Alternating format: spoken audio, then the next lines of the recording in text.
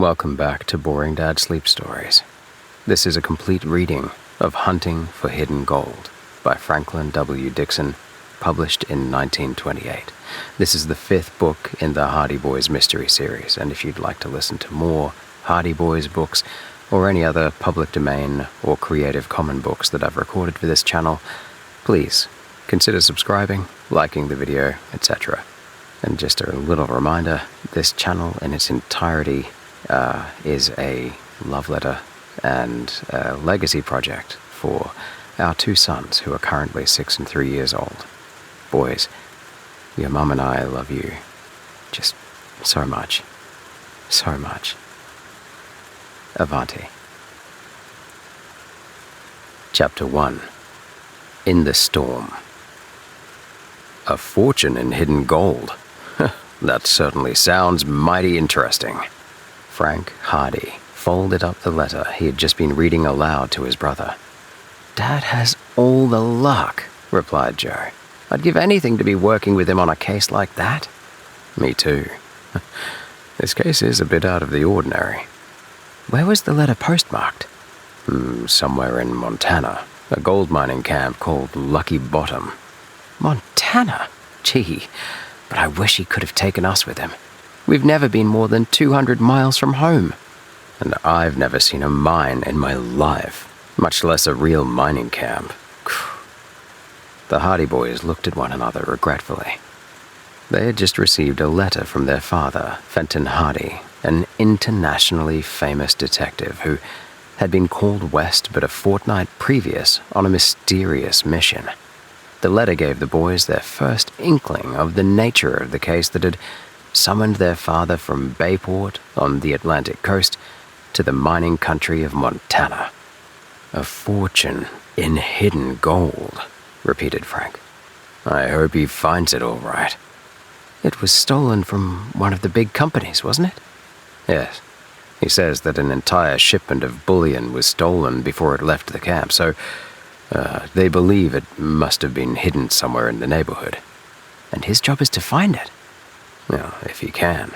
And the thieves as well." Joe sighed.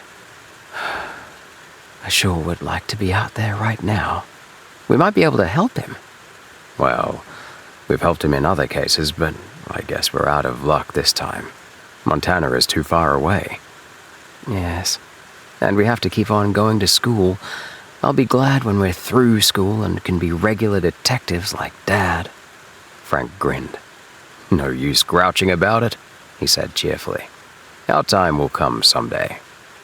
"Yes, but it seems a long time coming," replied Joe, smiling ruefully. "Oh, in a few more years we'll be going all over the country just like Dad, solving robberies and murders and having all sorts of excitement. We haven't done too badly so far anyway." "Yes, we had the fun of discovering the tower treasure." "Oh, and running down the counterfeiters." "Yes, and solving the mystery of the house on the cliff. Oh, and finding out about Black Snake Island." The boys were referring to previous cases in which they had been involved and in which their ability had been proved. But it had been several months since any adventure or excitement had come their way, and they were feeling restless, the more so now that they knew their father was at that moment in the remote mining camp in the west, engaged on a mystery that seized their imagination. "Hidden gold," said Joe, half to himself. "That would be a case worth working on." "Forget it," laughed his brother. "There's no use making yourself miserable wishing we were out there because, well, we're not, and it doesn't look as if there's much chance that we shall be. Perhaps his old case isn't so exciting anyway. You're not going to spend all Saturday wishing for something you can't have." Well, don't forget we're to go out with Chet and Jerry this afternoon." "Oh, that's right," declared Joe. "I'd almost forgotten. We were to go skating, weren't we?" "Yes, and it's about time we started, or the others will be going without us." This possibility moved Joe to action, and in a few moments, the Hardy boys had dismissed their father's letter from their minds and were rummaging in a cupboard beneath the stairs for their skates. They had planned to meet their chums at the mouth of Willow River, a stream that ran from the mountains down through the farmlands to Barmett Bay, on which Bayport was located. It was a brisk, clear winter afternoon, ideal for an outing, and their Saturday holiday from Bayport High School was much too precious to be spent indoors. Their Aunt Gertrude, an elderly, crotchety maiden lady of certain temper and uncertain years, eyed them suspiciously as they came into the hallway with their skates and began donning sweaters and warm gloves. "Skating, hey?" she sniffed. "You'll go through the ice, I'll be bound." The boys knew from experience that it was always best to, placate Aunt Gertrude. "We'll try not to, Aunt Gertrude," Frank assured her. "Huh, you'll try not to? Pfft, a lot of good that will do. If the ice isn't strong, all the trying in the world won't keep you from going through it. And the ice isn't strong, I'm sure it isn't, it can't be." "The fellows have been skating on Willow River for more than a week now." "Maybe so. Maybe so. They've been lucky, that's all I can say. You mark my words. That ice will break one of these fine days. I only hope you boys aren't on it when it does." "I hope so too," laughed Frank, drawing on his gloves. "It's no laughing matter," persisted Aunt Gertrude gloomily. "Well, I suppose if you will court death and destruction, an old lady like me can't do anything to stop you. Although you'd be better off at home studying. Run along, run along." "Goodbye, Aunt Gertrude." "Run along. Be home early, don't skate too far out, don't get lost, and don't get caught in a snowstorm. I'm sure there's one coming up. I know the signs. My lumbago is troubling me again today. Don't forget to come back in time for tea." Aunt Gertrude's favorite word was "don't," and she persisted in treating her nephews as though they were but a grade advanced from kindergarten.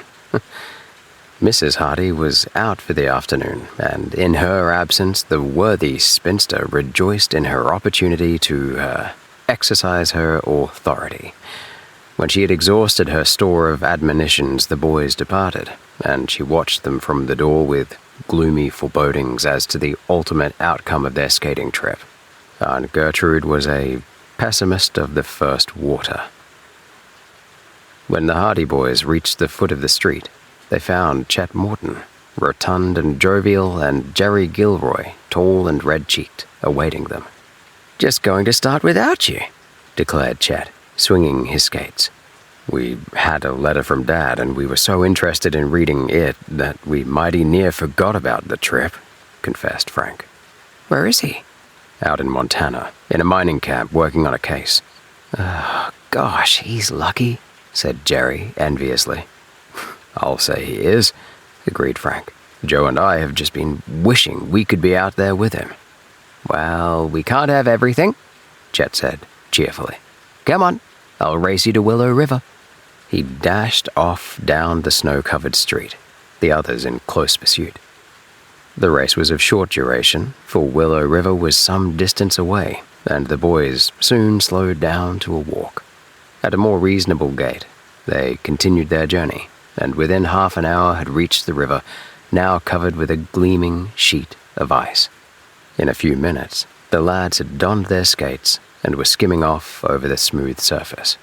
The banks of the river were covered with snow, and the trees along the shore were bare and black. Above the hills, the sky was of a slaty gray. "Looks like snow," Frank commented as they skated on up the river. "Oh, it'll blow over," answered Chet carelessly. "Let's go on up to Shallow Lake." "We don't want to be away too long. It'll be dark before we get back." "No, we can skate up there and back in a couple of hours. Come on."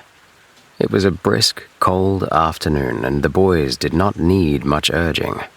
Shallow Lake was back in the hills, but the boys made such good time over the glassy surface of the river that it was not long before they left the farmlands behind. Frank Hardy cast an anxious glance at the sky every little while.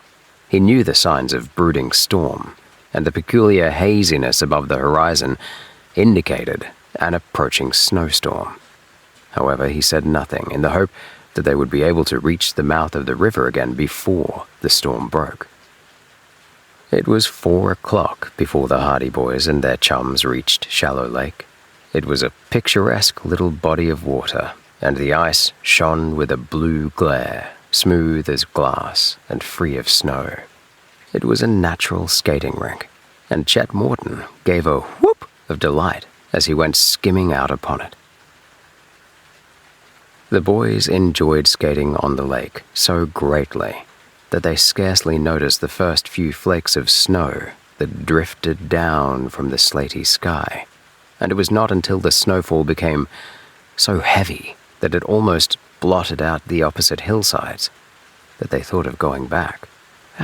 Looks as if it's settling down for the night," Joe remarked. "We'd better start back before we get lost." Might as well," agreed Chet Morton with a sigh. "I wish we'd come out here this morning. I'd like to skate here all day." With Frank Hardy in the lead, the boys began to make their way toward Willow River, where it left the lake. They were about half a mile out on the open expanse of ice, and the snow was now falling heavily. At first, the soft white flakes had merely drifted down. Now, they came scudding across the ice, whipped by a rising wind. "It'll be harder getting back," Frank said. "The wind is against us." The wind was indeed against them, and it was rising in volume. It came in quick, violent gusts, storming sheets of snow down upon them, snow that stung their faces and erased the scene before them in a white cloud. Then it blew steadily, with increasing force. The storm moaned and whistled about them. They could scarcely see one another, save as dark, shadowy figures skating steadily on toward the gloomy line of hills that rose from the haze of storm. "Why, this is a regular blizzard!" Chet Morton shouted. As though in emphasis, the wind shrieked down upon them with redoubled fury. The snow was swirling across the flat surface of the lake in great white sheets. The cold became more intense. It became apparent that in a few minutes, even the nearby shores would be blotted from view. "Let's make for the shore," called out Frank. "We'll wait until it blows over." There was a high cliff not far away, and Frank judged that it would provide shelter from the brunt of the storm until they should be able to continue their journey. Clearly, it was inadvisable to go on, for the wind was against them, and they were making little headway. Also, in the fury of the sweeping snow, it was possible that they might become separated. So they turned toward the cliff that they could see dimly through the gray gloom. The wind shrieked. The snow beat against them. The sharp flakes stung their face, swept into their eyes. The hurricane seemed like a mighty wall, forcing them back. Doggedly, they skated on, into the face of the blizzard that seemed to be sapping their strength. Chet Morton already was lagging behind.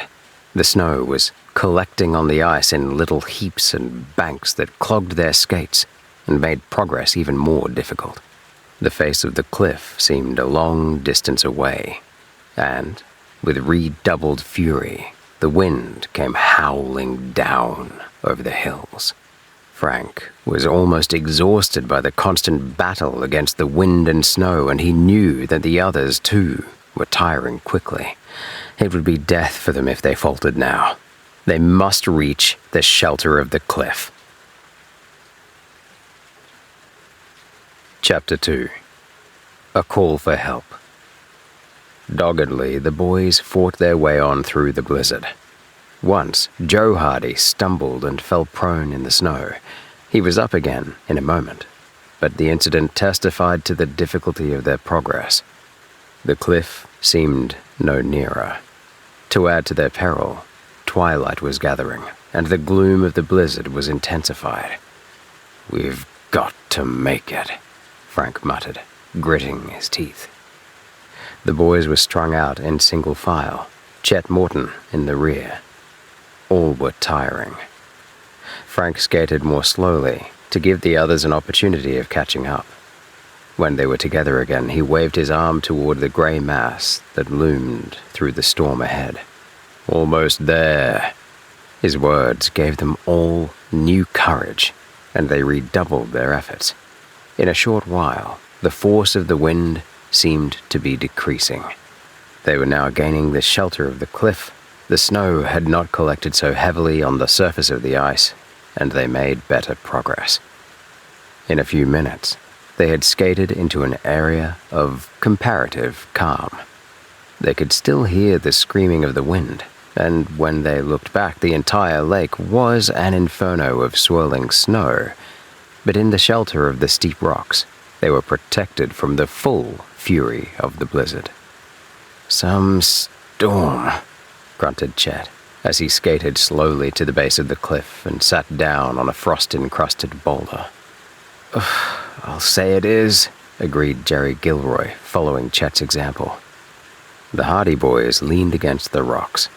They were safe enough in this shelter, unless the wind changed completely about, which was unlikely.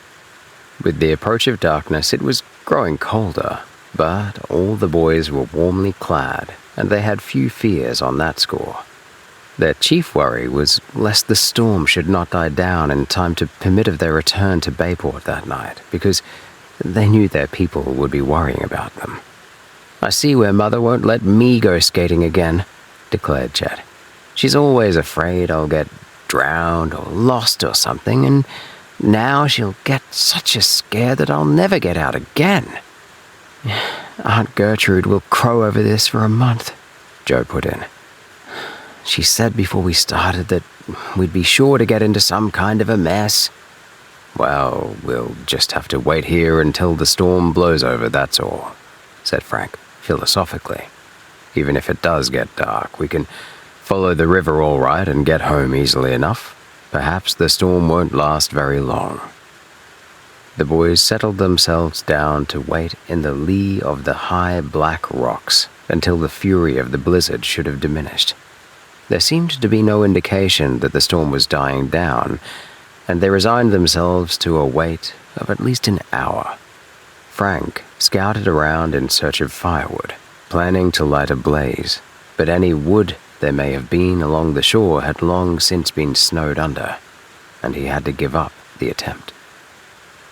While the boys are thus marooned by the storm in the shelter of the cliff, it might be best to introduce them to new readers of this series. Frank and Joe Hardy, 16 and 15 years old respectively, were the sons of Fenton Hardy, an internationally famous private detective living in Bayport on the Atlantic coast. Although still in high school, both boys had inherited many of their father's deductive tendencies and his ability in his chosen profession, and it was their ambition to someday become detectives themselves. Their father had made an enviable name for himself. For many years, he was with the New York Police Department, but had resigned to accept cases on his own account. He was known as one of the most astute detectives in the country, and had solved many mysteries that had baffled city police and detective forces. In the first volume of this series, The Hardy Boys, The Tower Treasure, Frank and Joe Hardy solved their first mystery, tracing down a mysterious theft of jewels and bonds from a mansion on the outskirts of Bayport after their father had been called in on the case and had been forced to admit himself checkmated. The boys had received a substantial reward for their efforts and had convinced their parents that they had marked abilities in the work they desired to follow. The second volume, The Hardy Boys, The House on the Cliff, recounted the adventures of the boys in running down a criminal gang operating in Barmet Bay. And in the third volume, The Hardy Boys, The Secret of the Old Mill, they aided their father materially in rounding up another gang. The volume just previous to the present volume, The Hardy Boys, The Missing Chums, told how they sought their chums Chet Morton and Biff Hooper, who had been kidnapped by a gang of crooks and taken to a sinister island off the coast. As the boys waited in the shelter of the rocks, they talked of some of the adventures they had undergone. "This is the first bit of excitement we've had since we left Black Snake Island," declared Chet. "I thought we were never going to have any adventures again." "This, isn't much of an adventure," Frank said, smiling. "But perhaps it's better than nothing. Although I must say it's a mighty cold and uncomfortable one," he added. "I wonder if we'll ever have any adventures like the ones we've gone through already." "I think you've had your fill," grumbled Jerry Gilroy. "You've had more excitement than any other two fellows in Bayport." "I suppose we have. Like the time the smugglers caught Dad and kept him in the cave in the cliff, and then caught us when we went to rescue him." "And the time we got into the old mill and found the gang at work," added Joe. "Or the fight on Black Snake Island, when you came after Biff Hooper and me," Chet Morton put in. "You've had enough adventure to last you a lifetime. What are you kicking about?" "I'm not kicking. Just wondering if we'll ever have anything else happen to us." "If this blizzard keeps up all night, you can chalk down another adventure in your little red book," declared Jerry. "That is, if we don't freeze to death." "Cheerful." "It doesn't look as if the wind is dying down anyway." They looked out into the swirling screen of snow. The wind, instead of diminishing, seemed to be increasing in fury, and the snow was even sweeping in little gusts and eddies into their refuge at the base of the rocks. The swirling snow hid the opposite shore of the lake completely, and the howling of the wind was rising in volume. Suddenly, they heard a strange, crashing noise that came from directly overhead. All looked up, startled. "What was that?" asked Chet.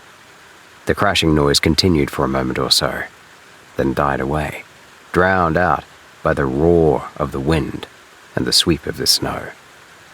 "Perhaps it was a tree blown over?" suggested Jerry. "A tree wouldn't make that much noise," Frank objected, for the crash had been unusually loud and prolonged, and it had seemed to be accompanied by the snapping of timbers. The boys waited, listening, but the sound had died away. "It was right above us," Joe said. Hardly had he spoken the words, then there came a second crash, louder than the first, and then, with a rush and a roar, a great avalanche of snow came hurtling down upon the boys from the side of the cliff. The snow engulfed them, swept over them, almost buried them as they struggled to avoid it. Then, in all the uproar, they heard another thundering crash close at hand. Spluttering and struggling to extricate themselves from the avalanche of snow that had swept down from above, the boys could scarcely realize what had happened. As for the origin of the crashing sound they had heard, it was still a mystery. Then, above the clamor of the gale that seemed to rage in redoubled volume, they heard a faint cry. It came from the fog of swirling snow close by. Then the shrieking wind drowned the sound out, but the boys knew that it had been a cry for help. Frank struggled free and lent Joe a helping hand until they were both clear of the great heap of snow and ice. Chet Morton and Jerry Gilroy also fought their way clear without difficulty, for the snow was soft and the avalanche had not been of great proportions. "I heard someone call," Frank shouted. "Listen." Shivering with cold, the boys stood knee-deep in snow and listened intently. There came a lull in the gale. Then faintly, they heard the shout again. "Help!" came the cry. "Help! Help!" It came from somewhere immediately before them, and as the wind shifted just then, Frank caught sight of a dark object against the surface of the snow. "Come on," he shouted to the others, and began plunging through the snow over to the object he had spied. The boys reached it in a few minutes. To their unbounded astonishment, they found that they were confronted by the side of a small cottage. Chapter 3. Jadbury Wilson. In amazement, the Hardy boys and their chums stared at the cottage that had so strangely appeared in the snow. "How did that get there?" shouted Chatmorton. Frank waved his hand toward the top of the cliff. "There was a little cottage up there," he told them. "It must have been blown off by the wind." This indeed had been the case. Sheltered by the cliff, the boys had no adequate realization of the immense force of the hurricane. The little village at the top of the cliff had received the full brunt of the wind and had finally succumbed to the gale and to the force of a sudden avalanche of snow from farther up on the hillside. It had no foundation, and it had been swept away bodily. The boys fought their way through the deep snow and inspected the little house. It had come through the terrific ordeal with surprisingly small damage. One side had crumpled under the force of the impact, and the building was canted over at a precarious angle. But the roof and the other three sides were unbroken, thanks to the soft snow which had lessened the shock of the fall. "There must be someone inside," Joe said. "Someone was shouting for help." Frank found the door of the cottage and tried to open it, but it was jammed, as the house was not standing upright.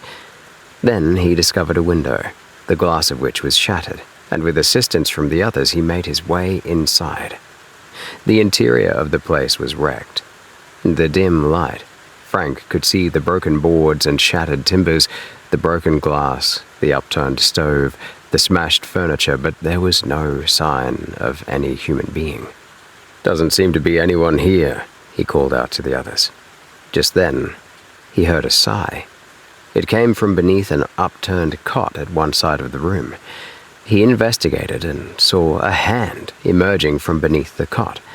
In a few minutes he had raised the small bed and found an old man lying face downward on the floor. "Help me out," muttered the old man, feebly. Frank called to the others, and one by one they came scrambling through the window. Together, they raised the old man to his feet and set him down on the cot, which they turned to an upright position again. Painfully, the old fellow rubbed his aching joints. "No bones broken," he said at last.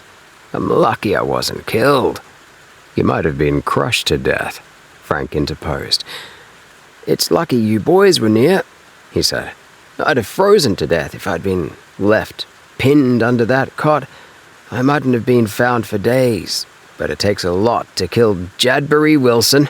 I guess my time ain't come yet." The old man looked around and smiled feebly at the lads.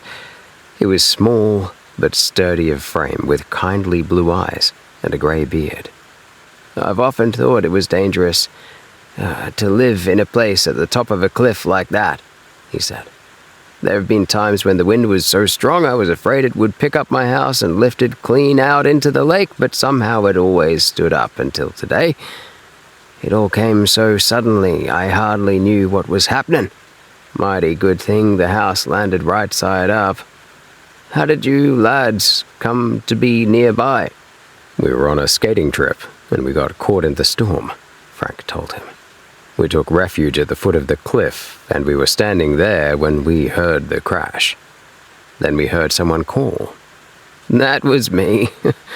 I didn't think there was any use of hollering, but I hollered just the same, although I didn't think there was a human soul within 3 miles. Jadbury Wilson got up off the cot, but subsided back with a groan of pain. "Oh, I got banged and bumped around too much," he said. "Thought I'd get busy and try to straighten things up around here." "We'll do that," said Jerry Gilroy promptly. "Everything's pretty well smashed up," observed the old man. "But you could maybe fix up the stove so it would work again. Looks as if we're all here to stay until the storm blows over." The boys made Jadbury Wilson comfortable on his cot, and then they set to work to restore some semblance of order to the interior of the little cabin. They managed to patch up openings in the walls through which the snow was drifting, and although one side of the cottage had collapsed completely, there was still sufficient room in which to move about. They nailed a tarpaulin over the broken window, righted the table and chairs, and picked up the tin dishes that were scattered about on the floor. The stove gave them most trouble, but they were able to set the stovepipe up again and light a fire so that before long a comfortable warmth began to pervade the interior of their shelter.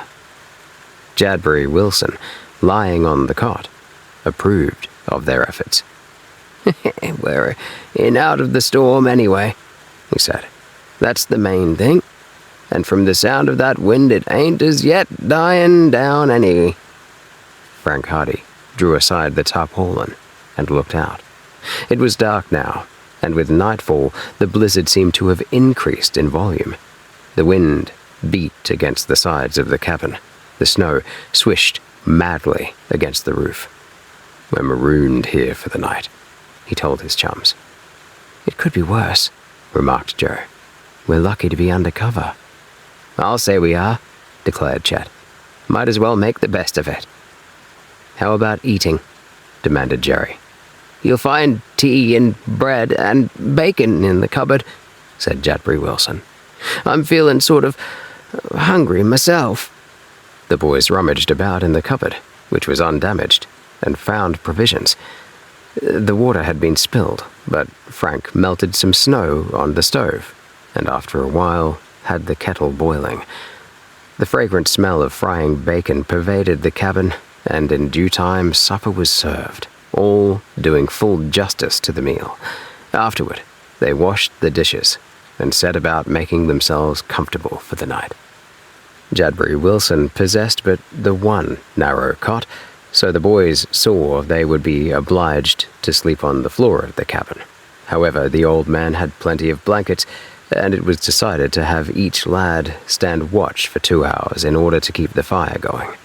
In spite of the fact that the bitter wind swept through chinks and crannies in the cabin walls, the place was comfortably warm, the fire radiating a good heat in the confined space.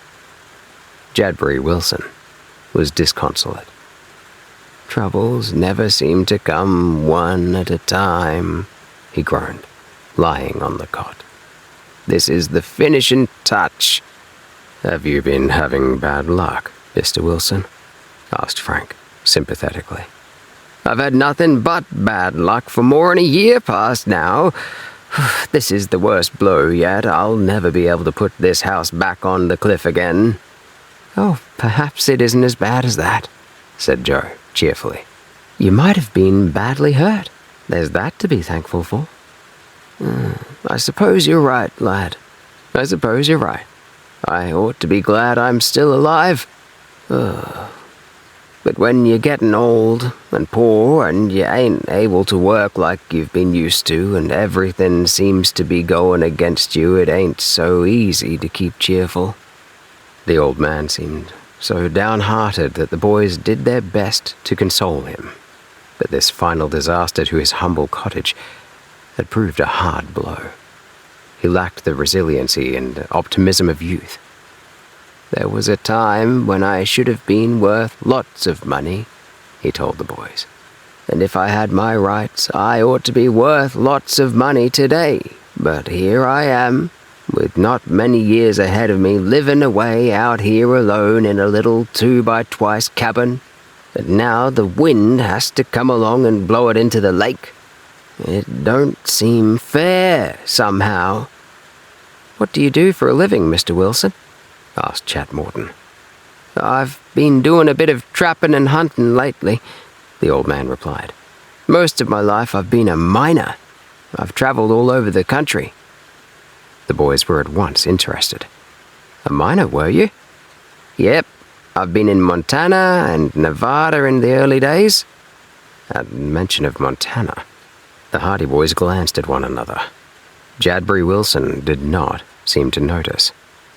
"I've been in the Klondike in the rush of '98, and I've been up in Cobalt and the Porcupine, too. Made a little money here and there, but somehow something always happens to keep me out of the big winnings. If I had my rights, I ought to be worth plenty. But it's too late now," he sighed.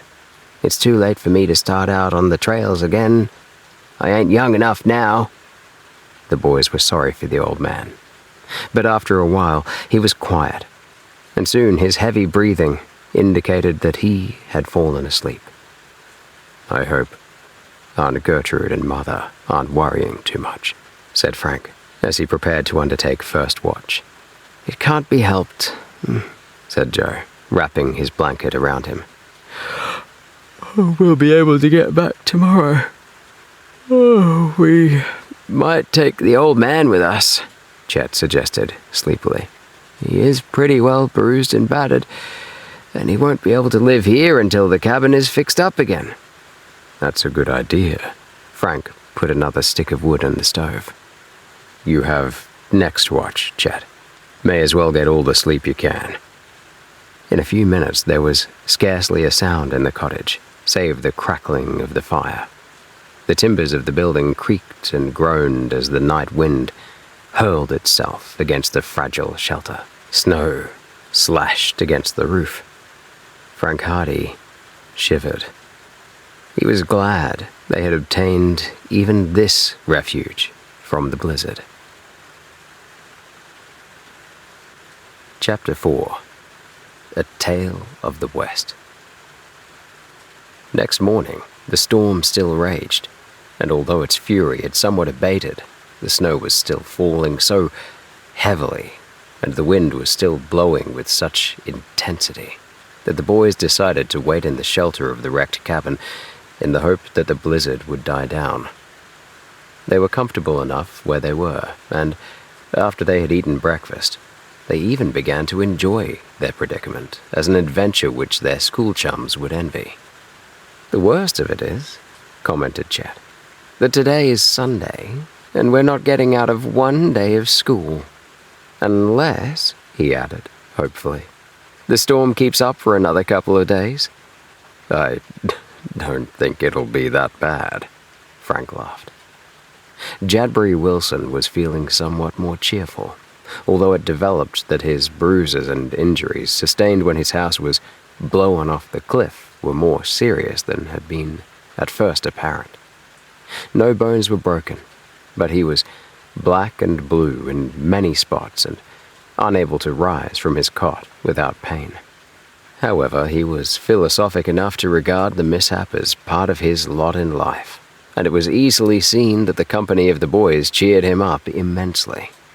"I've had so much bad luck already," he told them, "that it don't seem like much worse could ever happen to me." "What kind of bad luck?" asked Joe, scenting a story. "All kinds of it," the old man replied. "When I was out in the West in the early days, it looked at one time as if I'd be a regular millionaire.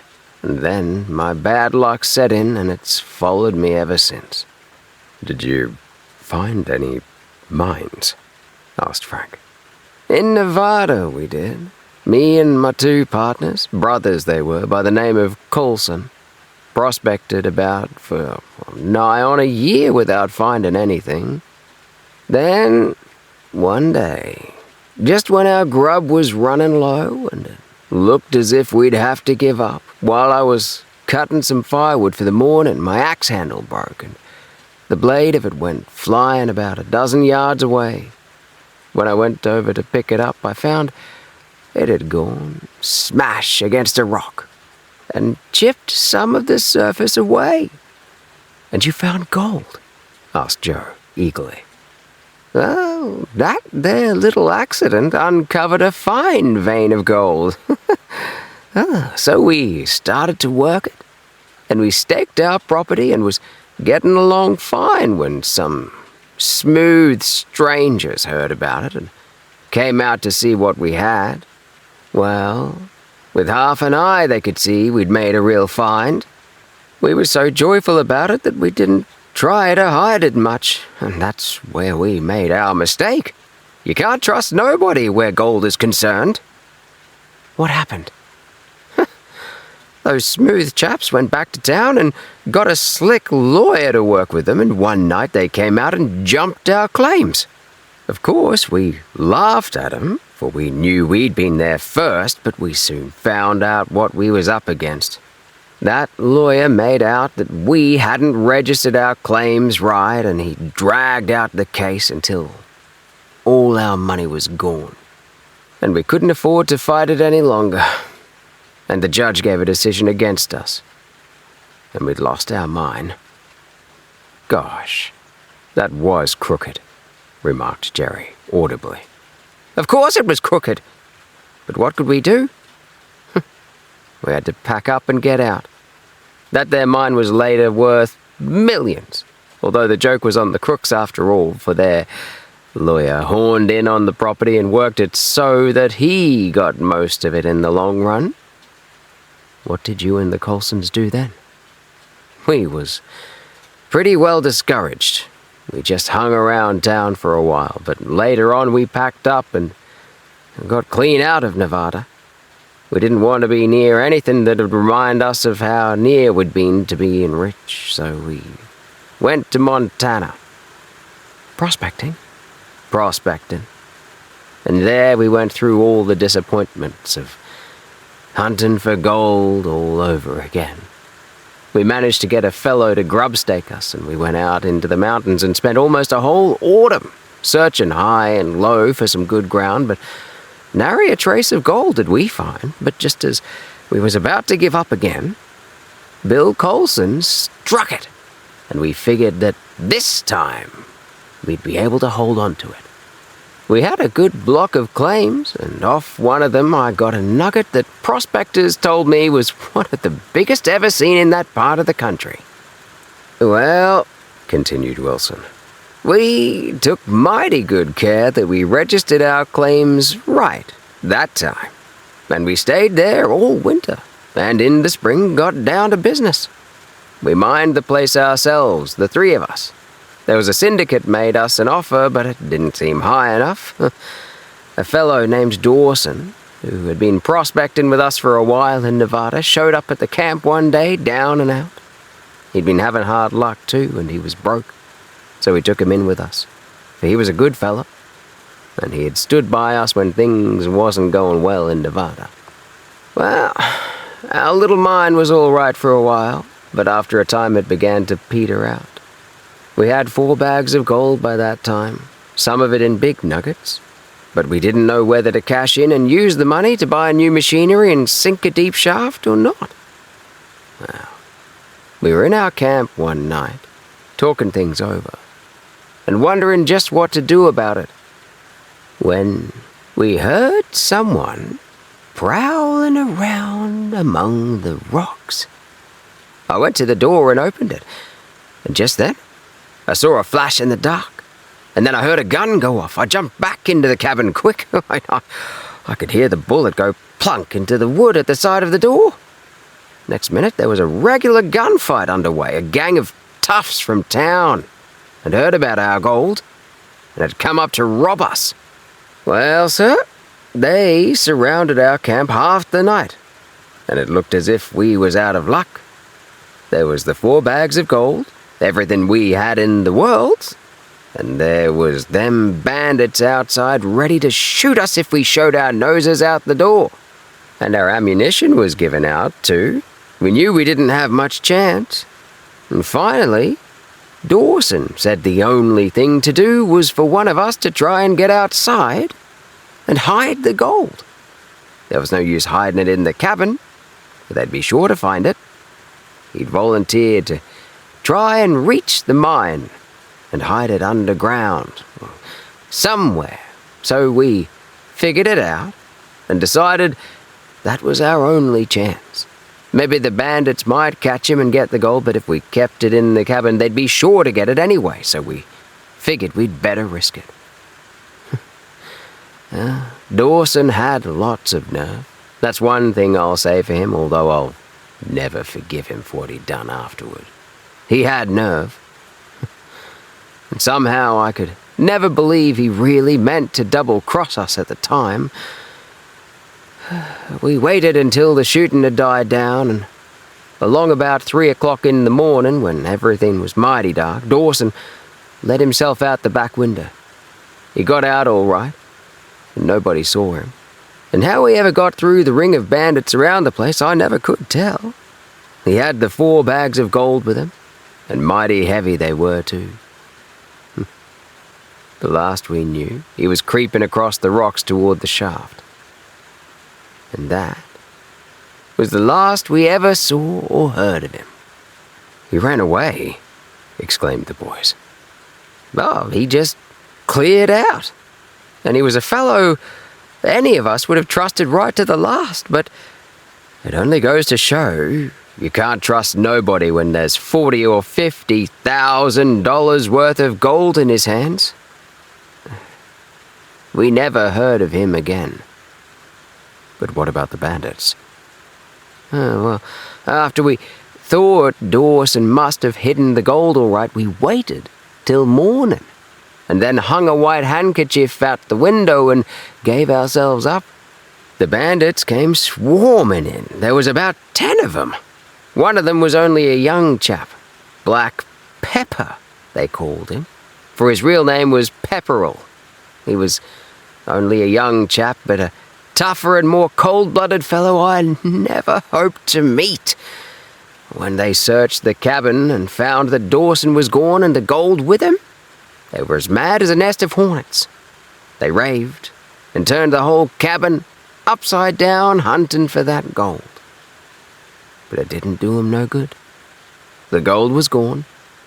So finally they went away, and we set out to hunt for Dawson. But he was gone. He wasn't in the mine, although we found footprints down one of the levels that looked like his. But we couldn't find him anywhere. And there was no gold. Well, even then we couldn't imagine he'd cleared out on us, and we waited around there for nearly a week trying to find him and hoping he'd show up sometime, but he never showed up. He just cleared out. That was a dirty trick, exclaimed Joe, indignantly. Well, we didn't mind losing the gold so much. It was thinking we'd trusted him so much. He was the last man on earth I'd have thought would do a thing like that. Bill and Jack Colson, my partners, they just wouldn't believe it of him. But after a while, we knew we'd never see him. And although we tried to trace him, it was no use. We heard from a prospector a few weeks later that he'd seen Dawson in a mining camp up north. That was the last we ever heard of him. He'd gone up and called him by name, but Dawson just looked at him kind of funny and said he must be mistaken and that his name wasn't Dawson at all, so I guess that sort of proved he was crooked. And the mine? Asked Frank. Well, it wasn't no good after that. We worked it a few months longer, but it had petered out, and the syndicate wouldn't take a chance on it, and we didn't have any money to work it anymore. So we abandoned it. It went away. We had to split up partnership. I prospected around Montana 5 or 6 years more, but didn't make any more lucky strikes. The last I heard of Jack Colson, he was supposed to be dead. And as for Bill, he sort of gave up prospecting and left the mining camps for good. I've never seen either of them since. I went up on a couple of gold rushes in other parts, but I was always too late. I guess it was just my bad luck. I've never had any good luck since, so finally I come east. And I've been living up here for the last few months, just making a living as best I could.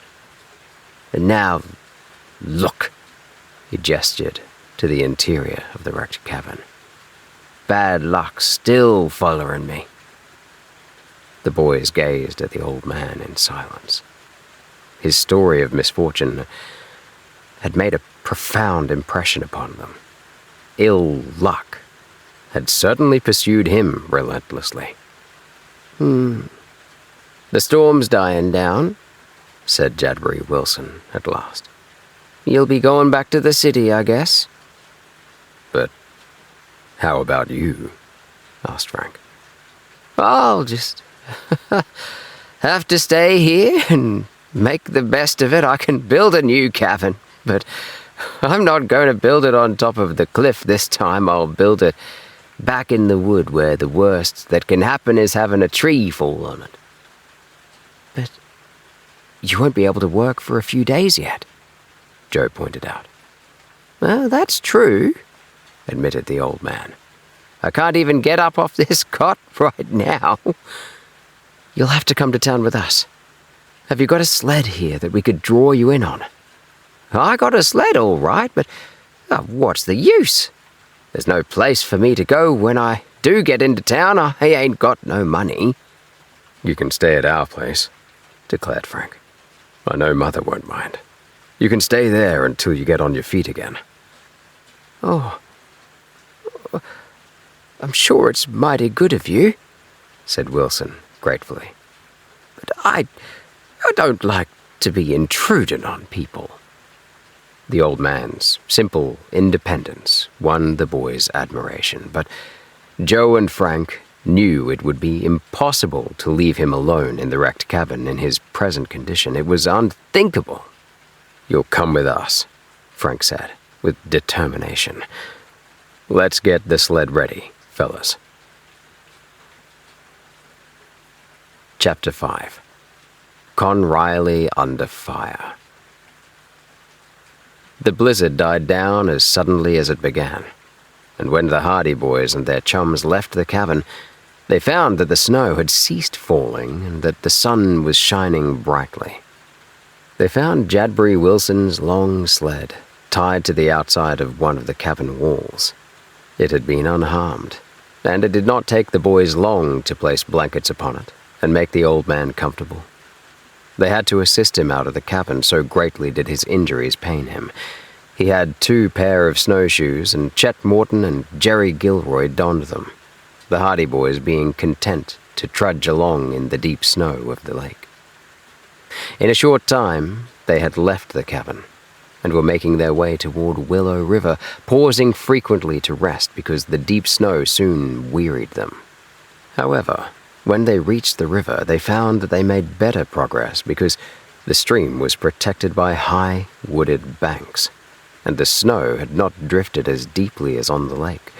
But it was mid-afternoon before they reached the road leading into Bayport.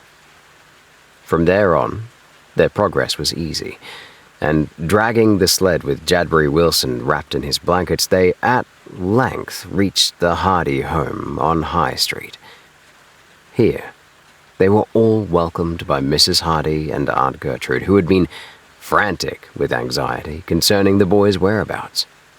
"We were going to send out a searching party for you," exclaimed Mrs. Hardy, as she kissed her sons and sent Chet and Jerry in to telephone their parents the news of their arrival. "I knew they'd get lost. I told them so," declared Aunt Gertrude vigorously. But if she had a scolding in store for them, she soon forgot it in her immediate concern over Jadbury Wilson, whom Chet and Jerry brought into the house. When the Hardy boys explained the situation and told of their adventures and the reason for their delay, Mrs. Hardy was insistent that Jadbury Wilson should make his home with them until he could be on his feet again. "You'll certainly have to stay with us," she said. "There's plenty of room."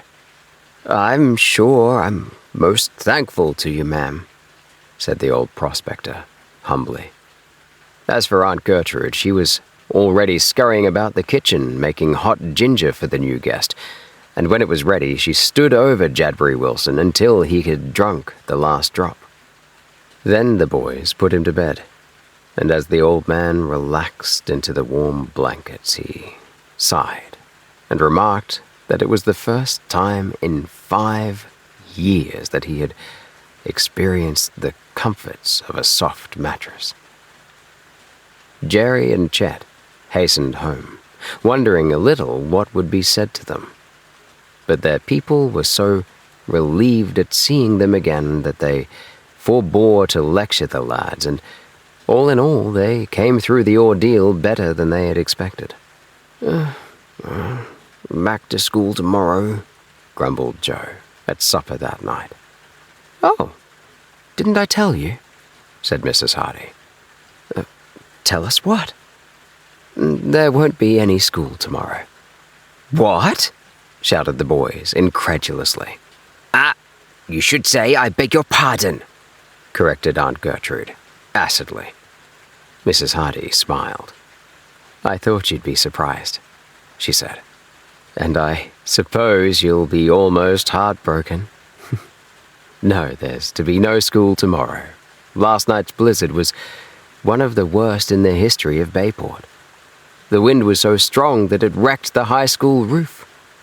Joe gave a whoop of delight and danced around his chair. There's nothing to cheer about that I can see," sniffed Aunt Gertrude. "They say the property damage was very bad, and it will take about 2 weeks before the roof is fixed." The news proved too much for the Hardy boys. Like most youths of their age, the unexpected prospect of a winter holiday filled them with delight. Mrs. Hardy smiled at them indulgently, for she had not forgotten her own school days. Aunt Gertrude began laying down the law to the effect that the boys must pursue their studies at home quite as ardently as though the school had been undamaged.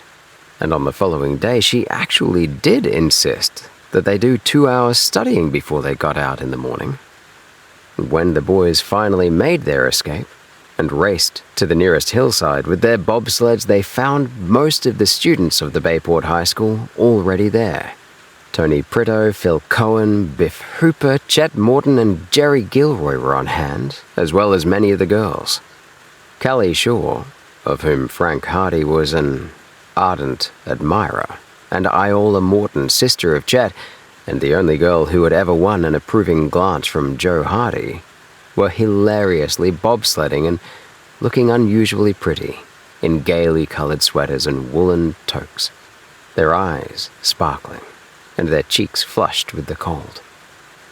For half an hour or more, the sliding continued, the boys having the time of their lives, and then Nemesis appeared on the scene in the person of Officer Con Riley.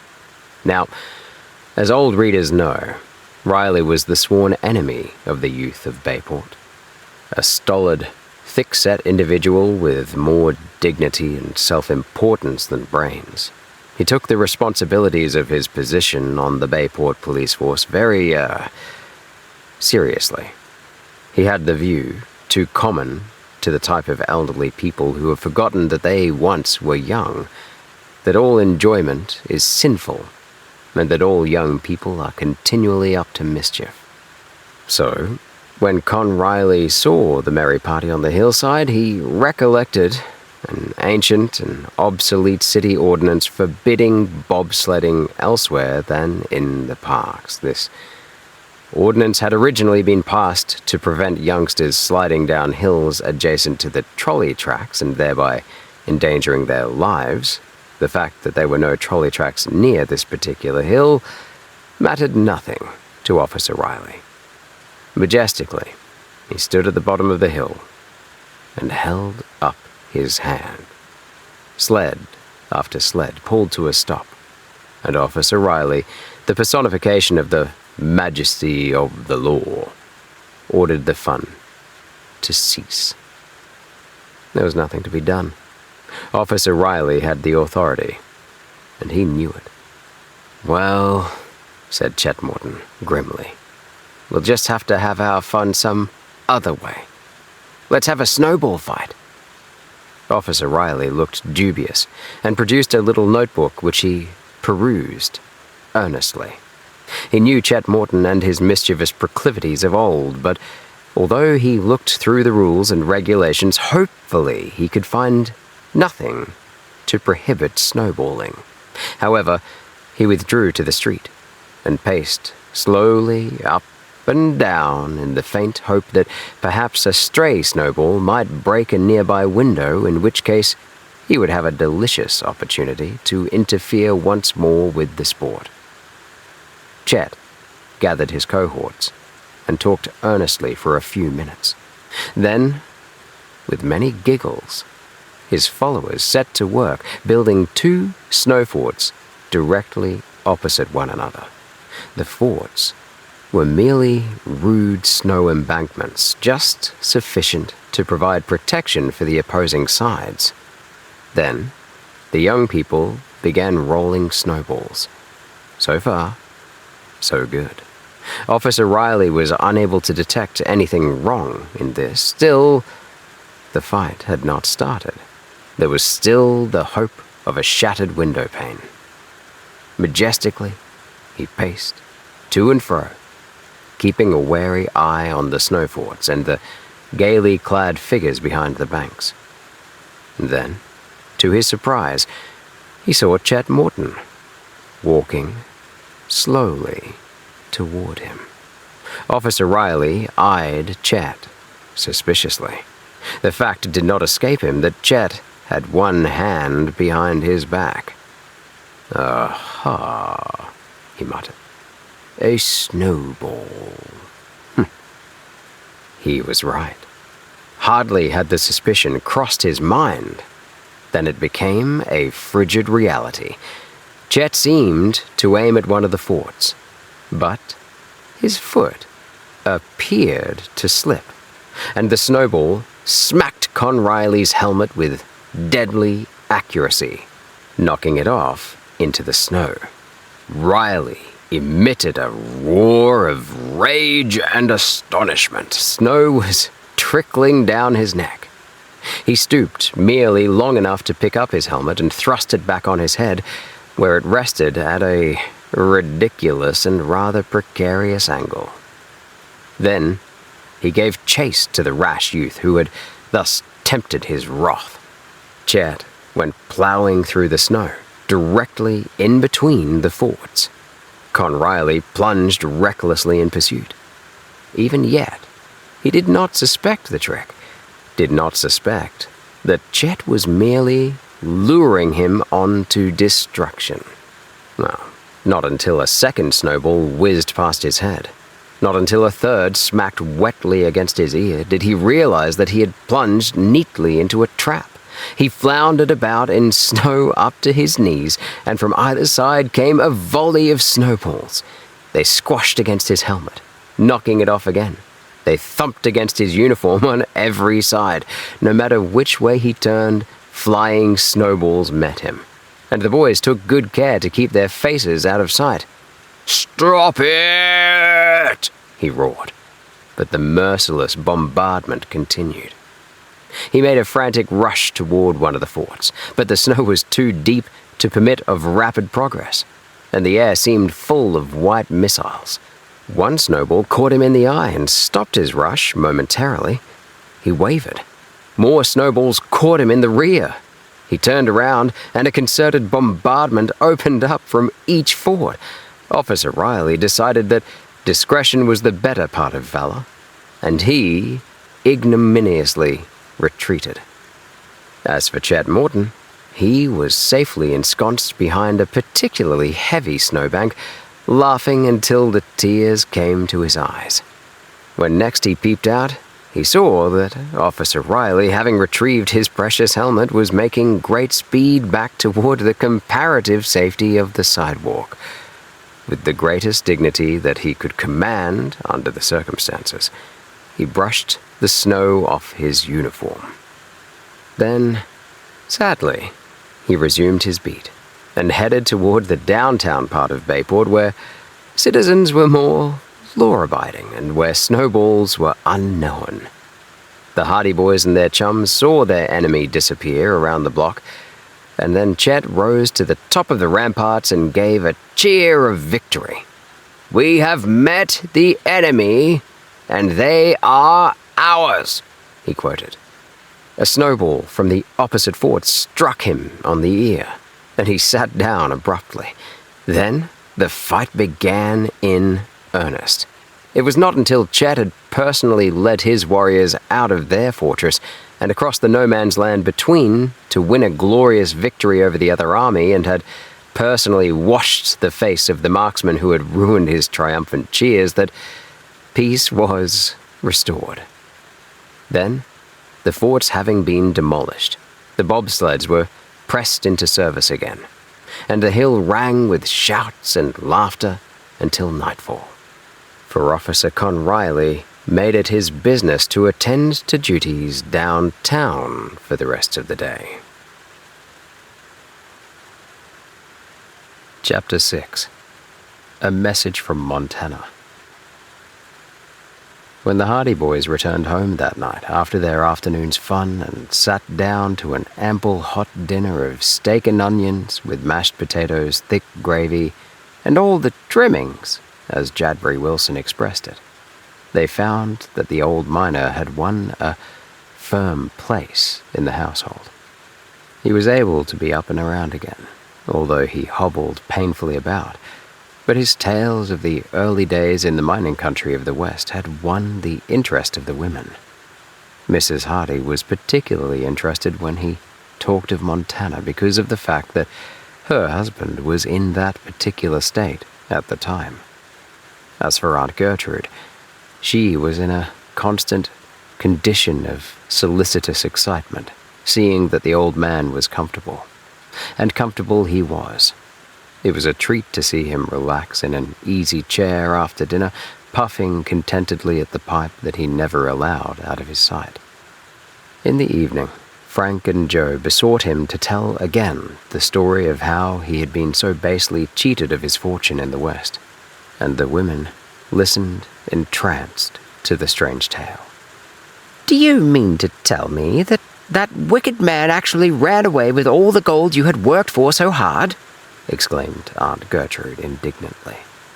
"Looks that way, ma'am." The scoundrel! I just wish I had him here for a minute. I'd tell him a few things." "I'd tell him a few things myself," said Wilson mildly. "Still, it was a great many years ago, and there's no use thinking about it now. The gold's gone, and I'm an old man." "It's a shame," said Mrs. Hardy. "Oh, I guess I couldn't have been much use as a prospector, or I'd have been able to hold on to what I got," observed Wilson. "I've come to the conclusion that a man gets pretty much what he deserves in this world. If he ain't smart enough to hold on to what he's got, he deserves to lose it." "Didn't you make anything out of your mining days at all?" put in Frank. "Oh, a few dollars here and a few dollars there, enough to keep me in grub with a place to sleep. Once in a while I'd make some extra money, but it never lasted long somehow. I got a claim out in Montana yet, so far as that goes." "Is it worth anything?" Jadbury Wilson shrugged and stroked his beard. "Maybe worth much, maybe worth nothing," he said. "Can't you find out?" "I haven't got enough money to work the property. It's the only claim I've been able to pay my dues on all these years. But I kept paying 'em, sort of hoping something would turn up someday. I've always thought it should be a good claim. It's in a good location, but I've never had enough money ahead to do any more work on it." "Can't you get anyone to finance you?" asked Joe. "Not me, sighed the old man. "All through Montana I got the reputation of being too unlucky. They're afraid to take a chance on me anymore. They say, 'Why, that's Jad Wilson's claim. Even if it is good, he's always been so all-fired unlucky that we'll be bound to lose our money.' So they pass it up." "Oh, never mind. "Perhaps you'll come into your own someday," said Mrs. Hardy comfortingly. "It'll have to come mighty soon then," replied the old man with a wry smile. "I've waited so long now that it seems I'll be dead and gone before my luck starts to turn." However, under the influence of the warm fire and the cheerful company, his natural optimism manifested itself, and he was soon entertaining his newfound friends with stories both humorous and tragic of his adventures in the early days of the rough-and-ready mining camps of the West. "Oh, I'd love to go out there," said Joe, wistfully. "It ain't all beer and skittles," said Jadbury Wilson. There's quite a bit of adventure, but there's a lot of rough living and mighty skimpy eating at times. I've often seen the day when all my flour and beans would be gone and the grocer wouldn't trust me for another nickel's worth. Oh, and of course, well, the West has changed a lot nowadays. It's got mighty civilized, they tell me. Our father is out in Montana now, Frank remarked. You don't say. And whereabouts in Montana is he? He's at a mining camp. It's a queer-sounding place called Lucky Bottom. Jad Wilson's eyes widened. Lucky Bottom, he exclaimed. Can you beat that? Why? Lucky Bottom is right near the place where Bart Dawson ran away with all our gold. Isn't that a strange coincidence? Ejaculated Mrs. Hardy. It sure is, agreed Jad Wilson. Mighty strange. To think that he should be in the very place where we lost our fortune. It's a small world, ain't it? What kind of place is Lucky Bottom? Asked Frank. Oh, it ain't very big. In the old days, it was a real rough-and-ready mining camp with dance halls and saloons. Then, as the mines got worked out and the miners went on up into the copper fields, the town sort of dwindled away. It's a sort of ghost camp nowadays, I guess. Nobody there but a couple of storekeepers and a few miners who keep plugging away, still hoping to find some gold that somebody else has missed. Jadbury Wilson rubbed his eyes and smothered a yawn. You'll have to pardon me, ma'am, he said to Mrs. Hardy. But I've always been used to going to bed at dark, and it ain't often I sit up so late jawing. If you don't mind, I think I'll turn in. Early to bed and early to rise, quoted Aunt Gertrude with approval. Makes a man healthy and wealthy and wise, finished Jadbury Wilson with a wry smile. Wow. I've been getting up early and going to bed early all my life, and it's never made me wealthy, and I'm mighty sure I ain't very wise. Oh, about all it's done is to make me healthy. You couldn't kill me if you belted me over the head with a church. He bade them good night and went upstairs to bed. Aunt Gertrude remarked that the Hardy boys would be well advised to follow the old man's example in the matter of early retirement, but they sat up for almost an hour before the fire, talking over some of the yarns the old miner had recounted. He sure had some great experiences, said Frank, before they went to sleep that night. You bet he did. I wish we could get out there for a while. It probably wouldn't be the same now. He said the country has got pretty tame. It can't be so tame when they have to call Dad out there in their gold-stealing cases. There must be some excitement left. Oh, well. There's not much chance of us getting out that far to find out. Go to sleep. But in the morning, a surprise awaited them. When they came down to breakfast, they found Mrs. Hardy already at the table, perusing a yellow sheet of paper. Telegram? Said Frank. Mrs. Hardy nodded. It's from your father. Is he coming back? Not yet. As a matter of fact, he wants you boys to go out to him at once. Frank and Joe looked at one another incredulously. The news seemed too good to be true. Mrs. Hardy handed over the telegram. It read, "Please let Frank and Joe come to me at once. We'll send special word and instructions to Majestic Hotel, Chicago. Fenton Hardy." What on earth can this call mean? Exclaimed Frank, in complete amazement. I can't understand it at all, admitted their mother. She was frankly worried. I don't care whether I understand it or not, said Joe. It means he wants us to go out west. And that's enough for me. When can we start? The telegram says, at once, Mrs. Hardy remarked. It seems very strange, and so sudden, too. I wonder what on earth he can want you for. Perhaps he needs our help on that case he's working on, Frank suggested. Aunt Gertrude, who had hitherto taken no part in the discussion, sniffed audibly. The Hardy boys were so excited that they could hardly eat their breakfast.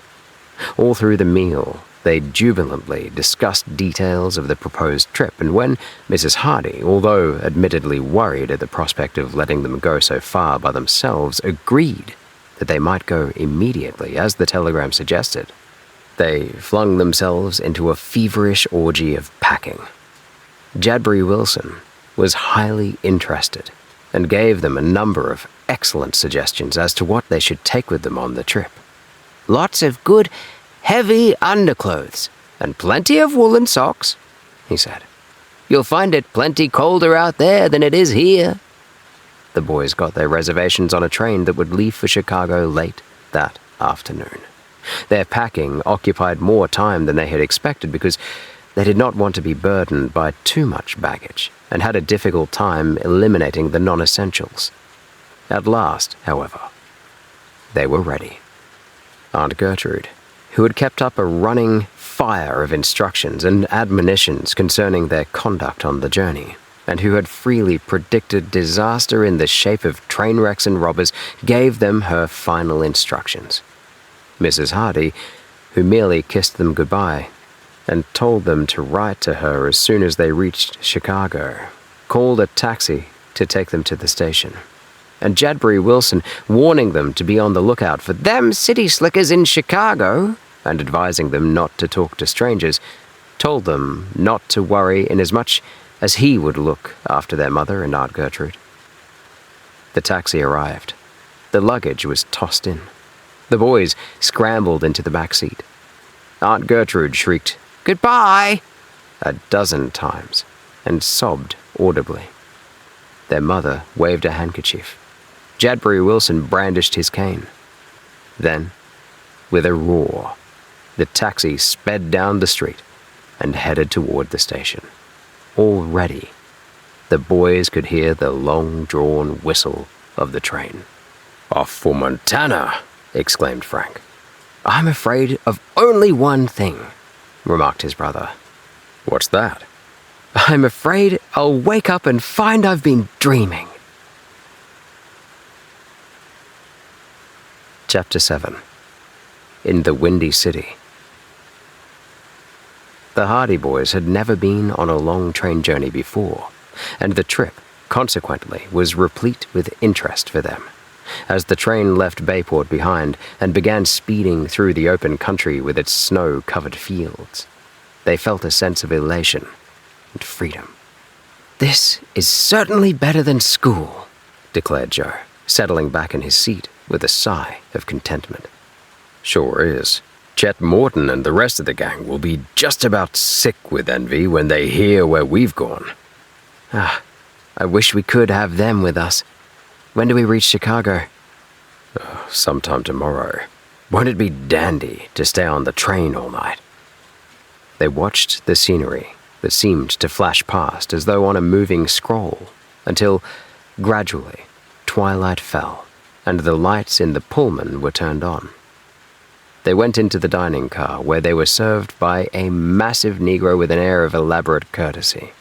The novelty of eating an excellent and perfectly served dinner while speeding swiftly across country appealed to them. And when they had finally risen to their feet and left a tip for the waiter, Joe was of the opinion that he could imagine nothing better than living this way all the time. "When I grow up, if I have money enough, I'll just live on trains," he said solemnly. "You'd soon get tired of it." "Not me." And not until the novelty of the long journey began to wear off did Joe admit to himself that possibly such an existence might be wearisome in the long run. They slept the sound slumber of healthy youth, and were up early the next morning for the first breakfast call.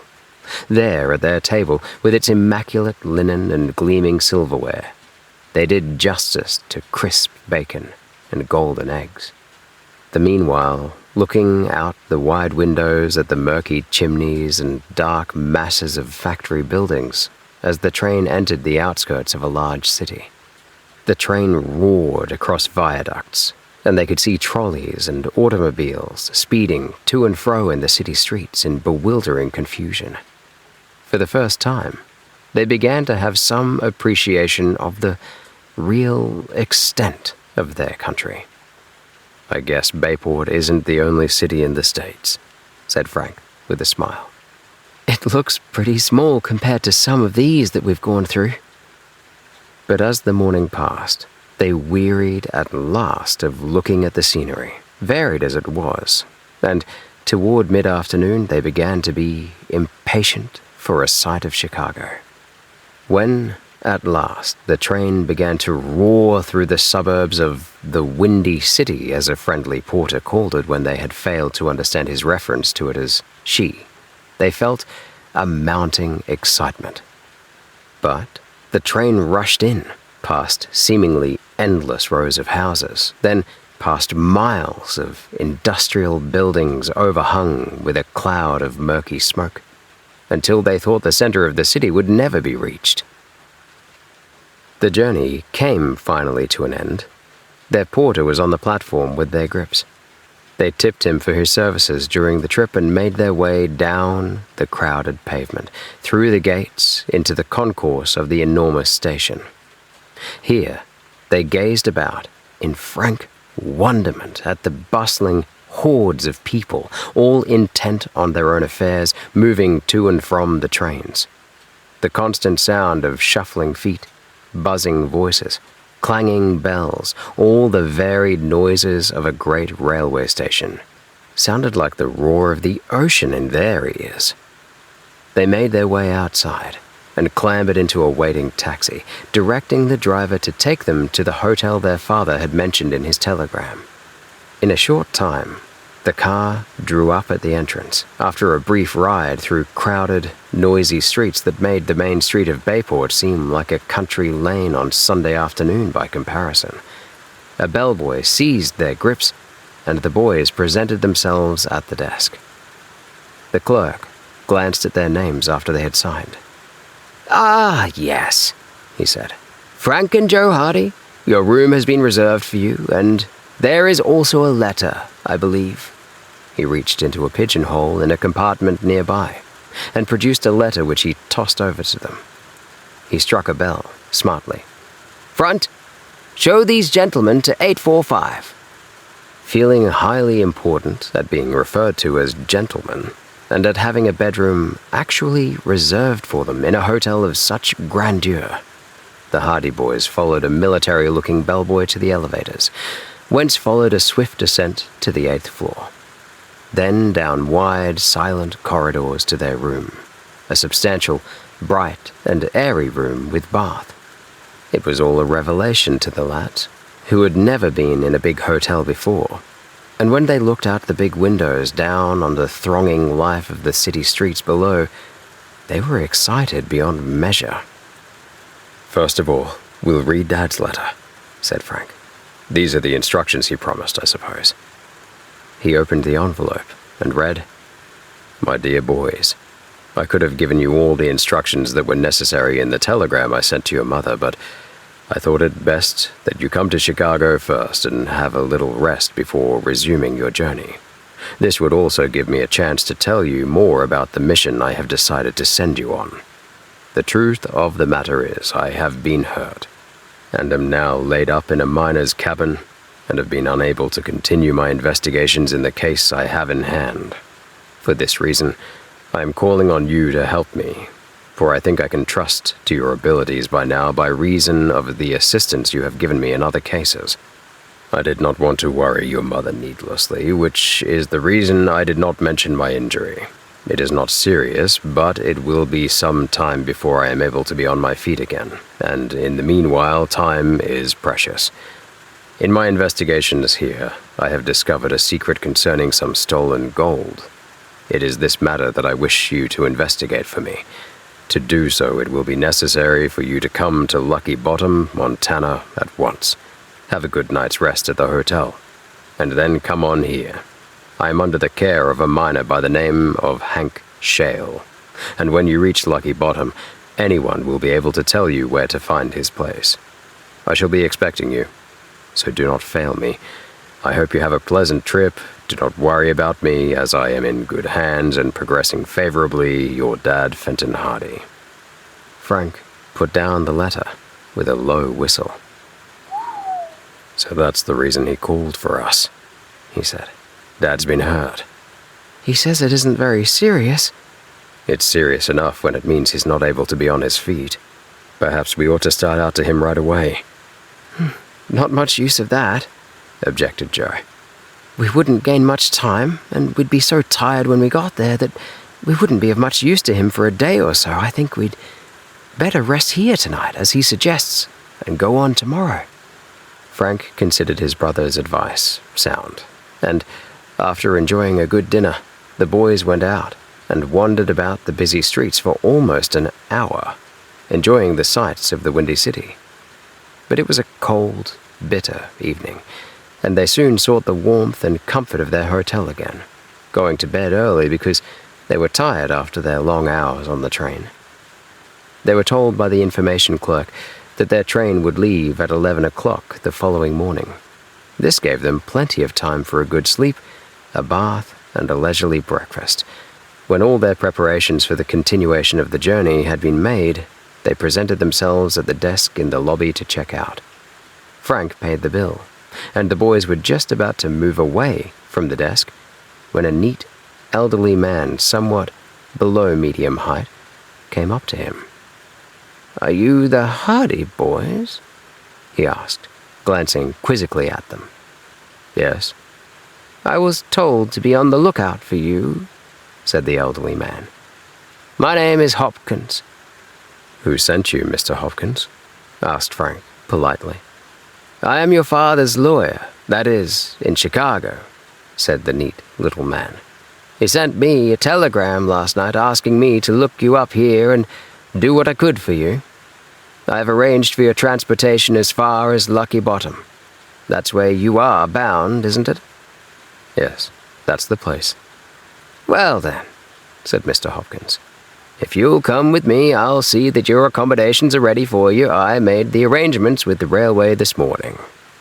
Reflecting that they were certainly obtaining first-class service on their trip across country, the Hardy boys accompanied Mr. Hopkins across the lobby and out to the street, where a taxi was waiting. The porter put their luggage inside, and Mr. Hopkins got in with them, directing the driver to the station.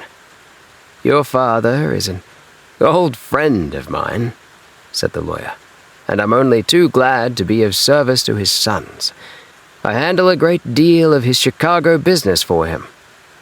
Although the Hardy boys had not been aware that their father had a great deal of Chicago business, they were properly appreciative of Mr. Hopkins' kindness, and when they finally reached the station and he guided them through the gates to the train, they expressed their thanks for what he had done for them. "It's nothing, nothing," he said briskly. "We can hardly look at it that way," replied Frank. Mr. Hopkins, absorbed in the details for the boys' comfort, did not answer. Instead, he turned and said, "Porter, how about compartment B?" "All ready, sir. All ready," the porter assured him, leading them to the compartment. "All ready, sir, just as you asked." "We're traveling in style," murmured Frank, nudging his brother. Chapter 8. The Second Stranger. Mr. Hopkins bustled about the compartment, making everything comfortable for the Hardy boys and chatting affably. "You'll be looked after right until you reach Montana," he said. "You won't have to change trains. There'll be no bother." "We're very grateful to you," began Frank. The little lawyer dismissed their thanks with a gesture. "It's no trouble at all," he said. "No trouble at all. Your father would do as much for me any day." From out on the platform, they heard the stentorian cry, "All aboard!" Mr. Hopkins glanced at his watch. "I'll have to go," he said quickly. Then, without waiting to say goodbye, he dashed out of the compartment, slamming the door behind him in his haste.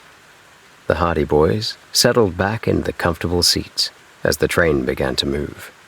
They looked out the windows as they emerged from the great train shed, and then they were occupied gazing at the city streets as the locomotive picked up speed and roared on its way.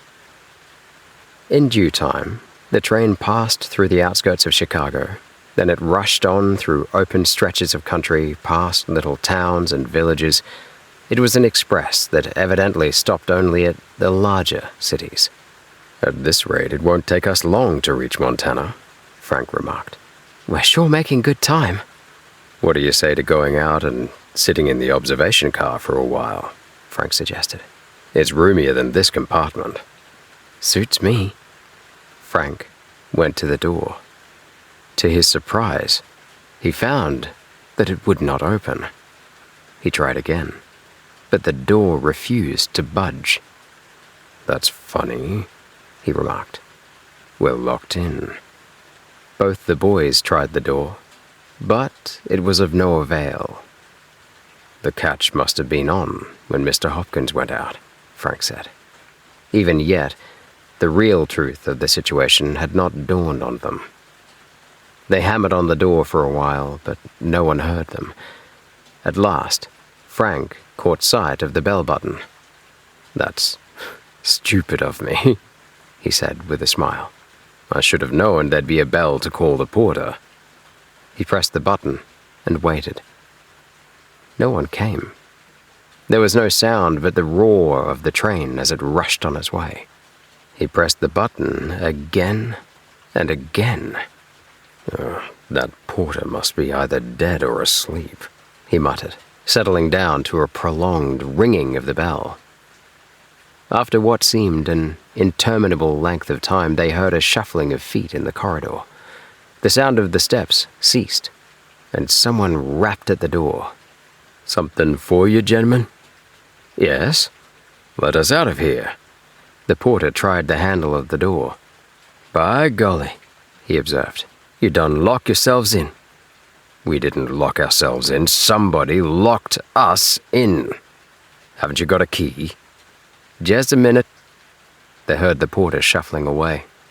After a while, he returned with the sleeping car conductor. A key clicked in the lock, and then the door swung open. "How on earth did that happen?" asked the conductor, mystified. He looked at the porter accusingly. "Did you lock these boys in there?" "No, sir." "No, sir," protested the porter. "I didn't have nothing to do with it, sir. They come on at Chicago with an older man, and I done showed 'em to the compartment, and that's all I knows about it." "I don't think the porter had anything to do with our being locked in," explained Frank. "It was an accident. Our friend, Mr. Hopkins, slammed the door on his way out, and the catch must have been on without our knowing it. It's perfectly all right." "I got their tickets all right," said the conductor. "Yes, sir. I collected them tickets myself. The old gentleman with these boys give 'em to me. 2 tickets to Indianapolis, sir." "To where?" asked Frank, in amazement. "Indianapolis. But we're not going to Indianapolis." "That's what your tickets reads to." The Hardy boys looked at one another in consternation. "But we're going to Montana. Didn't Mr. Hopkins give you tickets to Lucky Bottom, Montana?" The conductor produced some tickets from his pocket and glanced through them. "Even if he did," he remarked, "there wouldn't be any use on this train. We're bound south, not west. No," he concluded. "Your tickets are here, compartment B, and they read Indianapolis." "We've been tricked," declared Frank, hotly. "Mr. Hopkins said he had been sent to look after us and that this train would take us right through to Montana." "And then he locked the door on you so you wouldn't go around making inquiries until it was too late," added the conductor. "Your friend certainly put one over on you.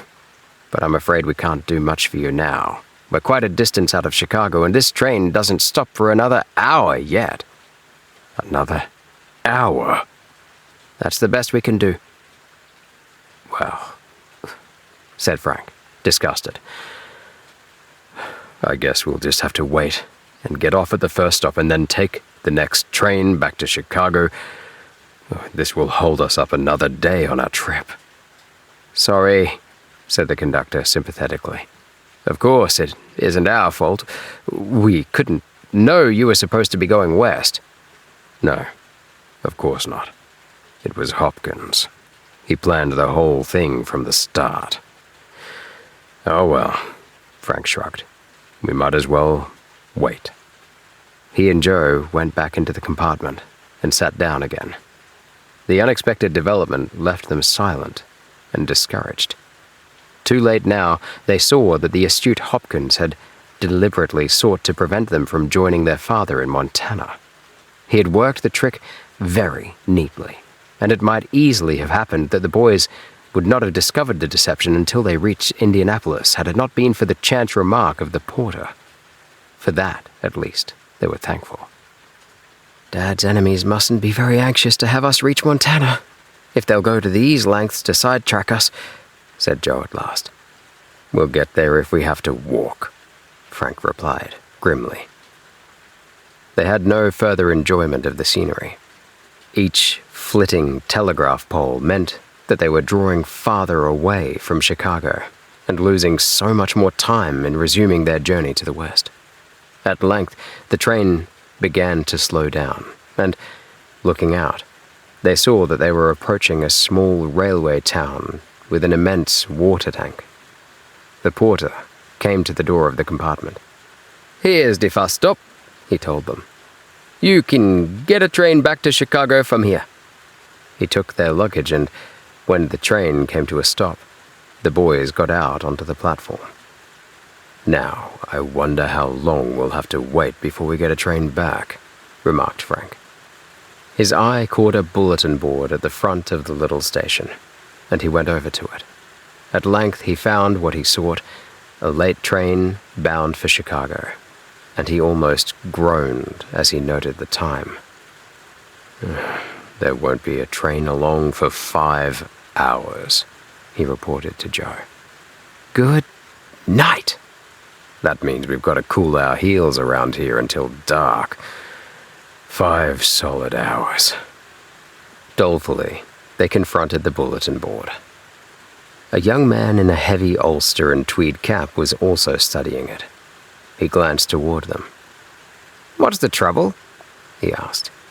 "Isn't there any earlier train to Chicago than that?" The young man shook his head. "I'm afraid not," he said. "I guess you're out of luck. In a hurry to get there?" Frank nodded. "Oh, that's too bad, but say," the young man reflected for a moment, "if you motored over to Greendale, you'd be able to catch an earlier train. There's another railroad passes through there." "If we can catch an earlier train, that's the train we want," said Frank decidedly. "How far away is Greendale, and how do we get there?" "It's about 20 miles across country. I'm motoring over there myself right now. You're welcome to come along with me if you wish. I'm just waiting until the line is clear so I can put through a telephone call." "Do you think we can make the train at Greendale all right?" "Oh, yes. I'm sure of it. There's a train leaves for Chicago in about an hour, and we'll be there in plenty of time. There's my car beside the platform. Put your grips in it, and I'll be along in a few minutes." The young man went into the waiting room, and the Hardy boys saw him go into a telephone booth to put through his call. Frank and Joe, congratulating themselves on this lucky turn of events that had saved them from a dreary 5-hour wait, went over to the touring car the young man had indicated and put their grips in the back seat. In about 5 minutes, their newfound friend emerged from the waiting room. "All set?" he asked. "I made inquiries about your train, and you'll be able to make it all right. Hop in." He insisted that they sit in the front seat with him, as there was plenty of room. "I like company when I'm driving," he said cheerfully, and this removed the last vestige of reluctance in the Hardy boys' minds, as they had been slightly afraid that they might be proving themselves bothersome to the stranger. He was a skillful driver, and the roads were good. The big touring car sped along the highway, and they left the village behind, racing out into the open country. The young man at the wheel said little, beyond an occasional remark about the weather or the condition of the roads. Not until they were at least 10 miles from the town did the boys have a suspicion that anything might be wrong. That was when the young man turned the car suddenly off the main highway, down a lonely road. The car lurched heavily to and fro in the deep ruts. "I thought you said the other town was on the main highway," said Frank. "I know the way," retorted the man at the wheel, gruffly. Something in his tone made the Hardy boys suspicious. Frank glanced at his brother, and he could tell by his expression that Joe did not like the situation either. Some distance ahead, they saw an object parked directly across the road. It was an automobile, and it effectually blocked their passage. "Somebody wrecked, I guess," said their driver carelessly. He began to slow down. Frank, who was on the outside of the seat, groped under the flap in the door until his fingers encountered a heavy wrench. He was not going to be caught altogether unprepared. The car came to a stop. From around the front of the other automobile came 3 unsavory individuals, unshaven, with peaked caps pulled low over their foreheads. "Now," said the young man beside them, suddenly whipping out a pistol. "you'll just come along with us." He leveled the weapon directly at the Hardy boys. Chapter 9. The Escape. Frank Hardy wasted not a second. Before the man with the automatic pistol could realize what he was doing, he had flung up his hands sharply, at the same time releasing his grip on the wrench. It spun, straight and true, knocking the automatic out of the fellow's grasp, and it clattered to the floor of the car. When Joe saw that their antagonist was unarmed, he rose halfway up in the seat and launched himself upon the driver. Frank, in the meantime, reached for the pistol. He was unable to find it, but his fingers closed over the wrench again. There was a yell of surprise and rage from the 3 men in the road, and they rushed toward the car. One of them came plunging along the side and attempted to grapple with Frank, but a sideways swing of the wrench caught him on the right of the head, and he staggered back with a yelp of pain. Joe was still struggling with the driver of the car. The latter was at a disadvantage in that he had been caught unawares. The loss of his automatic had flustered him, and Joe's sudden onslaught had taken him completely by surprise. Penned in by the wheel, he was unable to use his superior weight to advantage, and Joe seemed all over him, pounding him unmercifully. One of the other toughs leaned over the side and seized Joe by the back of the coat. The man who had been hit with the wrench was dancing about in pain and keeping at a respectful distance. The other fellow was attempting to close in on Frank. He sprang forward, just dodged a sweeping blow of the wrench, and then wrestled with the boy. They swayed to and fro. The tough was of husky build, and his gorilla-like arms were possessed of great strength.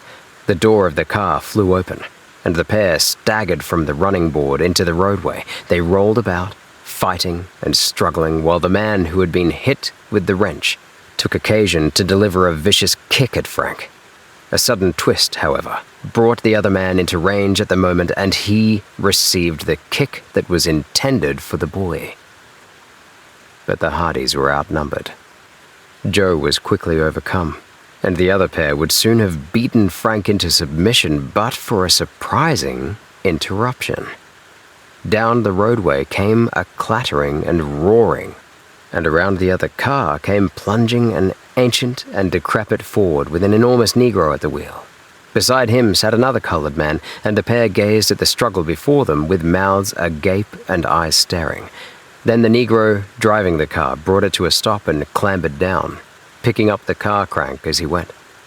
"Use the speeders who run over my chickens," he roared, bearing down on the 2 toughs who were grappling with Frank. He dealt one of them a hearty rap on the back of the head with the crank, and the fellow bolted forthwith. Reinforcements had arrived, and he judged that the fight would soon be over. He raced for the car parked across the road and scrambled into the front seat.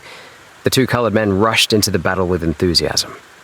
The 3 toughs in the other car had, it appeared, deliberately driven their automobile into a flock of chickens at the side of the road near the Negro's farm farther down the road. Revenge, therefore, was sweet. In a very short time, the fight was at an end. The toughs broke and fled, regained their car, and were soon careering down the road. As for the young man who had brought the Hardy Boys into this trap, he managed to get his own car started, shook off his attackers, and the automobile plunged forward. "Let them go," said Frank, picking himself up out of the ditch. "If they runs over any more of my chickens, I'll follow him from here until doomsday," declared the big Negro. "You certainly showed up in the nick of time," said Joe, brushing off his coat. "They had us beaten 2-1. "White trash," declared the other colored man. "I knows 'em. They just pool room toughs." "How come they lays for you way out here?" asked the big man, curiously. "The chap driving the touring car was going to drive us to a town called Greendale so we could get a train back to Chicago," Frank explained, and telling the man where they had got into the automobile. "He turned down this road, and then we met the other three waiting for us. They all jumped us at once." "There ain't no trains pass through Greendale," declared their rescuer. "If you wait there for a train for Chicago, you'll wait years and years, and even then you won't get no train." "We'll have to go back to that town then," said Joe. "That's where we's gwine. Get in this year flivver, and we'll drive you back to the railway." Glad to have gotten out of the scrape thus easily, the Hardy Boys clambered into the rickety Ford, and the two colored men resumed their seats in front. "Soon's I see that car across the road, I knowed it was the same car that run down my chickens," declared the driver. "And when I sees them fighting with your boys, I knowed they wasn't up to no good, and I knowed what side I was going to take. And I took it." "Yes, sir. We sure put the run on them," chuckled his companion. "A mighty good thing for us that you showed up when you did," Frank declared. "That gang were trying to kidnap us." "How come?" "They've been trying to keep us from catching a train to the west, and they mighty nearly got away with it that time." "Well, they won't harm you no more, not so long as you're in this automobile," the big Negro assured them. And as the car bounded along onto the main highway, the Hardy Boys discussed the trap into which they had been so cleverly led. "It'll teach us to beware of strangers from now on," Frank said. "Evidently one lesson isn't enough." "If a stranger says so much as hello to me after this, I'll yell for the police." "Perhaps not that bad," and Frank grinned. "But we know now that there is a plot on foot to keep us from reaching the west, and we'll have to be on our guard." "I'm more anxious than ever to get to the west now. It looks as if we're heading into some real excitement." "We've had more than we bargained for already." In a short time, the automobile came within sight of the town the boys had left but a little while before, and after warmly thanking their two rescuers and slipping a $5 bill into the hands of the big driver, who beamed with gratification and delight, the Hardy Boys settled down to wait for the night train back to Chicago. They were bothered by no more encounters with strangers, and after an almost interminable wait, the train arrived. "One day lost on our journey," remarked Frank, as the train pulled away from the station and headed northward. "It could have been worse. If those fellows had captured us, we'd have likely been held prisoners in some out-of-way place for ever so long." "That's true, too. Well, we won't take any more chances. When we get to Chicago, we'd better change our names, and our appearance, too, if we can manage it. If these chaps are on the lookout for us, they won't stop now that we've escaped from them twice. We can't be too careful." Joe agreed that his brother's idea was a good one, and for the rest of the tedious journey back to Chicago, they whiled away the time by discussing ways and means whereby they might journey to the west without being identified readily as the Hardy Boys by the mysterious enemies who seemed determined to prevent them from joining their father. Chapter 10. On Guard. Back in Chicago, the Hardy boys went to a hotel. They were careful not to go to the place at which they had stayed on their first arrival. Hopkins has likely been told of their escape by now, and he may be on the lookout for us, said Frank. We'll just stay under cover. That should be easy enough in a big city like Chicago. It's not so easy if they know where to look for you, and I don't think they'll give up yet. For some reason, they're evidently mighty anxious to keep us from getting out to Montana. In their hotel room that night, they discussed the problem of changing their appearance. They had already changed their names, registering as Charles Norton and William Hill of Cleveland, Ohio, in case some prowling member of the gang that had evidently been assigned to see that they did not reach Montana should happen to drop into the hotel and glance over the register. I think, said Frank, that the very simplest way for us to disguise ourselves would be to wear spectacles. If they chance to be looking for us, they'll never think of looking for two boys wearing glasses. Good idea, approved Joe. Let's go out and get them now. Too late now. Shops will all be closed. We'll get them in the morning. They left the hotel early and found a shop nearby where Frank was fitted with a pair of horn-rimmed glasses that gave him a studious and benevolent expression.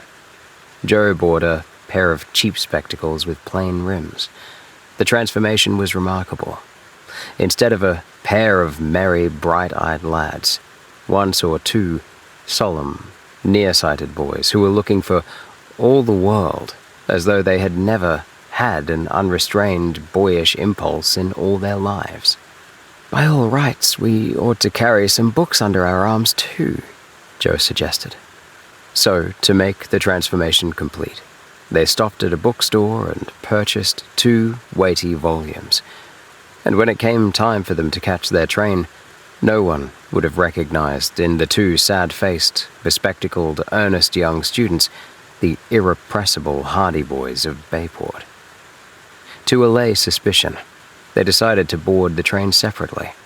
Frank went first, while Joe remained in the concourse of the station for a few minutes. Then he followed. It was just as well that they did this. Near the gate, leading to their train, loitered a tall, sharp-featured youth who scrutinized everyone who passed. He gave Frank but a fleeting glance as he went by, and when Joe passed him later, his gaze merely rested casually on the boy for a moment. Had the Hardy boys but known it, the sharp-featured youth had been deputed by the mysterious Hopkins to report if the Hardy boys should attempt to leave Chicago. However, his instructions had been to keep on the lookout for 2 boys, aged 16 and 15 respectively, one dark, the other fair, who would board the train together. So, the bespectacled students who had boarded the train separately did not arouse his suspicion, and after the train pulled out, he reported to Hopkins that the Hardy boys were certainly not on it. Having left Chicago behind them at last, and being assured that they were, this time, on the right train, Frank and Joe settled down to await, with some little impatience, their arrival at Lucky Bottom.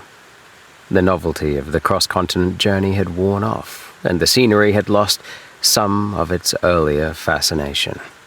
The unforeseen delay they had experienced left them all the more eager to join their father, and they wondered if he would worry because of their failure to arrive in Lucky Bottom at the expected time. Gradually, the scenery changed. The countryside altered in contour. The landscape became rockier and more mountainous, and on the second day they found themselves entering Montana. A suppressed excitement seized them as they realized that before long they would be at the end of their journey. "I wonder how Dad came to be hurt," Joe said, after reading over their father's letter again. "I've been thinking about that myself," said his brother. "From what we've gone through, I'll judge that he has enemies working against him in this case he's working on."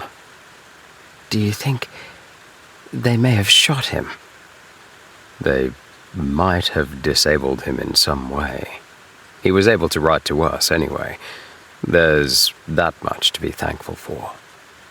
The Hardy Boys realized that if a gang were arrayed against them, as seemed only too evident from their experience in Chicago, they must be very much on their guard from now on, as they drew closer to their destination. This was forcibly impressed upon them by an incident that happened at a small station in the mountains, where the train stopped to take on water. "I think I'll take a walk up and down the platform," remarked Frank. "Coming?" Joe looked up from his book. No thanks. I think I'll stay here and read." Frank left the coach and strode slowly up and down the platform.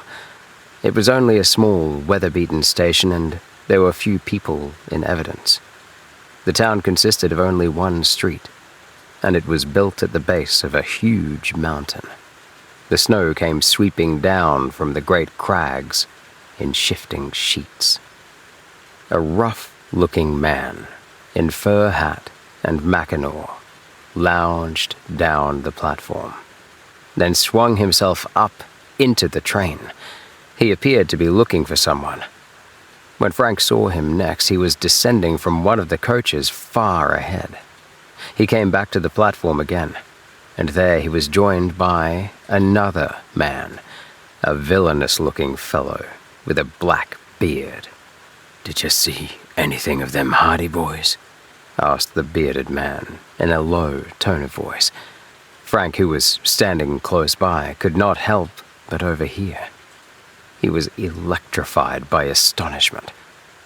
The man who had gone through the train shook his head. "Nary a sign of 'em on that train," he said. "I can't figure out what happened," said the bearded man. "They ain't been on any train that's passed through here, we're sure of that." "Maybe they didn't get out of Chicago. The boys there might have picked up their trail again and caught 'em." "They would have wired us if they had." "That's true, too." The bearded man scratched the back of his head in perplexity. "I can't figure it out at all. Well, it ain't our fault. We've done the best we could." "Yeah, they can't blame us." "You're sure you went all through the train?" "Right through. There was no two boys on it. There was one lad sitting in the Pullman reading a book, but he wasn't like the description of either one of them. Wore glasses. Looked like he was a regular little Willy boy." "Wore glasses, eh? Well, he wasn't one of the Hardy Boys, then they don't wear glasses." The pair moved off down the platform. "You'd better go through the night train when it comes in. We'll keep on the lookout for 'em for a few days more until we get word one way or another. The boss would be sore if they got through on us." "Well, they haven't got through yet. That's one thing certain." The two men moved out of earshot. Frank was tingling with excitement. He stepped toward the train, intending to go to Joe and tell him what he had heard. Then he hesitated. The rough-looking man who had searched the train might conceivably think he had been mistaken, and might go through the train again. If he saw the two lads together, he might be suspicious, spectacles or no spectacles. So Frank sauntered unobtrusively up and down the platform until it was time for the train to leave. Then he swung himself on board, but not until the train was actually pulling out did he rejoin his brother. "What kept you?" asked Joe, looking up. Frank sat down and, in a low voice, recounted the incident of the platform. Joe listened in almost incredulous surprise. "So it looks like we've run the gauntlet at last," concluded Frank. "Boy, it was certainly a bright thought of yours that we wear spectacles on this trip. He would have spotted me in a minute." It was luckier still that we weren't together when he walked all through the train. If he had told that black-haired man that there were two boys sitting together, they might both have gone back for a second look at us. "Well, we Got out of it all right? I don't think there's anything more to be feared. Not until we reach Lucky Bottom. I wonder what we'll bump up against there. Plenty, by the look of things so far. The train continued on its laborious way through the mountains. It passed through little mining villages, abandoned camps, climbing on up to higher altitudes until, late in the afternoon, the Hardy Boys heard the cry for which they had been waiting so long. Lucky Bottom! Lucky Bottom! Chapter 11. Fenton Hardy's Story. Lucky Bottom was a particularly desolate place in the wintertime. It was not especially prepossessing at any season, but when the cold winds blew down from the rocky mountainsides, and when snow drifted deep in the narrow street, Lucky Bottom seemed like a deserted village. It had once been a prosperous mining camp, but one by one, the mines had been worked out, until now there was but one left. A few prospectors made the village their headquarters, still hanging on in the vain hope of someday making a lucky strike that would restore the town to its former grandeur. But the general impression prevailed that Lucky Bottom's days were numbered. There were a few gaunt, hard-bitten individuals on the station platform when the Hardy Boys got off the train. They were the only passengers that day, and evidently it was unusual for anyone to alight at Lucky Bottom because the loungers stared at them as if they were beings from another world. "Can you tell me where Hank Shale's cabin is?" asked Frank, of one of the men leaning against the station. The native shifted his chew of tobacco, spat into the snow, and reflected. "Straight down Main Street," he said. "Then you start climbing the hill. When you get to the top of the hill, you'll find Hank's place. You can see it from here." He conducted them to the end of the platform and pointed to the top of a hill back of the collection of shacks comprising the town. The boys could see a small log cabin, almost hidden by trees and almost buried in the snow. The distance was not great, so Frank and Joe, after thanking the man who had directed them, started off towards the cabin. They went through Lucky Bottom, which was nothing more than a collection of shacks and cabins ranged on either side of a wide street, and struck out up the hill until the street came to an end. There they followed a narrow path through the snow until at length they reached Hank Shale's place.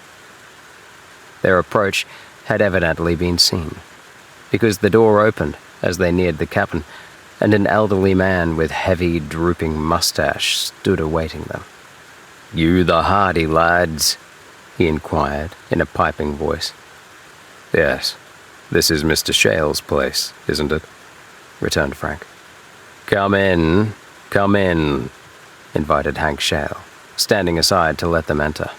"We've been expecting you this last day."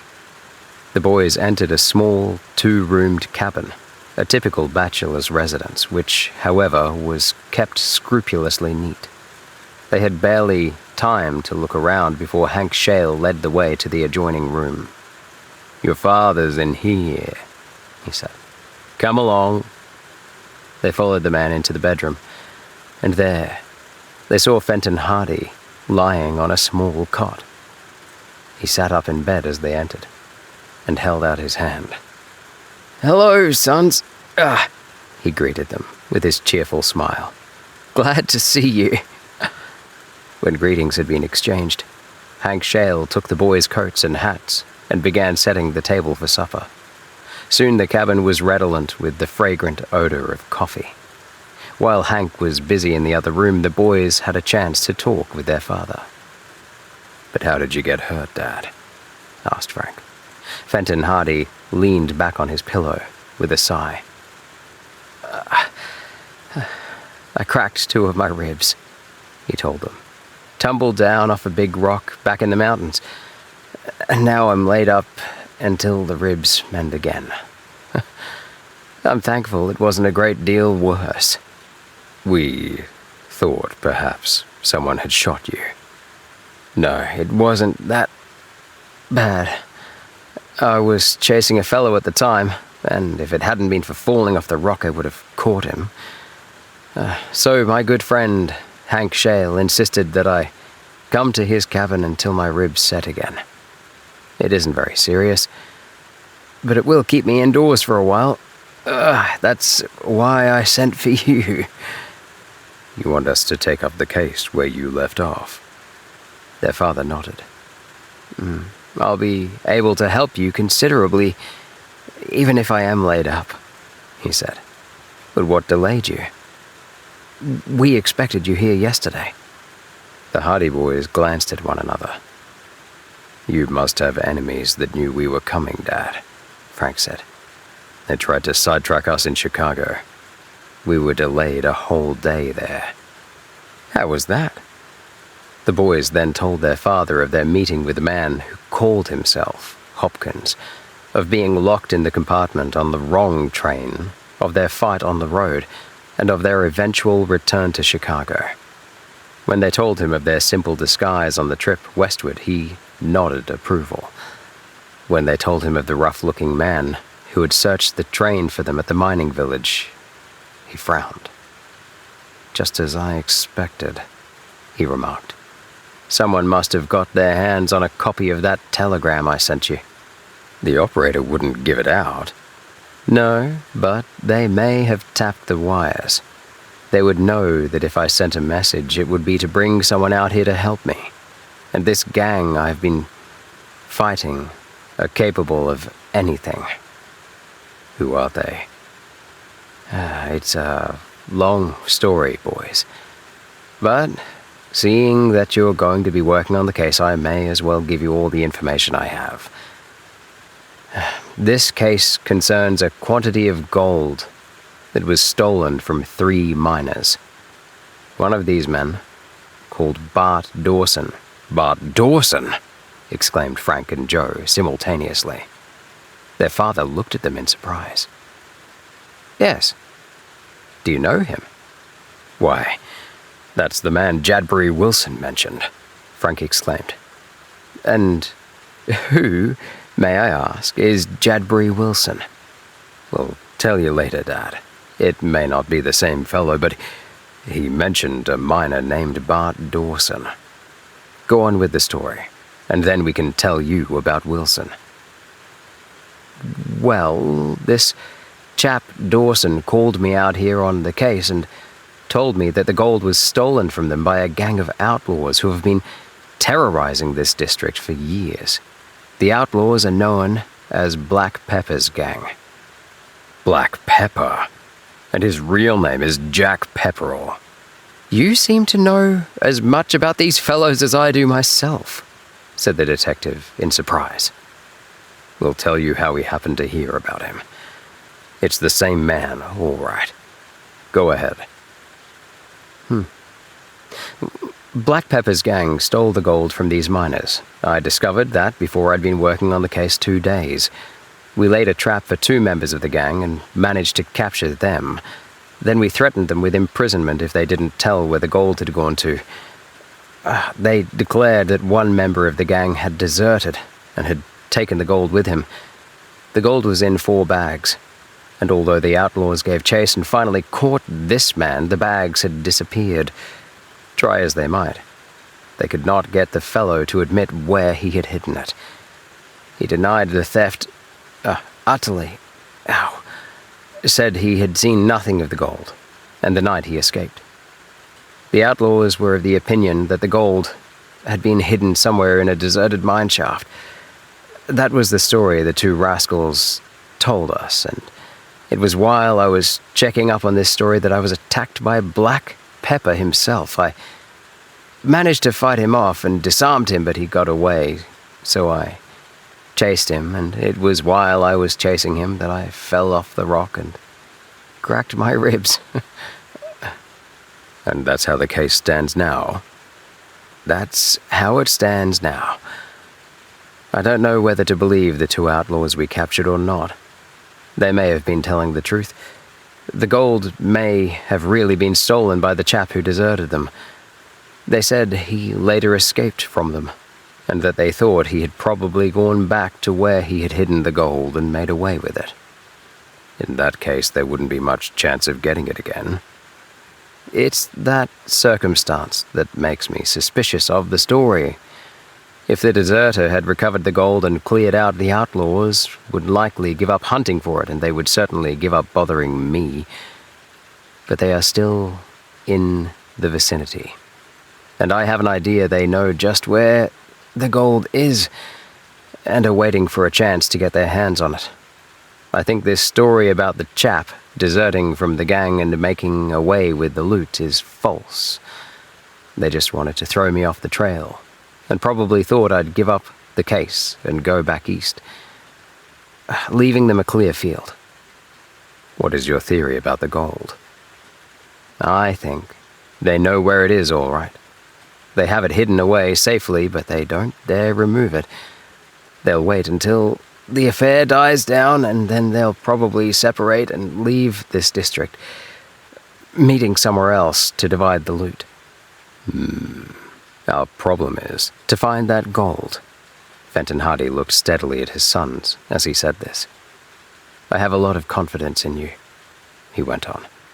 It just requires a lot of hard work, and keeping your eyes open. Mainly it will keep the gang on the jump. They know we haven't given up the case, and they'll be afraid to do anything. And now, he said, you might tell me how you happen to have heard the names of Bart Dawson and Black Pepper before. Frank and Joe then told their father of their meeting with Jadbury Wilson, the old miner who said he had once lived in Lucky Bottom. They deemed it best not to mention the fact that Jadbury Wilson suspected Bart Dawson of stealing from him. If Bart Dawson were back in Lucky Bottom, they felt safer in reserving this bit of information. They merely told their father that Wilson had mentioned the names of Dawson and Black Pepper, among others, as having lived in Lucky Bottom at the time he had been a miner there. What kind of chap is Dawson? Asked Frank. One of the finest, declared their father promptly. He's a real square shooter, as the miners would say. The loss of the gold has broken him all up. He told me he had had hard luck all his life, and now that he had a fortune within his grasp, it was heartbreaking to lose it again. Frank could not help thinking that life had evidently paid back Bart Dawson in his own coin. He had stolen a fortune from Jadbury Wilson after Wilson had endured hard luck for years. Now he was getting a taste of his own medicine. Still, it seems strange that Fenton Hardy should be so convinced of Dawson's honesty if he were the type of man who would rob his own partners. Come and get it, piped Hank Shale from the next room. That's the supper call, laughed Mr. Hardy. You must be hungry after your journey. Better go and eat. Hank will bring me mine in here. Nothing loath, the two boys went into the combination living room and kitchen, where Hank Shale was already dishing out piping hot beans and stew from an enormous pot. What with huge slabs of bread, thickly buttered, and excellent coffee. The boys sat down to their supper with a will.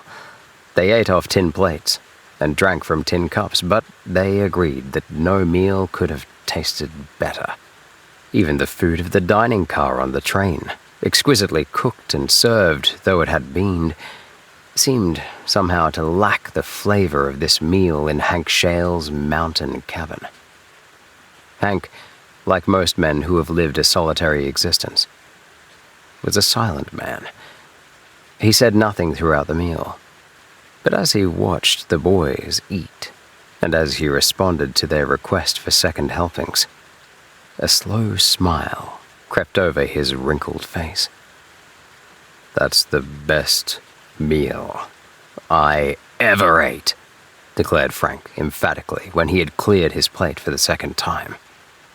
Me too, whew, agreed Joe. Glad you like it, said Hank Shale, deeply pleased. Chapter 12. The Cave-In. Next day, refreshed by their night's sleep, the Hardy boys set out on a systematic search for the hidden gold. There won't be much real detective work about this case, their father told them. It will be just a plain case of plugging along and searching high and low for that gold. It's hidden somewhere, or the gang wouldn't be staying around. Hunt in all the abandoned mine diggings, in any place where it might possibly be hidden. You may follow that line, or you may try to find where the outlaws are camping and possibly pick up some clues there. With this to go on, Frank and Joe Hardy left the cabin in the morning. They decided to explore some of the abandoned diggings first. "It's like hunting for a needle in a haystack," said Frank. "But we might have a bit of luck and stumble on the gold." They did not go down into the town, because they knew that their presence in the camp would cause considerable talk, and although they had little doubt but that the news of their arrival had reached the outlaws by now, they preferred to remain under cover as much as possible. Hank Shale had suggested searching the workings of an old mine just over the brow of the hill, and towards this place they went. There was a faint trail through the rocks, although it had long since been snowed over, but the boys managed to find the workings without difficulty. They felt the exhilaration of the clear, cold air, and the excitement of at last being at work on the mystery of the hidden gold. The abandoned mine did not look very much like a mine. It was just a large pocket in the earth, with a shaft that sank down into the darkness. The shaft was but a few yards across, and a rickety ladder led down into the hard rock. "We may as well try this one for a start," suggested Frank. "We can easily tell if anyone has been around recently." They had brought electric flashlights with them, and without further ado, Frank began to descend the ladder. Joe followed. Their descent into the abandoned mine was precarious, as at various places the rungs of the ladder were broken, but after descending about 40 feet, they came to the first and only level. The mine had evidently been a failure. In the light of the flashlights, they saw that they were in a rocky cavern, about 200 feet in length.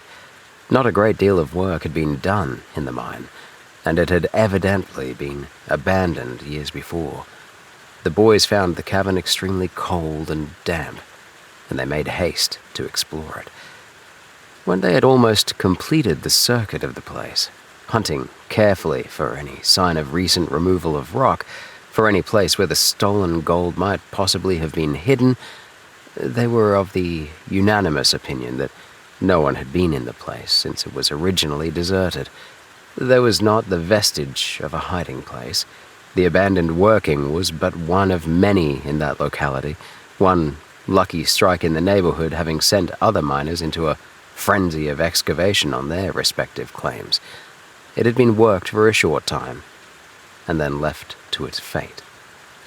"I don't think there's anything here," said Joe. "I'm sure of it. Oh well, we couldn't expect to find the gold right off the bat. There are lots of other mines to search yet, and most of them plenty deeper than this." "Think we should, go back?" "Just a minute. There seems to be a passage here." Frank's light had revealed a narrow opening at the extreme end of the cavern. He bent down and examined it more carefully. "This seems to lead somewhere," he said. "I think I'll follow it." He crouched down and made his way on hands and knees into the passage. Joe waited until he had disappeared and then called after him. "I'll wait here." "If it leads anywhere, I'll call you." Joe could hear his brother scrambling through the little corridor in the rocks. After a while, the sounds died away. It was dark and lonely in the cavern in which he stood. He waited for Frank's summons to follow. After 5 minutes, there was still not a sound from the opening into which his brother had disappeared. Joe began to get anxious. He knelt down and flashed his light into the interior of the passage. There was no sign of Frank. "I wonder if anything has happened to him," he muttered. When another 5 minutes passed and there was still no sign of his brother, Joe decided to invade the passage himself. Anything might have happened. Frank might have been overcome by poisonous gases in the depth of the mine. He might have tumbled down some unseen pit and hurt himself. Flashing the light ahead of him, Joe crawled into the narrow corridor in the face of the rock. For several yards, the passage extended directly ahead. Then there was a turning. Examining the corridor, Joe saw that it was not a natural opening in the rock, but had been constructed by human hands, for the marks of pick and shovel were plainly visible. It had been blasted out of the rock, and for a short distance the dimensions of the passage were of good size, but gradually they narrowed. He had just gone past the turn in the tunnel when he heard a faint shout. "Joe! Joe!" It seemed to come from a long distance, and there was a note of appeal in it that told the boy his brother was in danger. Scrambling on through the tunnel that seemed to open before him in the vivid circle of light, he made his way toward Frank. He heard the cry again, and this time it was louder. He shouted back, "I'm coming! What's the matter?" "I'm trapped here. My foot is caught." On through the gloomy tunnel Joe went. At last, the light revealed the form of his brother some distance ahead. Frank was lying flat on the rocky floor of the passage with his foot caught in a crevice between two heavy boulders.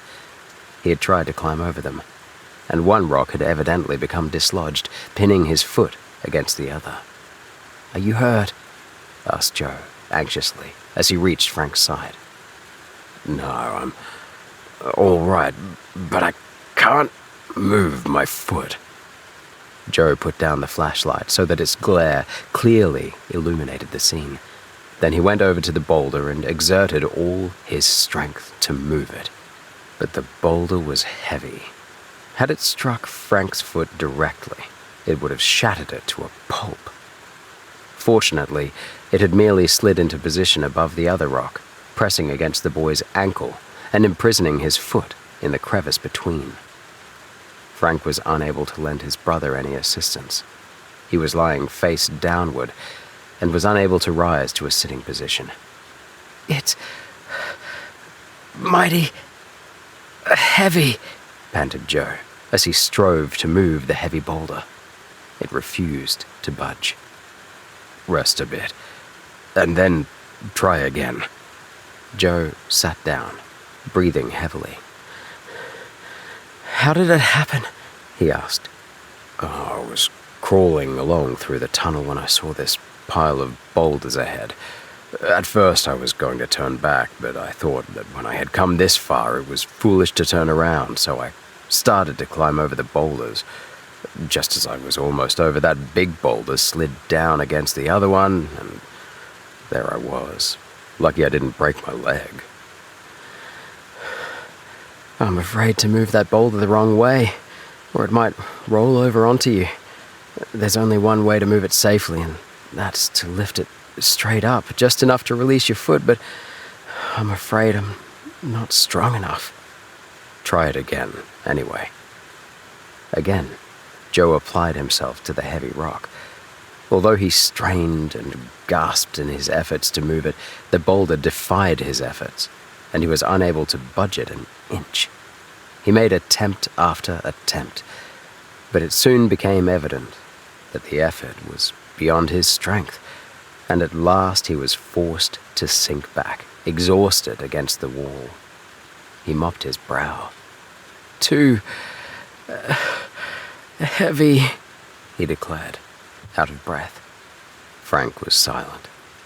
"If we only had a crowbar of some kind," he suggested at last. It wouldn't be too hard to move it then. Joe looked up. "Why, I saw a crowbar back in the mine," he exclaimed. "It'll be the very thing." Go back and get it. You'll be able to move the boulder away without any trouble. Then we'll clear out of here. Joe picked up his flashlight and turned to retrace his steps into the main working of the mine. "I'll only be a few minutes," he promised. Don't worry about me. I won't go away, said Frank, with a laugh. He could be cheerful even in the dangerous position in which he found himself. Back down the narrow tunnel crawled Joe, back toward the cavern into which they had first descended. He remembered having seen a long iron bar lying at the foot of the shaft, and he realized that it would be an ideal lever for moving away the boulder that imprisoned his brother. He made haste, not wishing to leave his brother too long imprisoned, and in a few minutes he was back in the great cave. At first he could not find the iron bar, and he hunted about, flashing the light here and there into the dark corners. At last, he found it, near the foot of the shaft. It was quite heavy, and one end of it lay beneath a heap of rocks. Joe tugged at the iron bar. At first it resisted his efforts. He put all his strength into the attempt, and the bar slowly moved. A final tug, and it came free so suddenly that he staggered backward. It was this circumstance that saved his life, for in extricating the bar, he had dislodged the mass of rocks. With a rush and a roar, they came tumbling down across the bottom of the shaft. Had Joe been standing beneath, he would have been crushed to death. Then, before the clattering had died away, came a sullen, hollow roar from higher up in the shaft. Timbers snapped and crackled. The old boards, long since rotting away, suddenly gave beneath the pressure of rocks and earth. An avalanche of stones descended into the shaft on top of the first downfall of rock. More followed. Showers of earth came rushing down, and a cloud of dust pervaded the cavern. Joe leaped back. Then, with a roar like thunder, the entire shaft caved in. Rocks and timbers came tumbling down with a terrific crash.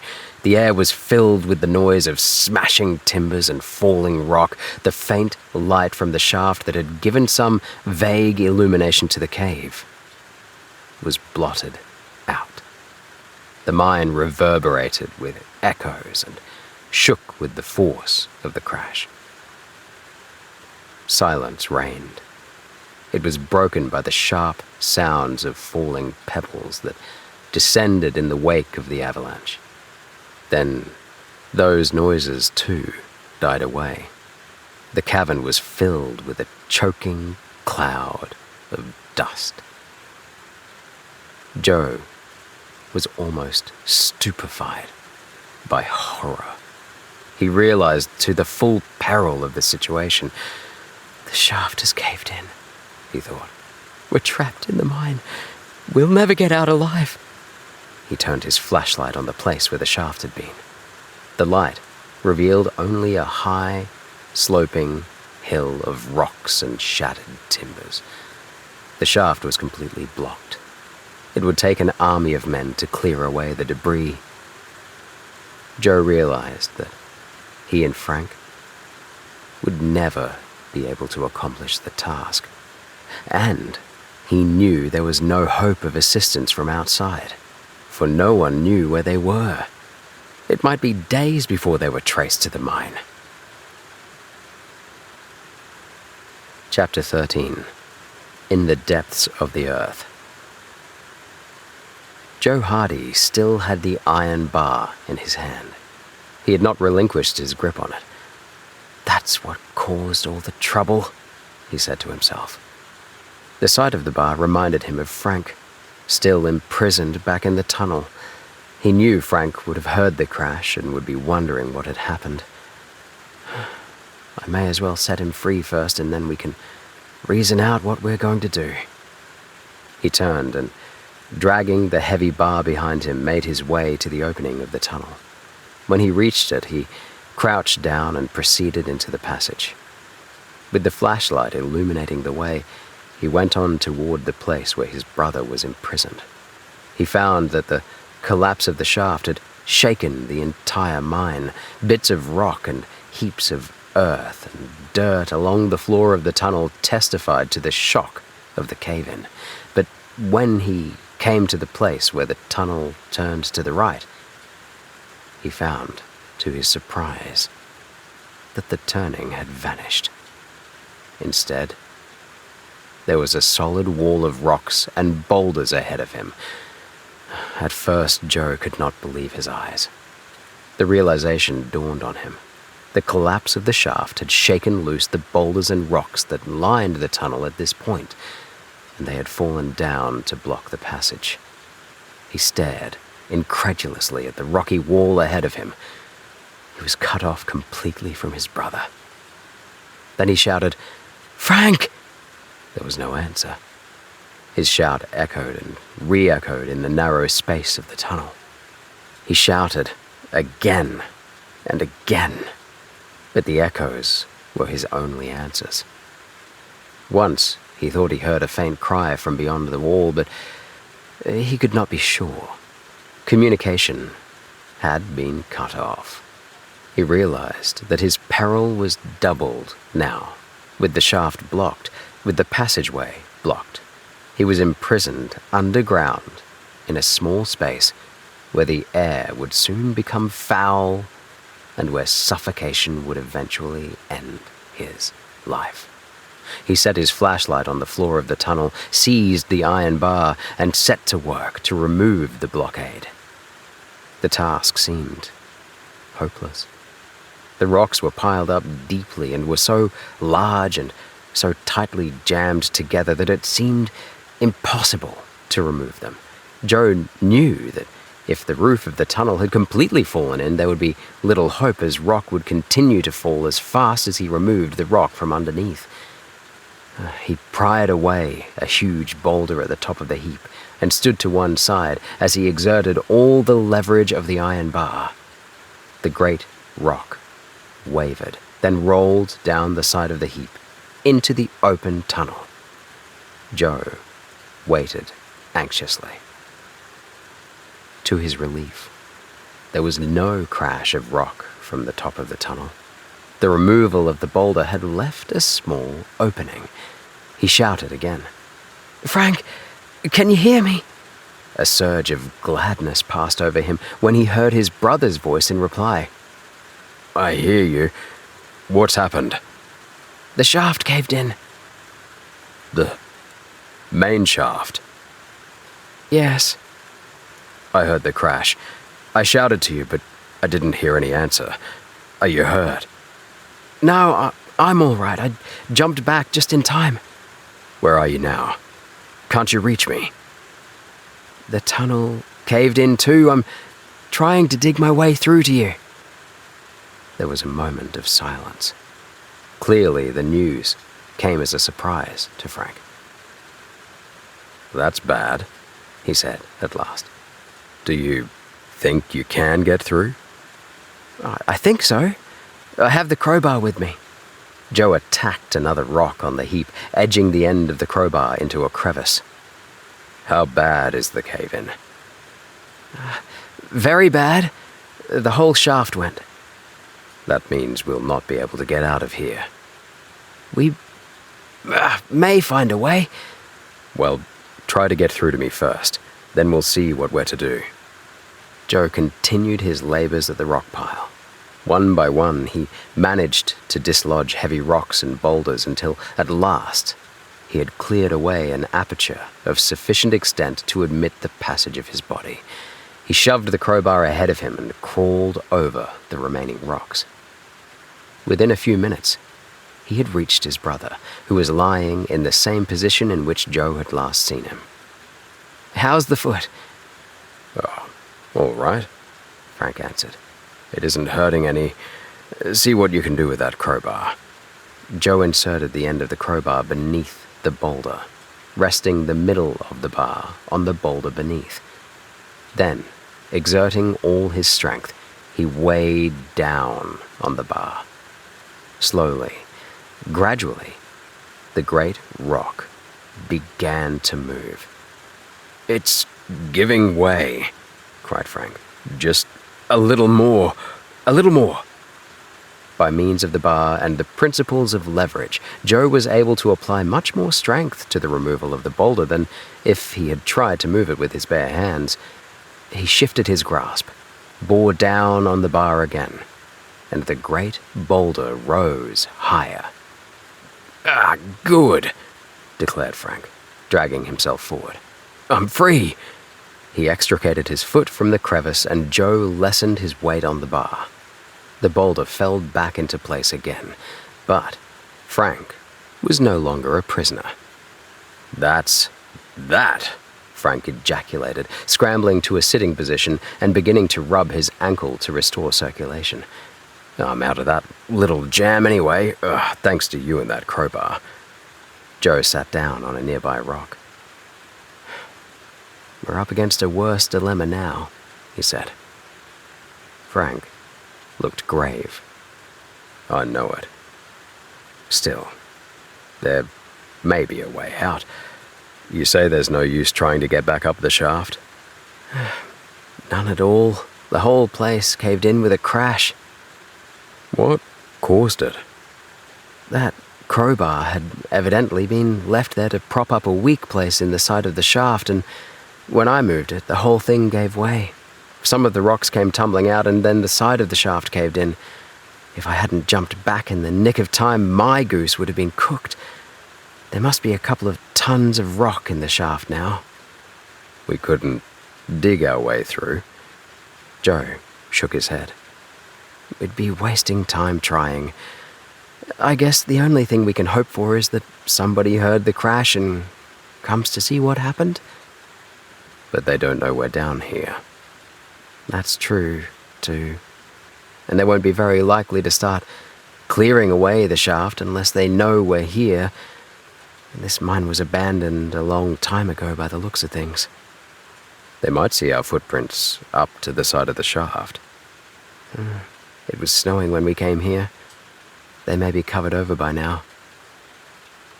The boys were silent. They realized that their plight was almost hopeless.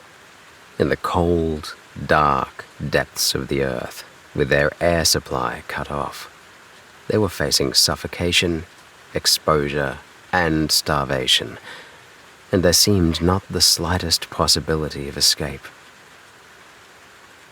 "The only thing to do," said Frank at last, "is to keep on following this tunnel. There's no use going back into the mine itself." "No, there's no use going back, but to my mind, I don't think there's any use going ahead either. This tunnel probably ends in a blank wall." "We might as well find out. We won't do ourselves any good by just sitting here and waiting to die." Frank got to his feet and picked up his flashlight. "Better turn out your light," he advised. "We need only one light at a time, and we might as well be saving the batteries." Joe got up and did as his brother had suggested. Frank went on down the passage, followed by Joe. The boys felt in their hearts that there was very little hope that the passage would lead anywhere, but it seemed to be the only possible avenue of escape. They recognized that it was only a drift that the miners had dug and blasted away from the main workings in an effort to discover a vein of gold, and the fact that it had not been further developed seemed to indicate that the search had been unsuccessful, and that the drift had been abandoned. "I wish we had told Dad exactly where we were going to go today," said Frank, as they went slowly on down the tunnel. "So do I. There'd be a chance for us then. They'd send someone out to look for us, and then they could start to work clearing away that shaft." "Well, we can be thankful we weren't in the shaft when it collapsed." "Yes, it could have been worse. If I had been caught in the cave-in, you would be lying under that boulder yet. We still have a chance, as long as we have that crowbar and can keep moving. Frank paused. By the way, do you feel a draft? Seems to me I do feel cold air. Perhaps there is an opening to this tunnel. This seems promising. The rush of cold air about their heads was soon quite evident. The boys' spirits rose forthwith, and they proceeded through the tunnel more cheerfully. If air can get into this place, we should be able to get out of it, said Frank. Perhaps this tunnel is just another entrance to the mine. Let's hope so.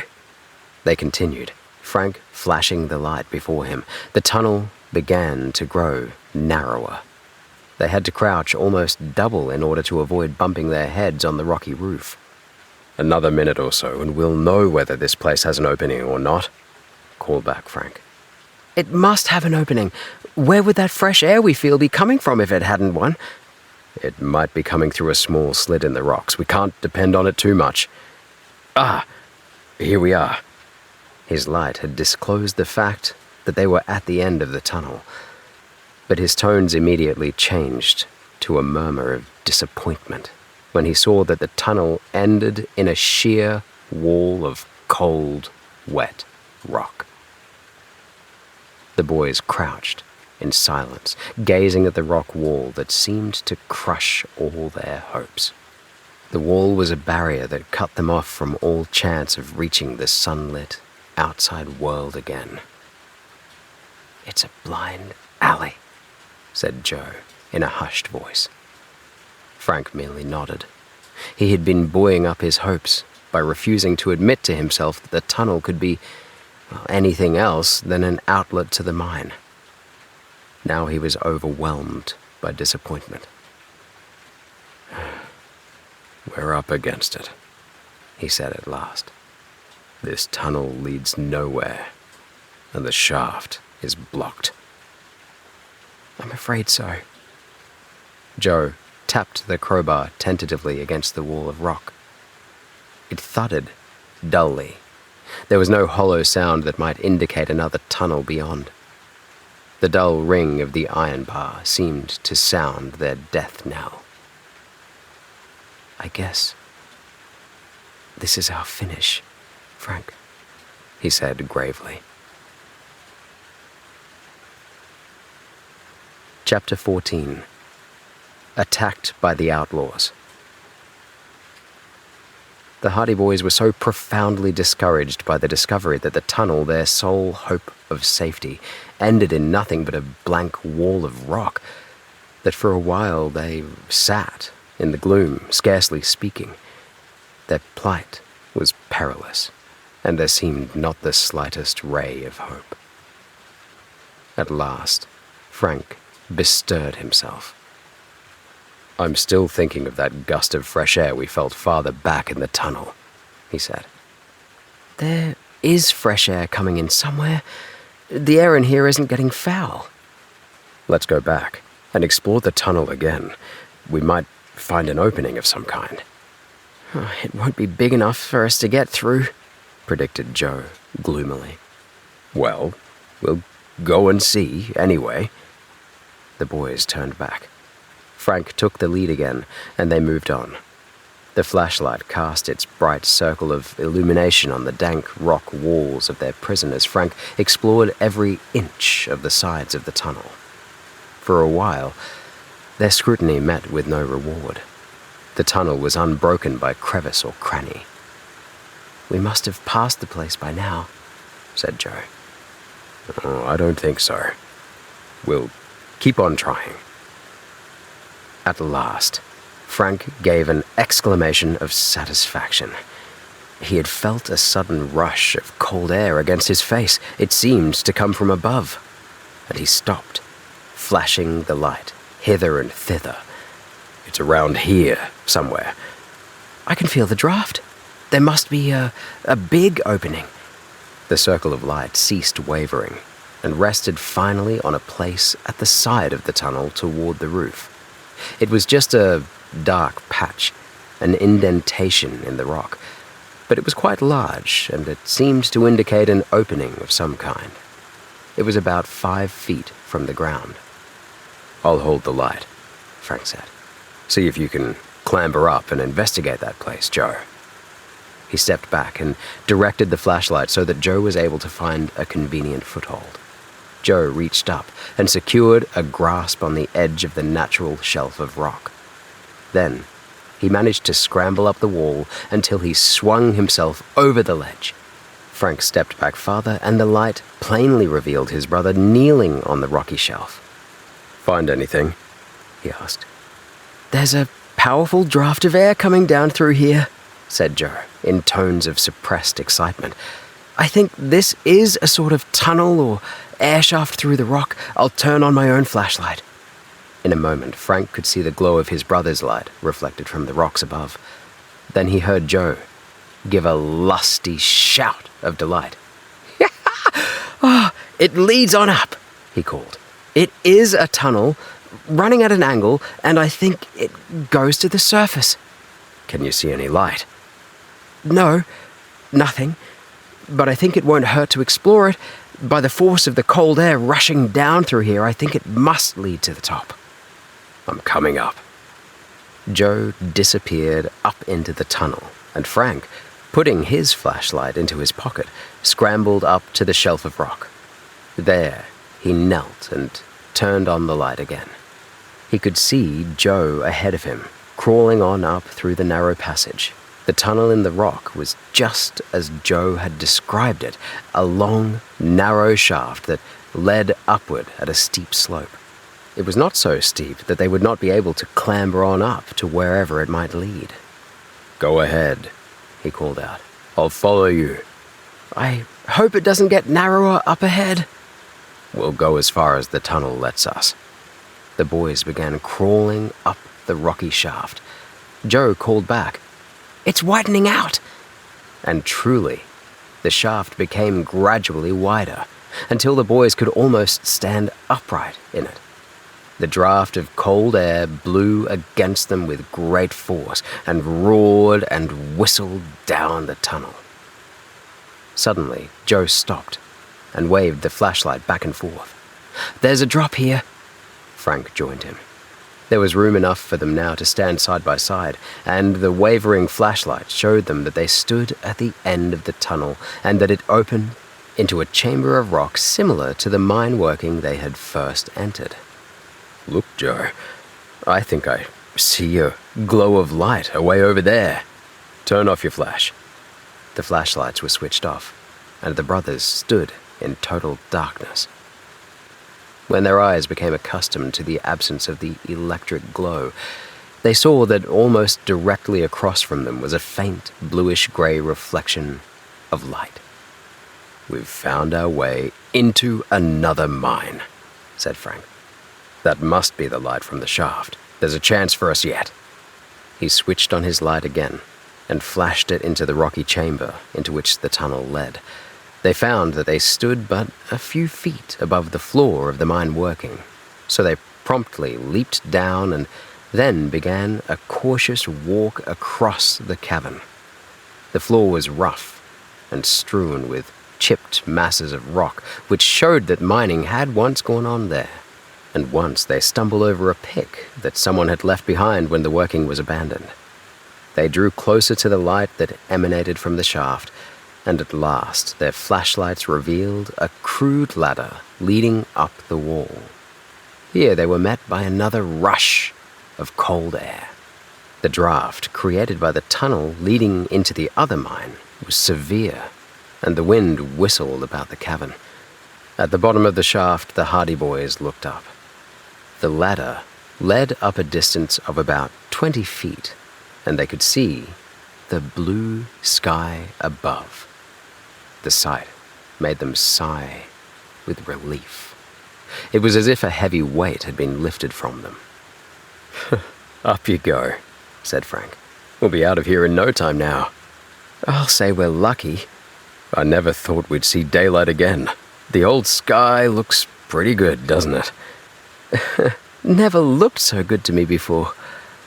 Joe put his foot on the first rung of the ladder.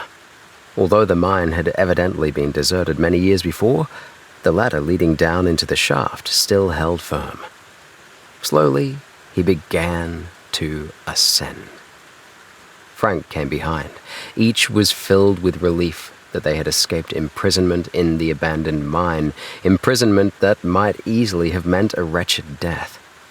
The cold wind about their faces was like the breath of life to them. Suddenly, Joe stopped. "Listen," he whispered. They remained still. Then, from above, at the top of the shaft, they could hear voices. "Oh, yeah, that cave-in must have finished them," someone was saying. "The whole shaft is gone." "Oh, they might have found their way out," replied another voice. "These two mines lead into each other." "I didn't know that." "Yes, there's a tunnel leading down into their main drift." "Oh, those kids would never find it. Probably they were crushed to death by the cave-in anyway." The voices died away as the men evidently moved back from the neighborhood of the shaft head. "Someone has been looking for us," said Joe in a low voice. "They've given us up for dead. They'll get a surprise when we pop up out of the ground.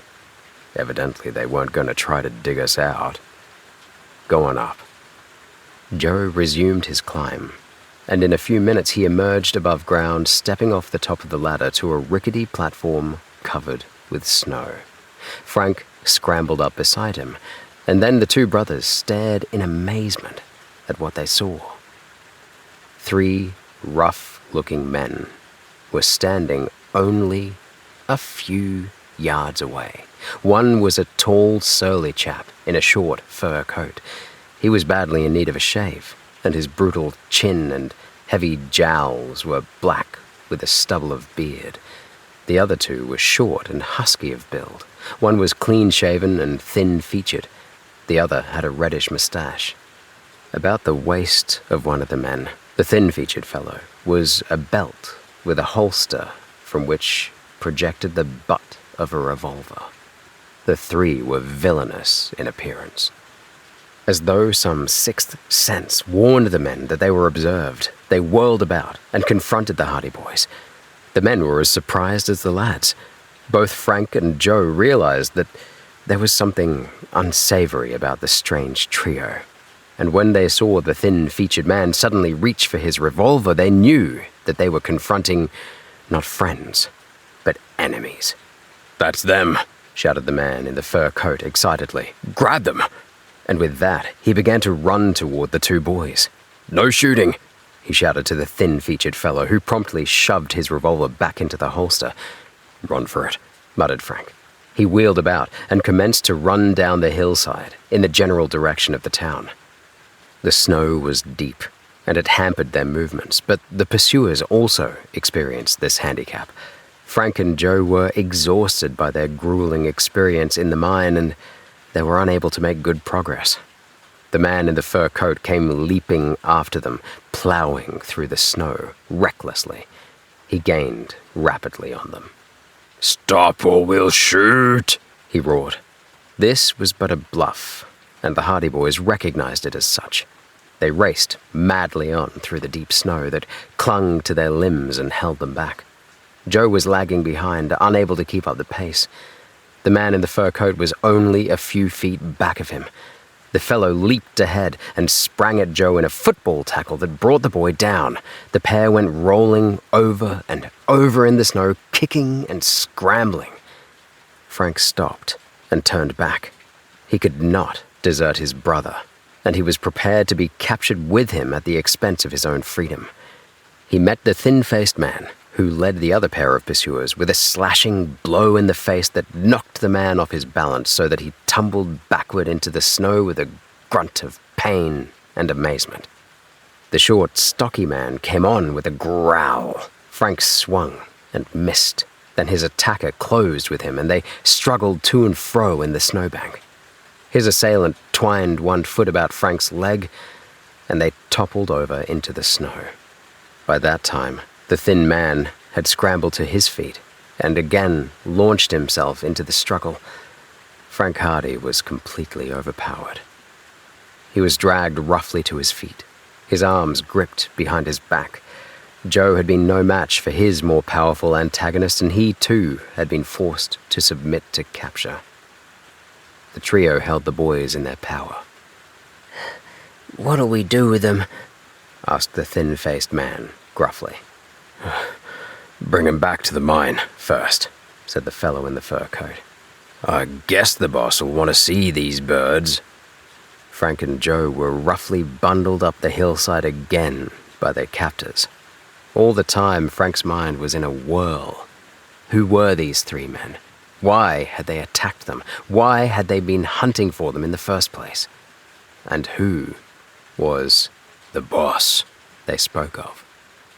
In due time, they reached the shaft head again, and there the man in the fur coat faced them. "Who are you two boys?" he demanded. "Who are you?" countered Frank. "That doesn't matter. What's your names? Tell us yours first. What were you doing in that mine? What did you attack us for? Why are you keeping us here?" The man in the fur coat became impatient at receiving questions instead of answers. "Are you the Hardy Boys?" he asked. "Sons of that detective?" "Try and find out." "Oh, we'll find out all right," declared the man in the fur coat threateningly. "We'll take you to somebody that'll make you talk." "You'd better let us go, or the whole three of you will find yourselves in jail," said Frank. The man laughed shortly. "No fear," he said. "Not in Lucky Bottom at any rate." He turned to the other two men. "Keep these boys here," he ordered. "I'll be back in a while. Don't let them get away." "Where are you going, Jack?" asked the thin-faced man. "I'm gonna get Black Pepper. He'll make these birds talk." With that, the fellow stalked away through the snow. Frank and Joe glanced quickly at one another. They knew now the explanation of their capture. They were in the hands of three members of the gang of the notorious Black Pepper, the outlaw. Chapter 15. The Trap. The man of the thin features produced the revolver from its holster and sat down on a snow-covered rock near the top of the shaft. He held the weapon negligently, but there was no doubt that he could level it at the Hardy Boys in a second if they attempted to escape. "You can sit down if you want," he said. His partner still retained a tight grasp on Frank. "Let him go, Shorty. I've got this gun here, and I guess they won't try to get away. We may as well be comfortable." The fellow addressed as Shorty moved away from Frank and sat down by his companion. The Hardy Boys found a heap of rocks nearby and seated themselves. They knew that there was no use of attempting to escape as long as that ugly-looking revolver was in the hand of their captor. "Say, Slim," remarked Shorty. "do you think Black Pepper is at the camp?" The other man nodded. "Yeah, He came back this morning." Slim looked up at the Hardy Boys. what were you guys looking for in that mine, anyway?" "Oysters," replied Frank, with a grin. "None of your funny stuff," rapped out Slim. "We'll make you talk soon enough. We know what you're after." "What did you ask us for, then?" asked Joe. The outlaws were silent. They saw that nothing was to be gained by seeking information from the lads. They were content to await the return of Black Pepper and their companion, Jack. Frank and Joe Hardy sat on the snow-covered rocks in silence. Slowly, Frank put his hand behind his back and began to grope about among the rocks. He knew that they were loose, and that they were of various sizes. The idea had occurred to him that if he could but use one of them as a weapon, he might be able to disarm Slim and perhaps effect his escape and that of his brother. Bit by bit, he groped about. One rock was too large for him to grasp. Another was too small to be of any use. Finally, his hand closed about a good-sized stone that came from the rest of the pile without much difficulty. He calculated the distance and eyed the revolver warily. Frank had been pitcher on the Bayport High School 9, and the accuracy of his aim had often been the despair of opposing batsmen. Now, he called on all his skill. Without moving from his position, he suddenly brought up the rock and flung it with all his strength directly at the revolver in Slim's hand. The outlaw's grip on the weapon had relaxed in his indifference, and when the stone struck its mark, full and true, the gun went flying into the deep snow. "Come on, Joe," shouted Frank, scrambling to his feet. He had noticed a path leading through the snow in the direction of the road that went to Hank Shale's cabin, and he ran toward this path with all the speed at his command. Joe had not been slow to grasp the situation, and he, too, came racing through the snow, but a few paces behind. The outlaws were taken off their guard. Slim instinctively reached for his revolver, but it had disappeared in the snow, and he wasted many precious seconds hunting for it. Shorty had leaped after the boys. Then, seeing that his companion did not follow, he hesitated, ran back, and then turned around again. He didn't know what to do. "After them!" roared Slim, and Shorty took up the pursuit. But his indecision had given the Hardy boys the opportunity they needed.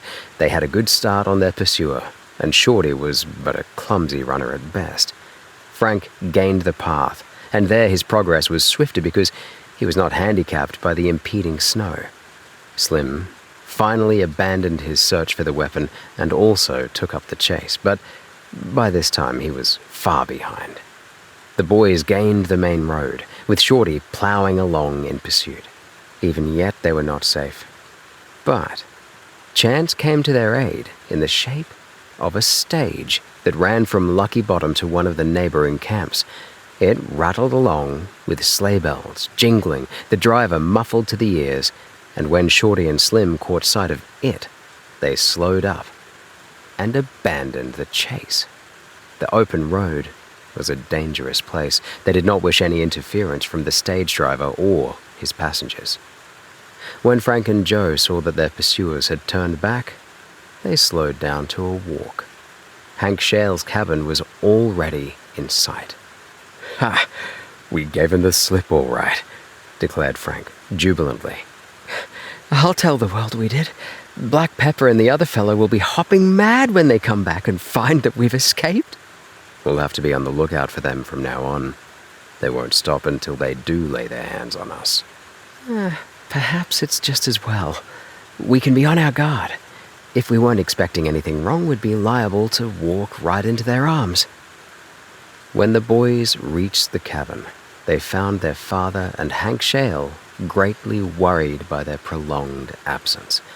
They told of their descent into the abandoned mine, of the cave-in, and of their subsequent escape, of their capture by Black Pepper's men, and of their getaway. Mr. Hardy looked grave. "I think we'd better drop the case," he said finally. "It's too big a risk to take."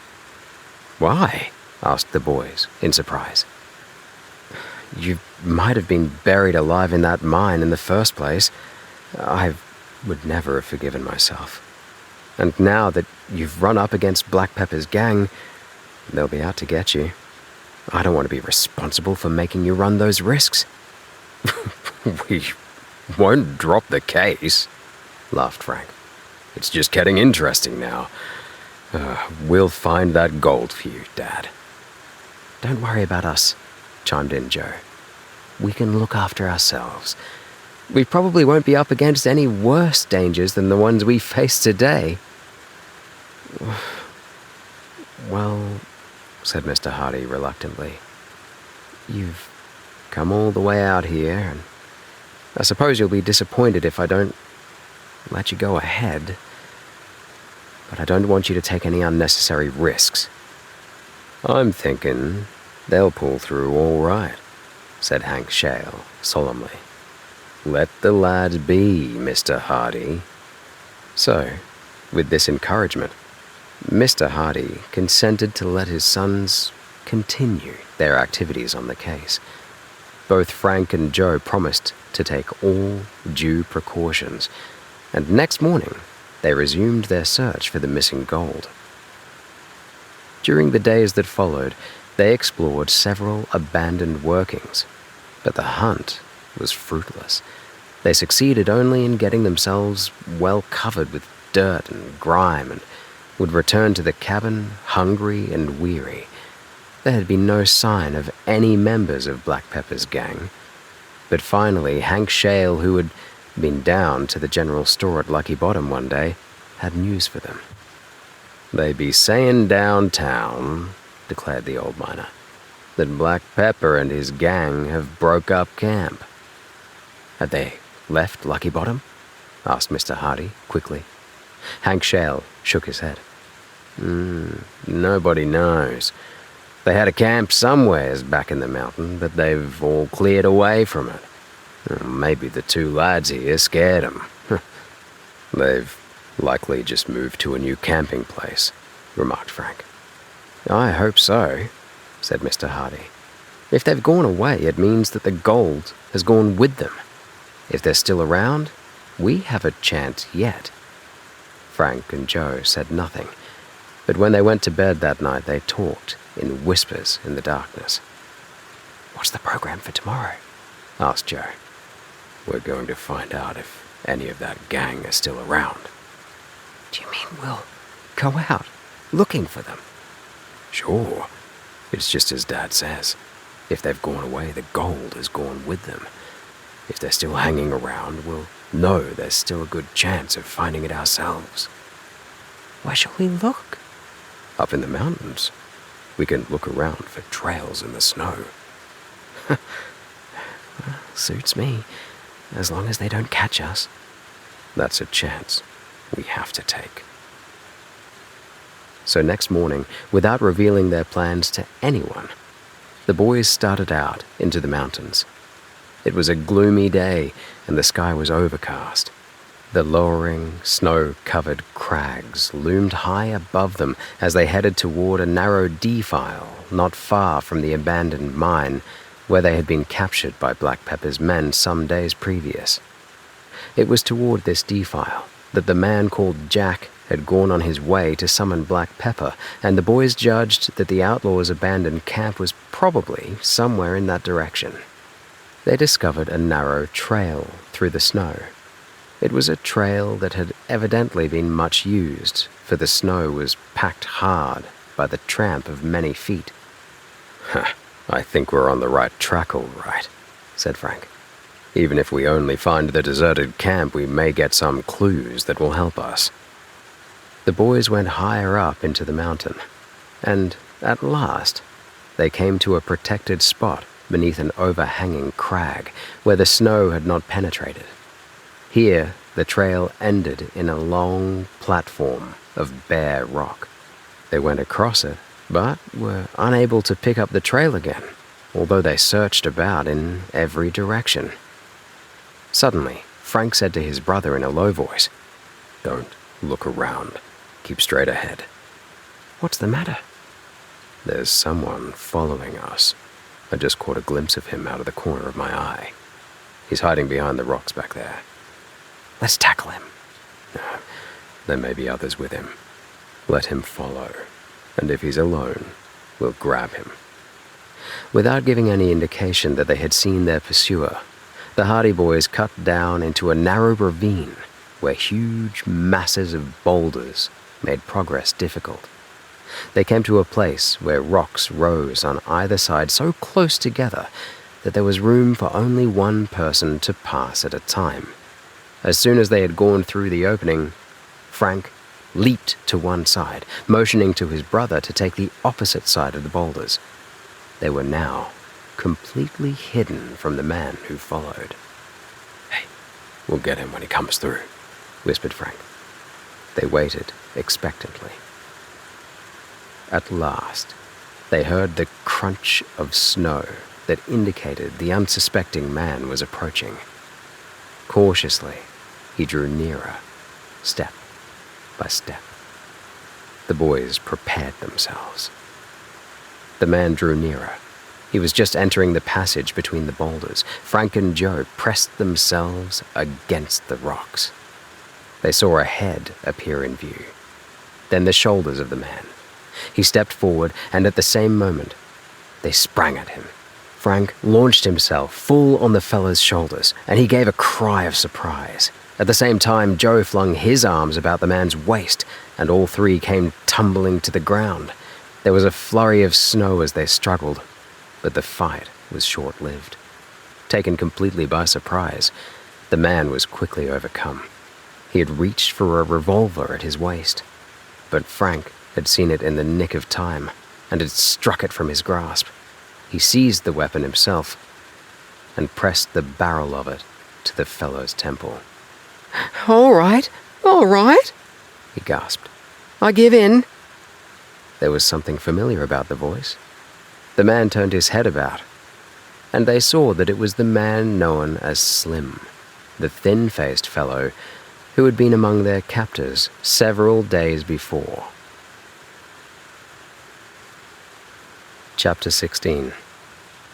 Information. "So it's you," said Frank. Just my luck, muttered the outlaw in disgust. I might have known better. Still leveling the revolver at Slim, Frank relinquished his grasp and stood back. Joe also withdrew. Slim, holding his hands above his head and keeping a wary eye on the weapon, got to a sitting position. "This is luck," Frank remarked. "We hadn't expected to meet again so soon." If I'd had any brains, I wouldn't have let myself step into a trap like this, growled Slim. "What were you following us for?" What were you doing up here? "Trying to find you," said Joe cheerfully. Where's Shorty? And Jack? And Black Pepper? Something in the man's question made Frank think quickly. Was it possible that Slim had become separated from the rest of the gang? "I suppose you know the camp's broken up," he remarked. A look of surprise leaped into Slim's face. No, he said hoarsely. I've been away. What happened? You don't mean to tell me. "We're telling you nothing." They caught the gang, went on Slim. "Wait until we take you down to Lucky Bottom. You'll find out all about it then," said Frank, evasively. If Slim thought the rest of the outlaws were captured, he might be more disposed to talk. I might have known it, said Slim gloomily. They were getting too careless. I told them 100 times they'd be tripped up, especially after letting you two give us the slip. "We might be able to make it easier for you," Frank suggested. How? "Well, if you've got any information to give us, we might be able to put in a word for you." Slim looked at them steadily for a moment. Then he asked, What kind of information do you want? "You know what we're hunting for." The gold? "Of course." Slim was silent for a moment. That gang has been trying to double-cross me all along, he said at last. I don't owe 'em nothing. They would have cleared out with the gold and left me here if they could. "Did they know where it was hidden?" asked Joe. Of course, someone knew. They didn't dare make a getaway with it as long as Fenton Hardy was watching them. I guess the game is all up now, though. If they've got Black Pepper in jail, they'll make him come through and tell where it was hidden. "Don't the others know?" Slim shook his head. He wouldn't tell any of us. He hid the gold himself, and we couldn't find out where. He said he was afraid we'd be double-crossing him and stealing it on him. I think he planned to take it himself and ditch the whole bunch of us. "What do you know about it?" I know everything about it, said Slim boastfully. Everything except where it was hidden. "Who owned it in the first place?" You ought to know that as well as me. Bart Dawson and one of the Colsons had it. Dawson blew into camp a while ago with Colson and they dug up this gold. Dawson had it hid away someplace. It must be about 20 years ago since he's been here. At least that's what Black Pepper said. He was in Lucky Bottom when Dawson was here before." The Hardy boys exchanged glances of surprise. The names of Bart Dawson and Coulson were familiar. These were Jadbury Wilson's partners. And the gold must be the gold that Wilson presumed Dawson had stolen from them. There was a mystery here that they could not fathom. If Dawson had stolen the gold, why did he bring Coulson back with him? Why had he waited for 20 years before returning to dig up the loot? "And Black Pepper's gang stole it from Dawson," persisted Frank. The outlaw nodded. "Haven't you an idea where he hid it?" "Oh, it was in one of the old mines somewhere around here. That's how we knew you fellas were after it when we found you were searching through the workings." "Where was your camp?" Slim looked up at them. "Don't you know?" "We know it's deserted. We were on our way to try to find it." "Don't kid me," sneered the outlaw. "You know where it is, all right. You were heading right for it when I began to follow you. You're not any too far away from it now." This was a stroke of luck that they had not expected. Unwittingly, they had been on the right trail to the camp all the time. "What are you going to do with me?" asked Slim. "We're going to take you down to Lucky Bottom," said Frank. "Aw, let me go," whined the outlaw. "I've told you all I know about it." Frank shook his head. "I think you'll be safer in behind the bars." "The sheriff's a good friend of our gang. He'll fix things for me." "Well, that's up to you and the sheriff.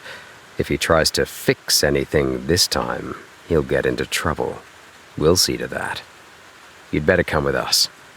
Frank gestured with the revolver, and Slim got unwillingly to his feet.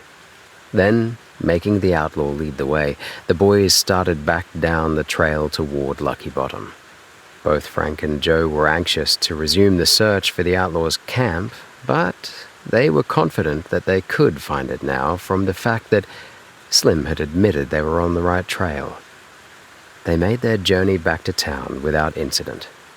Their arrival, with Slim marching ahead and Frank keeping the outlaw covered with the revolver, created a sensation.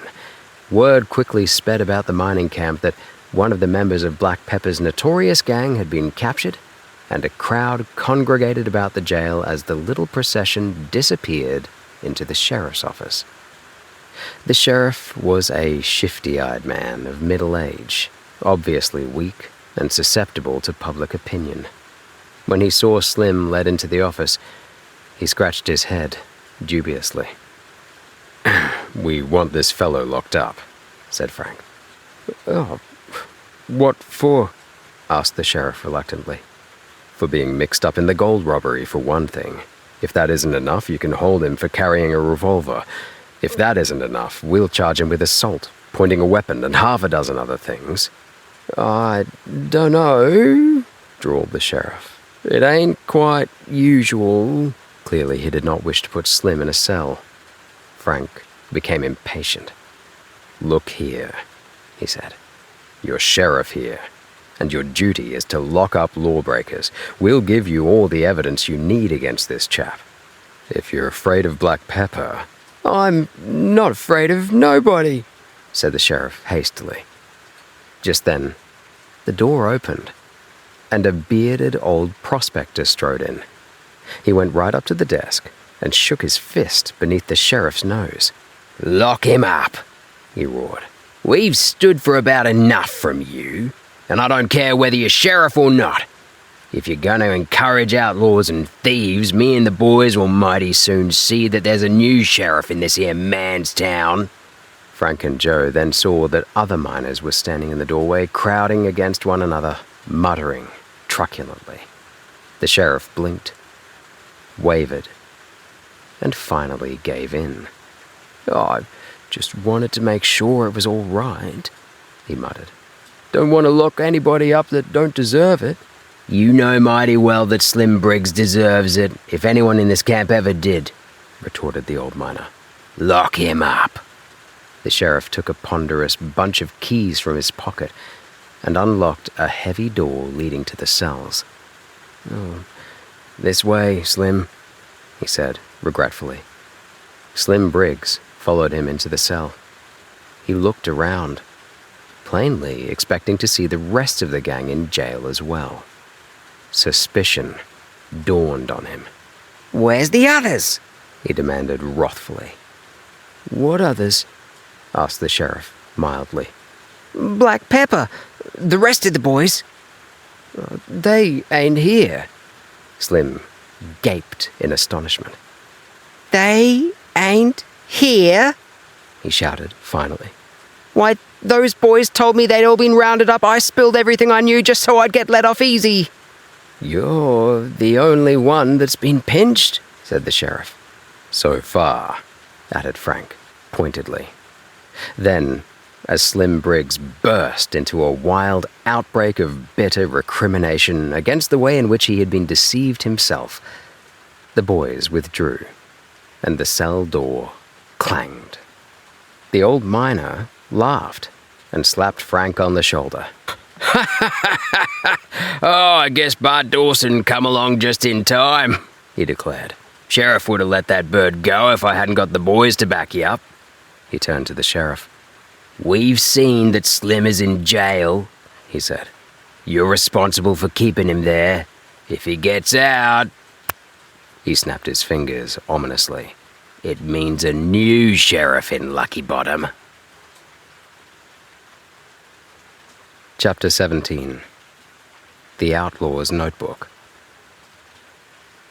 "Are you Bart Dawson?" asked Frank. "That's me," said the old man. "I'm the fella they stole that there gold from." The Hardy boys looked curiously at the old miner. From what they had heard of Bart Dawson from Jadbury Wilson, they'd been prepared to dislike him. But he appeared so genial and friendly, and his grizzled old face was apparently so honest, that they could not help but feel drawn to him. He certainly did not look the sort of man who would desert his partners and rob them in the way Jadbury Wilson had described. Still, the evidence seemed all against him. He had betrayed his comrades and decamped with their gold, according to Wilson's story. But why, argued Frank, should he wait 20 years to return for the wealth he had hidden? Why should he return with one of the Colsons? Could it be possible that the pair had been in league with one another against Jadbury Wilson? The mystery defied explanation. But the more Frank looked at the jovial, honest face of the old man before him, the more he was convinced that Bart Dawson had none of the earmarks of either thief or traitor. "We've got one of 'em behind the bars now," said Dawson, rubbing his hands with satisfaction. "I only wish we had 'em all." "Perhaps we will have them all before long," remarked Frank. "We've run across a few clues that may lead to something." That's good, declared the old man. "Do your best, lads, and you may be sure Bart Dawson won't forget you." Frank and Joe forbore any mention of the name of Jadbury Wilson. It was best, they decided, to keep that information to themselves until they should learn more about the affair of the stolen gold. They had long since learned that one of the axioms of successful detective work is to listen much and say little. Accordingly, they bade goodbye to Bart Dawson and left the jail. "Where to?" asked Joe. "Back to where we caught Slim Briggs. We were on the right trail to the camp." "But if the outlaws have left, there isn't much use going up there now." "Oh, we never know what we'll find." The boys made their way up into the mountains again, and, after about an hour of steady traveling, found themselves on the trail that led into the defile where they had trapped Slim so neatly. On the way, they discussed their meeting with Bart Dawson. "I can't imagine that old fellow being the kind of man who would desert his partners and steal their gold the way Jadbury Wilson described," said Frank for the 10th time. "I just can't figure it out at all. You can tell with half an eye that he isn't a crook." Yet Jadbury Wilson was absolutely convinced that he had left them all in the lurch. And he had the gold in his possession. We know that. He came back here to dig it up. That shows he must have hidden it, as Wilson said he did. The whole story hangs together mighty well. Yet, why should he bring Coulson with him? Objected Joe.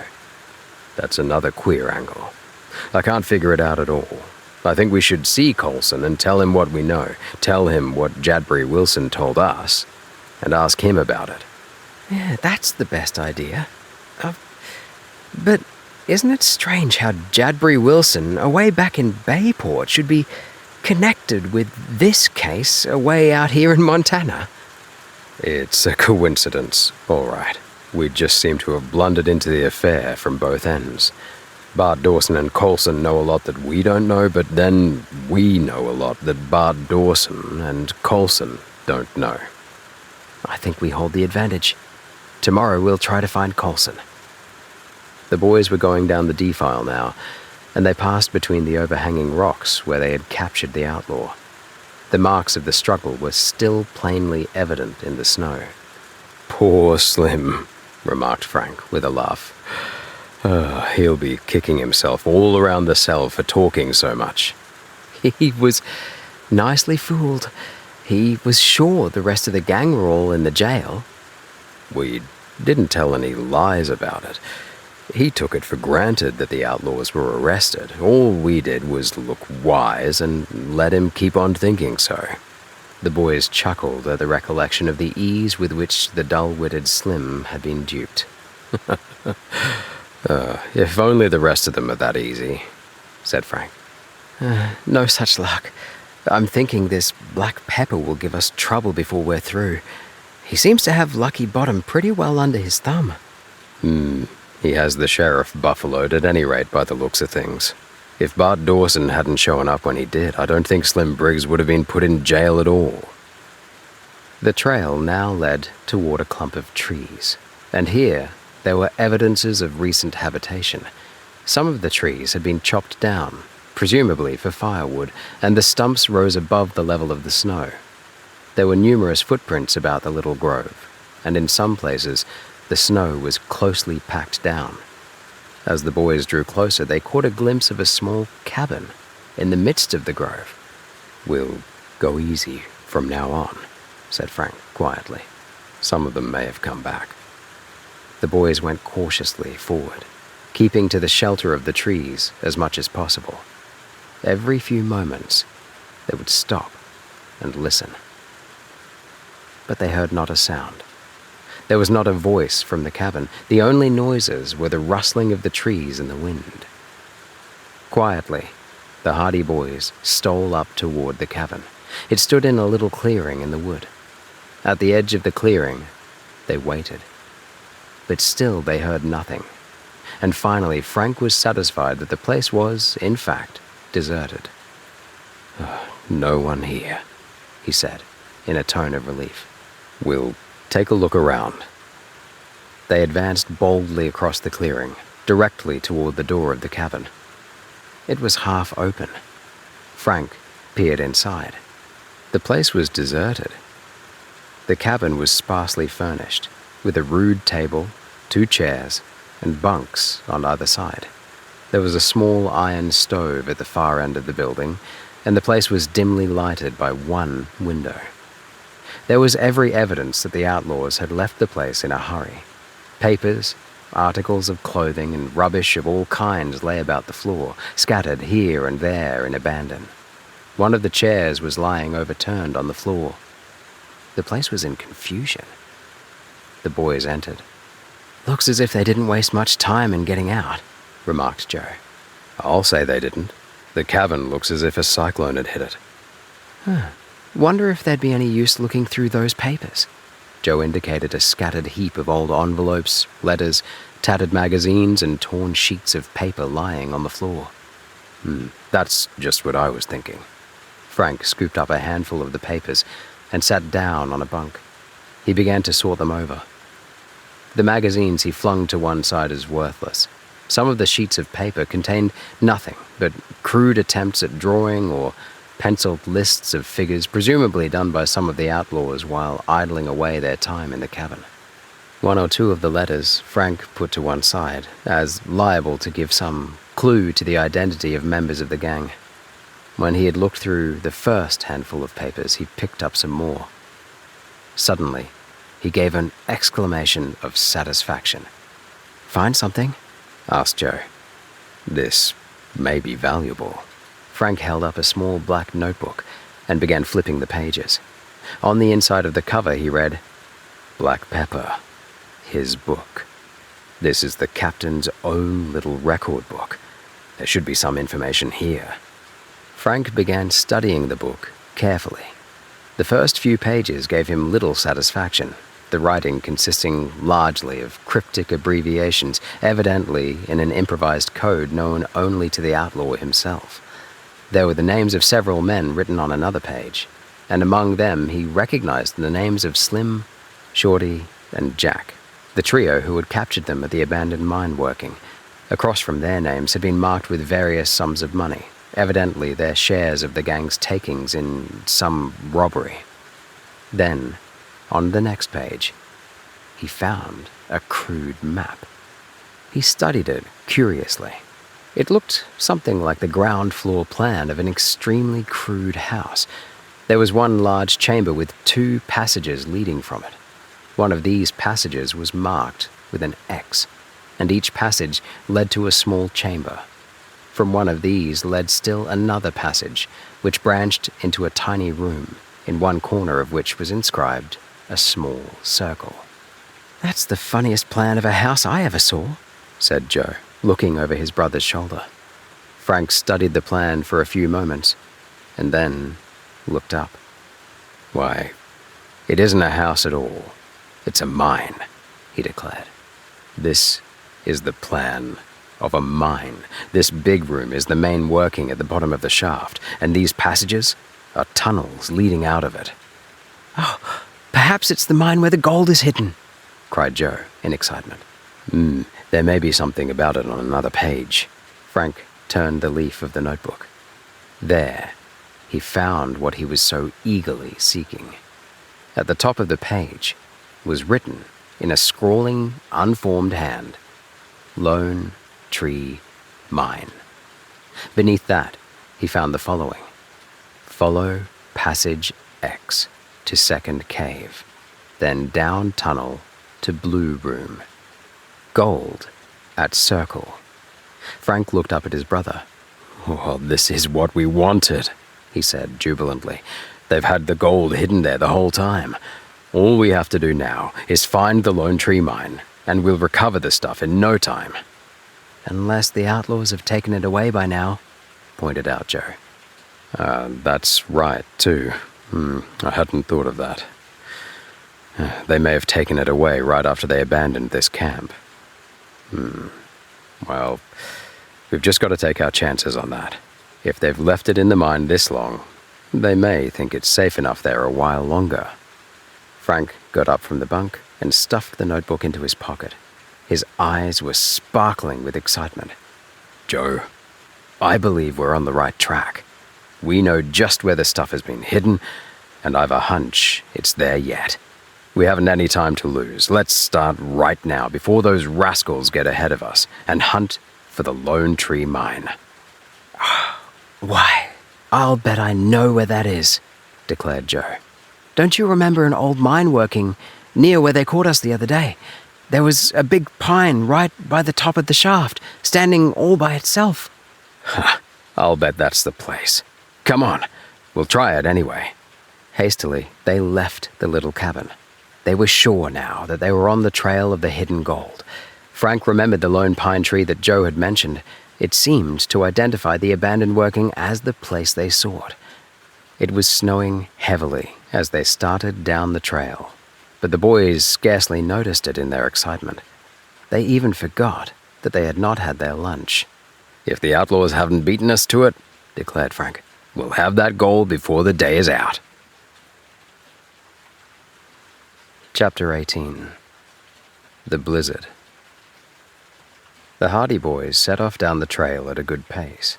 The wind howled down from the crags and whistled through the trees. The entire mountain was veiled in a great mist of swirling snow, and as the wind rose, the snow stung their faces and slashed against them. "Storm coming up," said Frank, burying his chin deeper into his coat collar. I hope it doesn't get any worse. We'll never find the place. "We won't give up now. If we wait until tomorrow, it may be too late." The storm grew rapidly worse.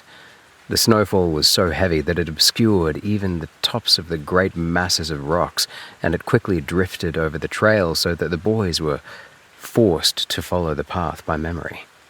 This was difficult, as in some places the trail had wound about through tumbled masses of boulders, and when it was hidden by snow, they had to guess at its intricate windings.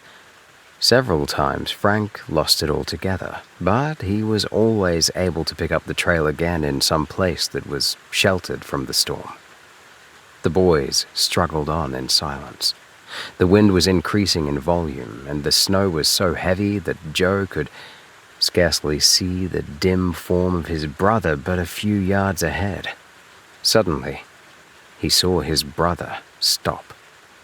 "I've lost the trail," shouted Frank, turning back. They were standing ankle-deep in snow. There was not the slightest vestige of a path. High above them, they could discern the gloomy mass of a steep rock cliff, and before them loomed a sloping declivity of rock that afforded not the slightest foothold. "I lost the trail farther back, but I thought I was following it all right and could pick it up farther on. We'll have to turn back." They retraced their steps.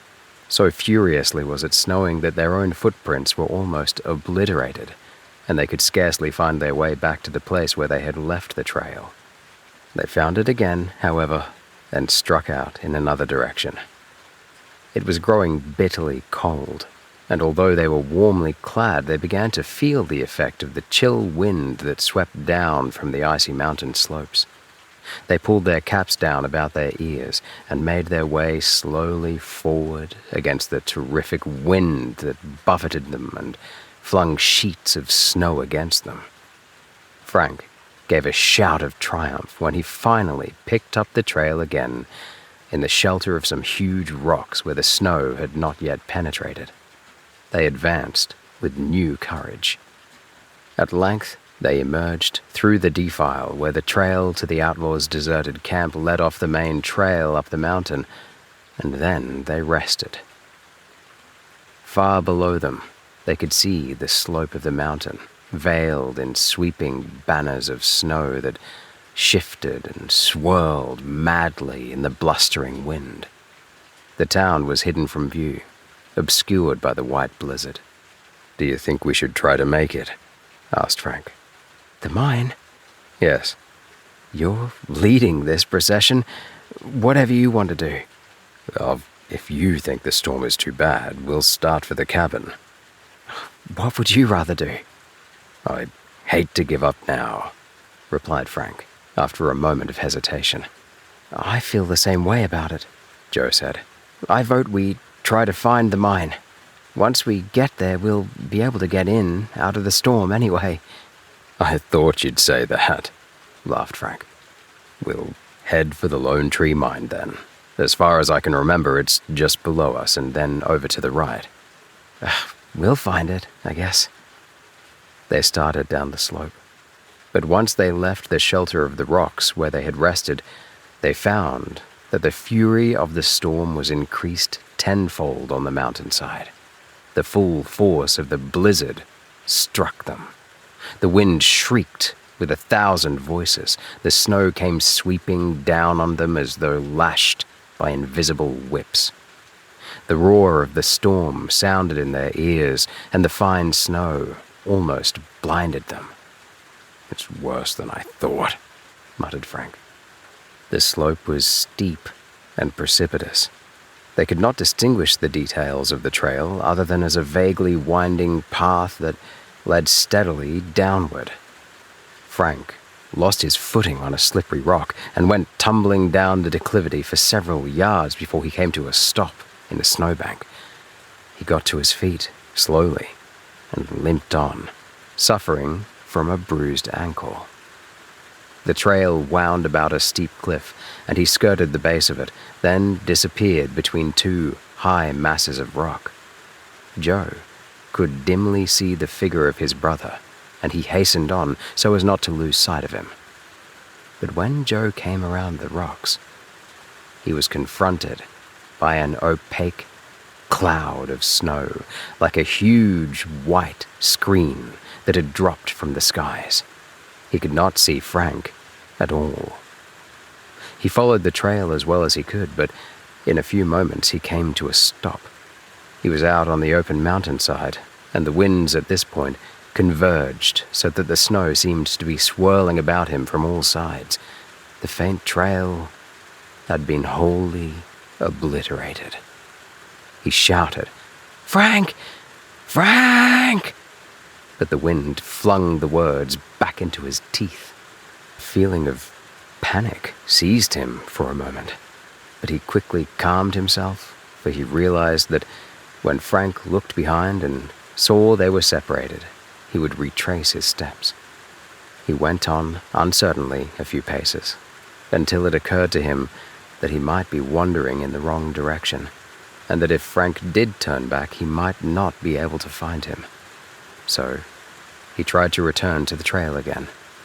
But the snow was falling so heavily by now that he seemed to be wandering in an enormous grey void from which all direction had been erased. He was hopelessly lost. So he stood where he was and shouted again and again. There was no answer. He could only hear the constant howling of the wind, the sweep and swish of snow. Once he thought he heard a faint cry from far ahead, but he could not be sure, and although he listened intently, he could hear it no more. As he stood there on the rocks, with the snow sweeping down on him and the wind howling about him, with only the gaunt, gloomy shapes of the boulders looming out of the heavy mist of storm, Joe felt the icy clutch of the cold, and he began to beat his arms against his chest so as to keep warm.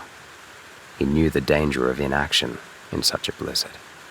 Anything was better than remaining where he was. He struggled forward, slipped and fell on the rocks, regained his feet, and moved slowly on into the teeth of the wind. He did not know whether he was following the trail or not, but to the best of his judgment, he tried to descend the slope. As for Frank, he had been plunging doggedly on through the storm, confident that Joe was close behind. And it was not until he had gone far down the trail that he became aware that his brother was not following. He turned, and when he could no longer discern the figure in the storm behind, he retraced his steps, shouting at the top of his lungs. There was no answer. He searched about, going to left and right of the trail. He did not dare go far, being fearful of losing the trail himself. Frank was alarmed lest Joe had slipped and fallen on the rocks and injured himself. If he were unable to proceed, he would freeze to death, lying helpless on the mountainside. With this thought in his mind, he searched frantically. He tried to follow back up the trail, but the snow had swept over his footsteps, and he soon found himself knee-deep in a heavy drift. And he knew he had lost the path. He tried to regain the trail, but the white screen of snow was like a shroud over the rocks, and he had lost all sense of direction. He floundered about in the snow, aimlessly, but the trail constantly evaded him. Frank set his jaw grimly and went hither and thither, stopping every little while to shout. He knew that the wind drowned out his voice, and he realized the futility of his cries, but still he hoped that there was just a chance that Joe might hear him. Frank Hardy felt an overpowering sense of loneliness as he wandered about among the rocks and the deep drifts. He seemed to be alone in a world of swirling, shrieking winds and flailing snow that stormed down from a sky of leaden hue. He shouted, again and again, but to no avail. It was mid-afternoon, but the sky was so dark that it seemed almost dusk. If darkness fell, and they were lost out on the mountain, there was little hope that they would survive until morning. They would perish from exposure. I'd better go back to Hank Shale's place and get a searching party to come up and look for Joe, he thought. This seemed the only sensible solution. But when he turned and tried to find the trail down the mountain again, he found that it eluded him. There was not the vestige of a trail, not the sign of a path. And I'm lost, too, he muttered. The wind shrieked down from the rocks. The snow swirled furiously about him. The blizzard raged. The roaring of the storm drummed in his ears as he stumbled and floundered about among the rocks and snow. The Hardy boys were lost, separated in the storm. Chapter 19. The Lone Tree. Suddenly, Frank Hardy had an inspiration. In the shelter of some rocks, he cleared away the snow, then began to search about for wood in order to build a fire. If he were lost, the best plan was to build a fire which would serve the double purpose of keeping him warm and possibly guiding Joe toward him as well. He found some small shrubs and stunted trees and managed to break off enough branches to serve as the basis of a fair-sized blaze. He had matches in a waterproof box in his pocket, and after several unsuccessful attempts, he finally managed to get a fire going.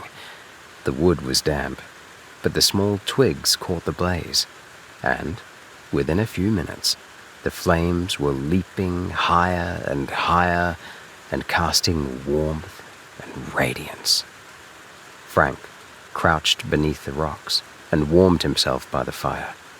Once in a while, he got up and went away to search for more wood to cast on the blaze. Occasionally, he peered through the screen of snow in the hope of seeing some sign of Joe. At intervals, he shouted until he was hoarse in the hope of attracting his brother's attention.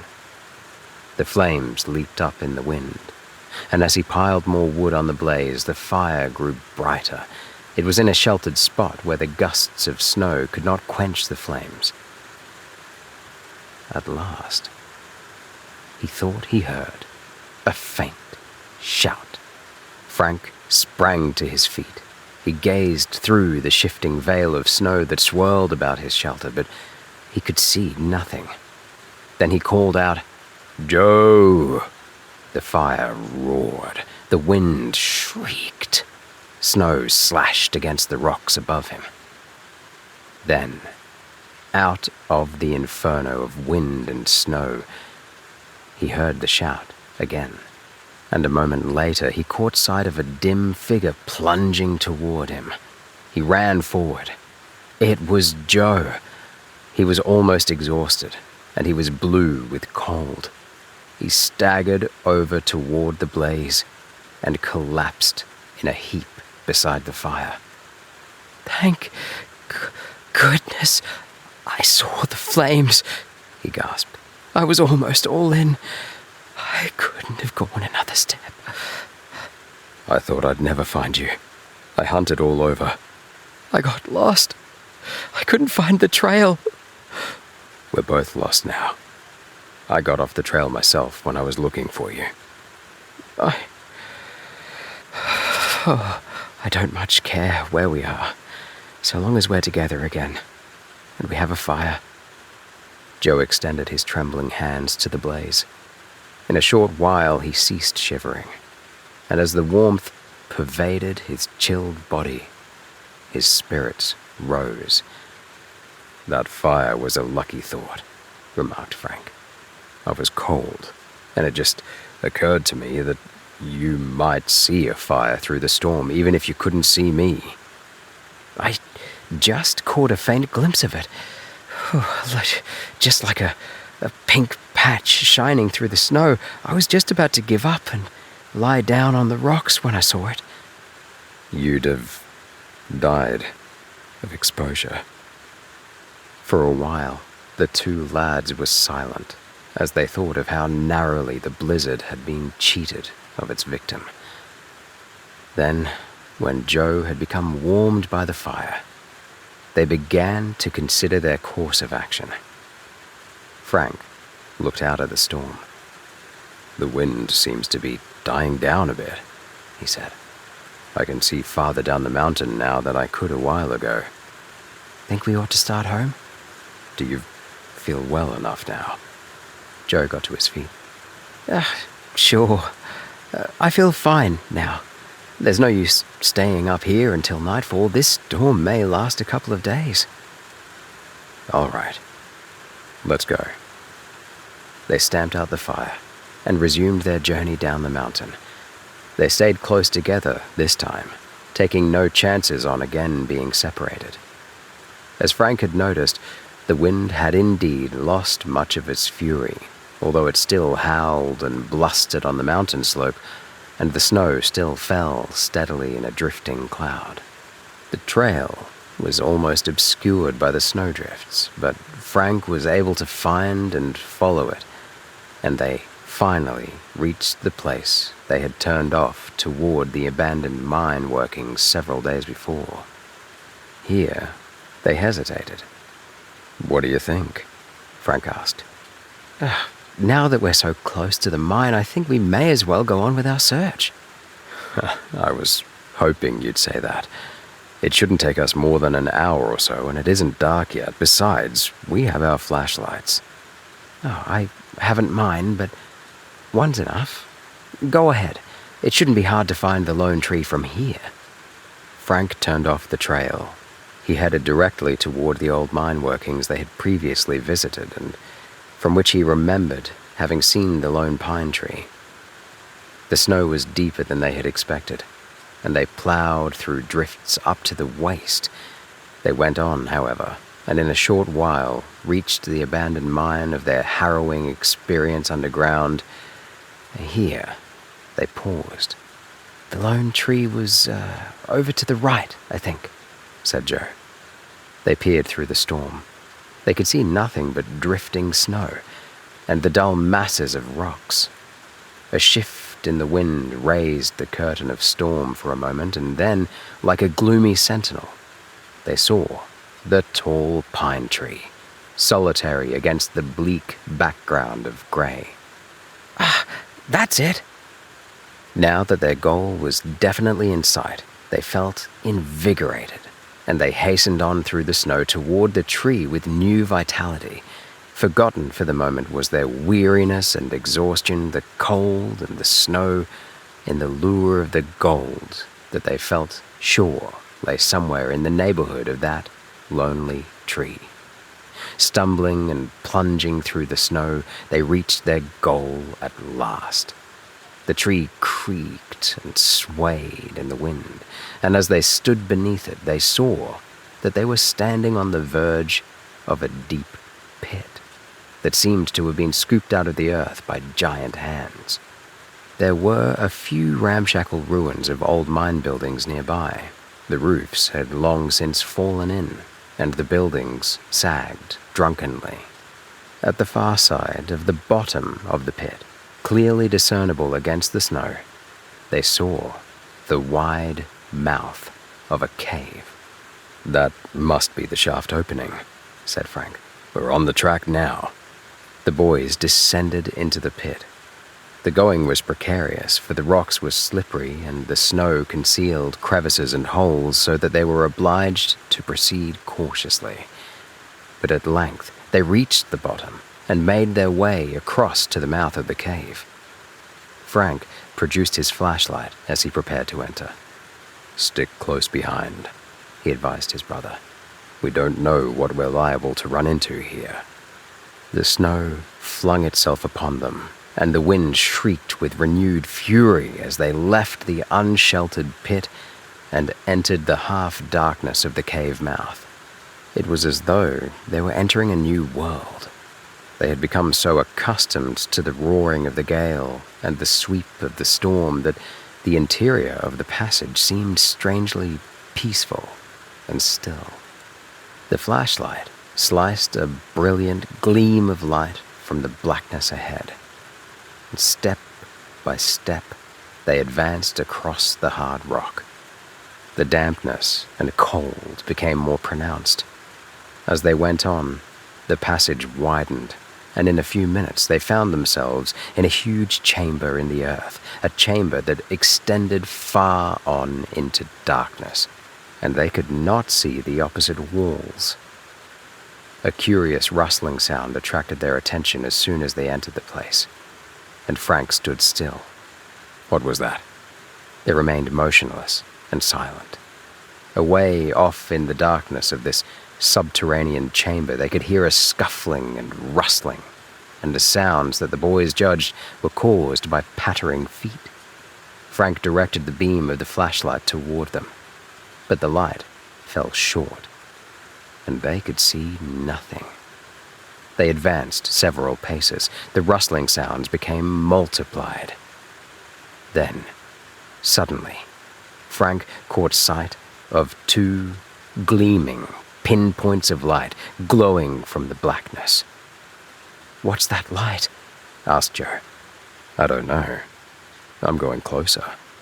Frank stepped forward again. As he did so, instead of two pinpoints of light, he saw two more, then two more, until at least a dozen of those strange glowing green spots shone from the darkness, reflected in the glow from the flashlight. Animals, he said quietly to Joe. At the same instant, he heard a low, menacing snarl. The glowing, greenish lights began to move rapidly, to and fro. Into the radiance of the flashlight shot a lean, grey form that disappeared as swiftly as it came. A prolonged and wicked snarling rose from the gloom. Frank glanced to one side and saw that two of the greenish lights had moved until they were circling behind him. He leaped back. "We'd better get out of here," he said. "Those are wolves." But when the boys turned to retrace their steps, they were confronted by a lean form that barred their way to the cave entrance, and in the glow of the flashlight, they saw two greenish eyes that glowed fiendishly, and two rows of sharp, white teeth, bared in defiance. Chapter 20. Down the shaft. Frank Hardy swung the flashlight, and the wolf before them sprang back, snarling ferociously into the darkness. The pattering of feet at the back of the huge cavern became more insistent. The boys were conscious of those greenish eyes all about them. The wolves were circling around the cave. Another wolf joined the animal that barred the entrance. By some animal cunning, they seemed to realize that by doing so they could entrap their prey. The Hardy boys knew that they had wandered into a veritable den of timber wolves who had found in this abandoned mine an ideal refuge and shelter, who had probably made the place their own for years. The wolves drew closer. The circle was narrowing. The animals were beginning to pace about the cave in long strides, drawing in toward the boys as the circumference of the circle grew smaller. "Keep the flashlight on," said Joe. "They're afraid of the light." Frank kept turning slowly about, keeping the glare of the flash full on the circling wolves, and every time its radiance illuminated a gaunt grey form, the animal would leap back, snarling, into the shadows. But as quickly as the light was turned away from one side, the wolves on the other side of the circle would grow bolder and come closer. It was inevitable that in a few minutes the lads would be torn to pieces. Suddenly, Frank thought of the revolver they had seized from Slim Briggs. It was still in his pocket, and he had forgotten all about it until this time. With his free hand, he reached for the weapon. Slowly, he withdrew it. Then, turning the flashlight directly on one of the snarling beasts, he took aim and fired. The animal dropped in his tracks with a yelp of pain, and instantly the ranks of wolves were broken as they fled howling to the darkest corners of the cavern. The stricken wolf writhed and snarled wretchedly for a moment, then lay still. The boys edged back toward the entrance, but before they could reach it, a grey form shot across the circle of light and barred the way with a snarl of defiance. Again, they were trapped. Frank fired at the animal. The shot went wide and the brute slunk back, but still remained in the passageway. 2 or 3 of the other animals came rushing out of the darkness and pounced on the body of the dead wolf, tearing at the flesh with savage jaws. For a while, the cave echoed with growls and snarls as the animals set about their hideous meal. And then the revolver crashed forth again, and another wolf toppled over, dead. 3 shells left, said Frank. Save them. We'll take a chance on getting out.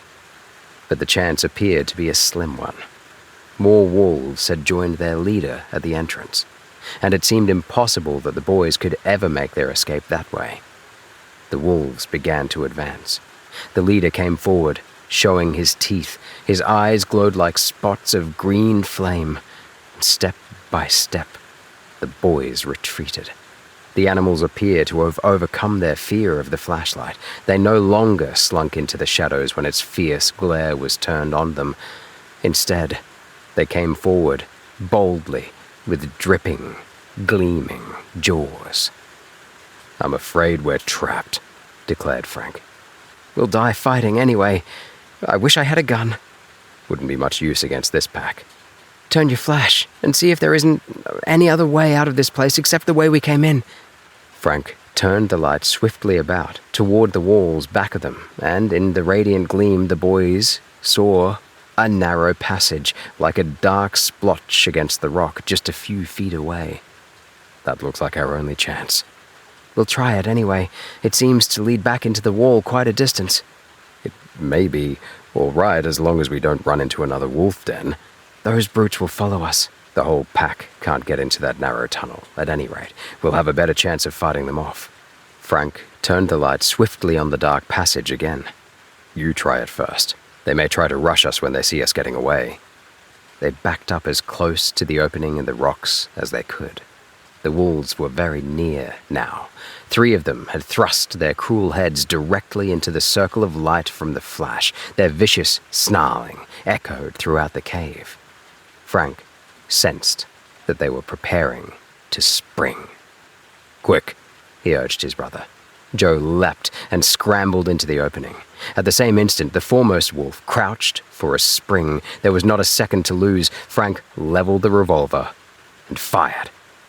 His aim was true. Halfway in the air, the animal gave a convulsive twist of its body and crashed onto the rocks. It writhed in its death agony, snarling ferociously and snapping at everything within reach, until it finally lay still. The respite was just what the boys needed. The other wolves slunk back, discouraged by the loss of their leader. Frank knew, however, that it would be but for a moment. He backed into the passage with Joe. The tunnel was narrow, but high enough to permit them to move about without crouching. They were unable to light their way, as Frank needed the flashlight turned before him in order to frighten back the wolves. For a moment, the animals seemed to hesitate, as though fearing a trap. And then, the foremost wolf cautiously entered the tunnel in pursuit of its prey. The boys backed slowly down the tunnel, which descended on a slope. They did not know where it led.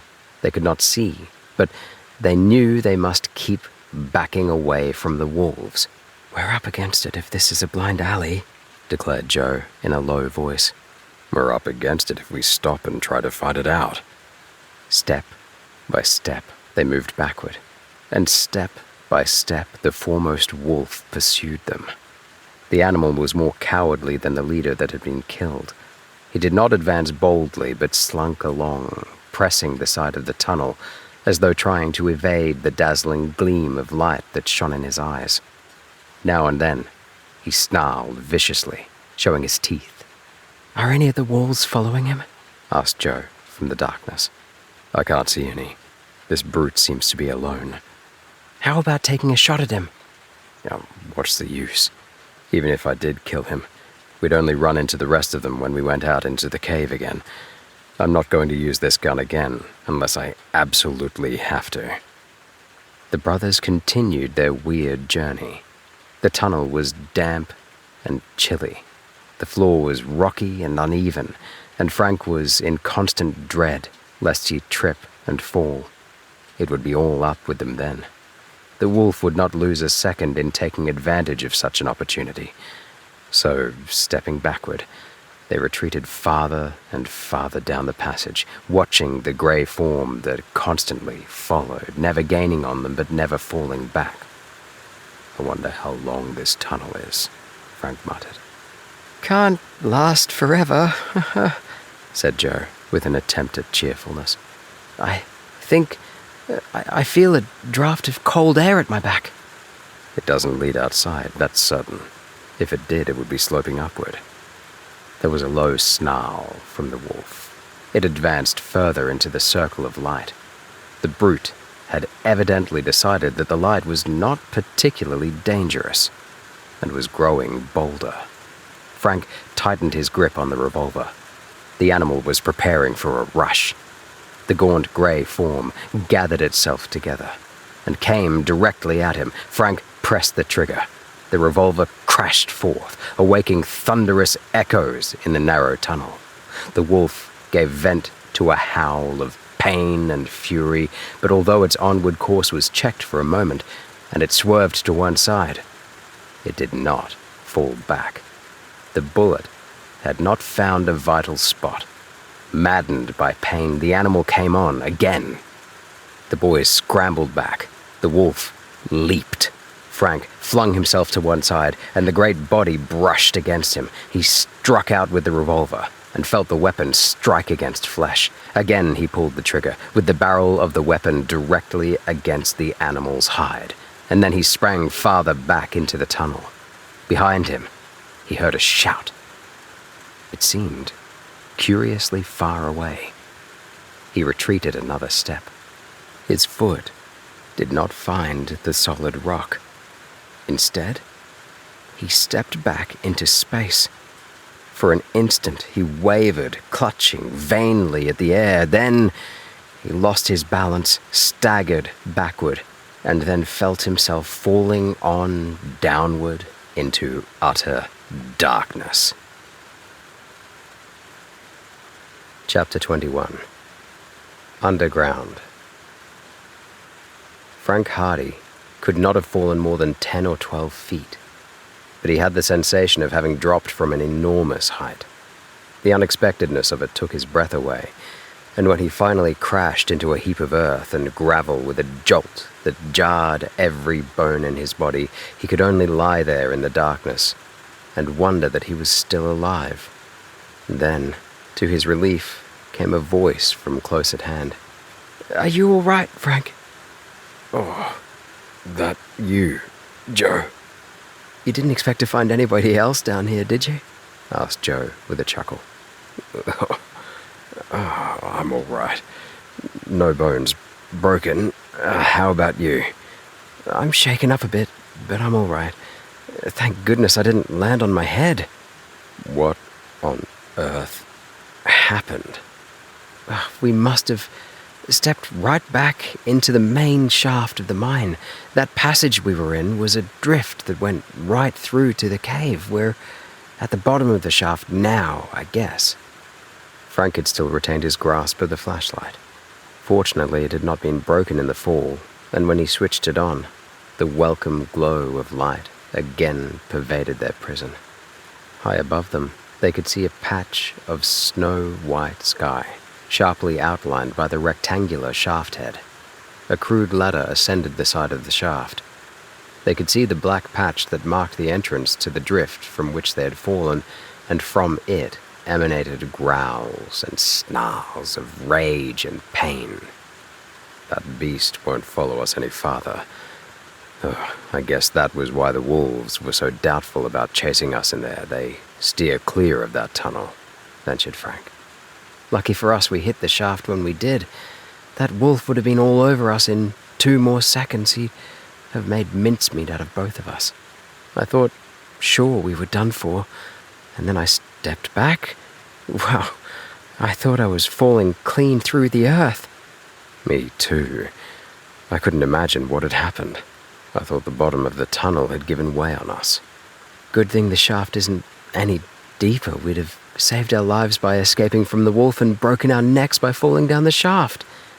We're lucky. But now we're down here. What are we going to do about it? Joe pointed to the ladder. We can get to the surface easily enough now. But if this is the main shaft, we ought to be able to find our way to the blue room mentioned on that map. No use backing out now that we've come this far. I'd almost forgotten what we'd come for. Frank got to his feet. He was not seriously injured by the fall, although he had wrenched one knee, but he was able to walk without much difficulty. He explored the bottom of the shaft with the flashlight. Almost directly across from them, he found the entrance to the tunnel indicated on the map he had discovered in the outlaw's notebook. Here we are. To refresh his memory, he drew the notebook from his pocket again, and the boys studied the map once more. This passage leads to the big chamber by the looks of it, and when we get there, we find 2 passages leading out of it. We'll follow this one. Frank indicated the tunnel marked X. And from there we get to a smaller chamber. We follow a tunnel out of that until we get to what they call the blue room. And there we'll find the gold. If the outlaws haven't beaten us to it. Perhaps so, but perhaps they haven't. Frank advanced toward the tunnel, flashing the light before him. It was a large passage and had evidently been frequently used. He examined the damp floor and found footprints that were plainly of recent origin. Someone has been here, and not so long ago either. Today? It's hard to tell. Footprints would look fresh down here for weeks, as long as no one else stepped over them. What I mean is that there has been someone down here since the mine was abandoned. That's plain enough. Well, it means we're on the right track. With rapidly growing excitement, the 2 Hardy boys made their way on into the tunnel. Frank, having the flashlight, took the lead. This tunnel, the main drift of the mine leading into the working level, was not of great length, and within the minute they had reached the first chamber indicated on the map. In the glow of the flashlight, they saw that it was of considerable extent and was bolstered up by timbers that were now rotting away. The marks of pickaxes were discernible on the walls, and an overturned wheelbarrow bore mute testimony to the work that had once gone on here, underground, in the search for gold. Frank turned the light this way and that. In one corner, he found the entrance to a second corridor, leading out of the working, but this was not the one he wanted. After a few minutes' search, they discovered the tunnel indicated by the cross on the map. "We're getting warmer," he said, as they advanced toward it. The tunnel had heavy timbers at either side, to support the roof and to prevent a cave-in. They entered it and stumbled along across the uneven floor.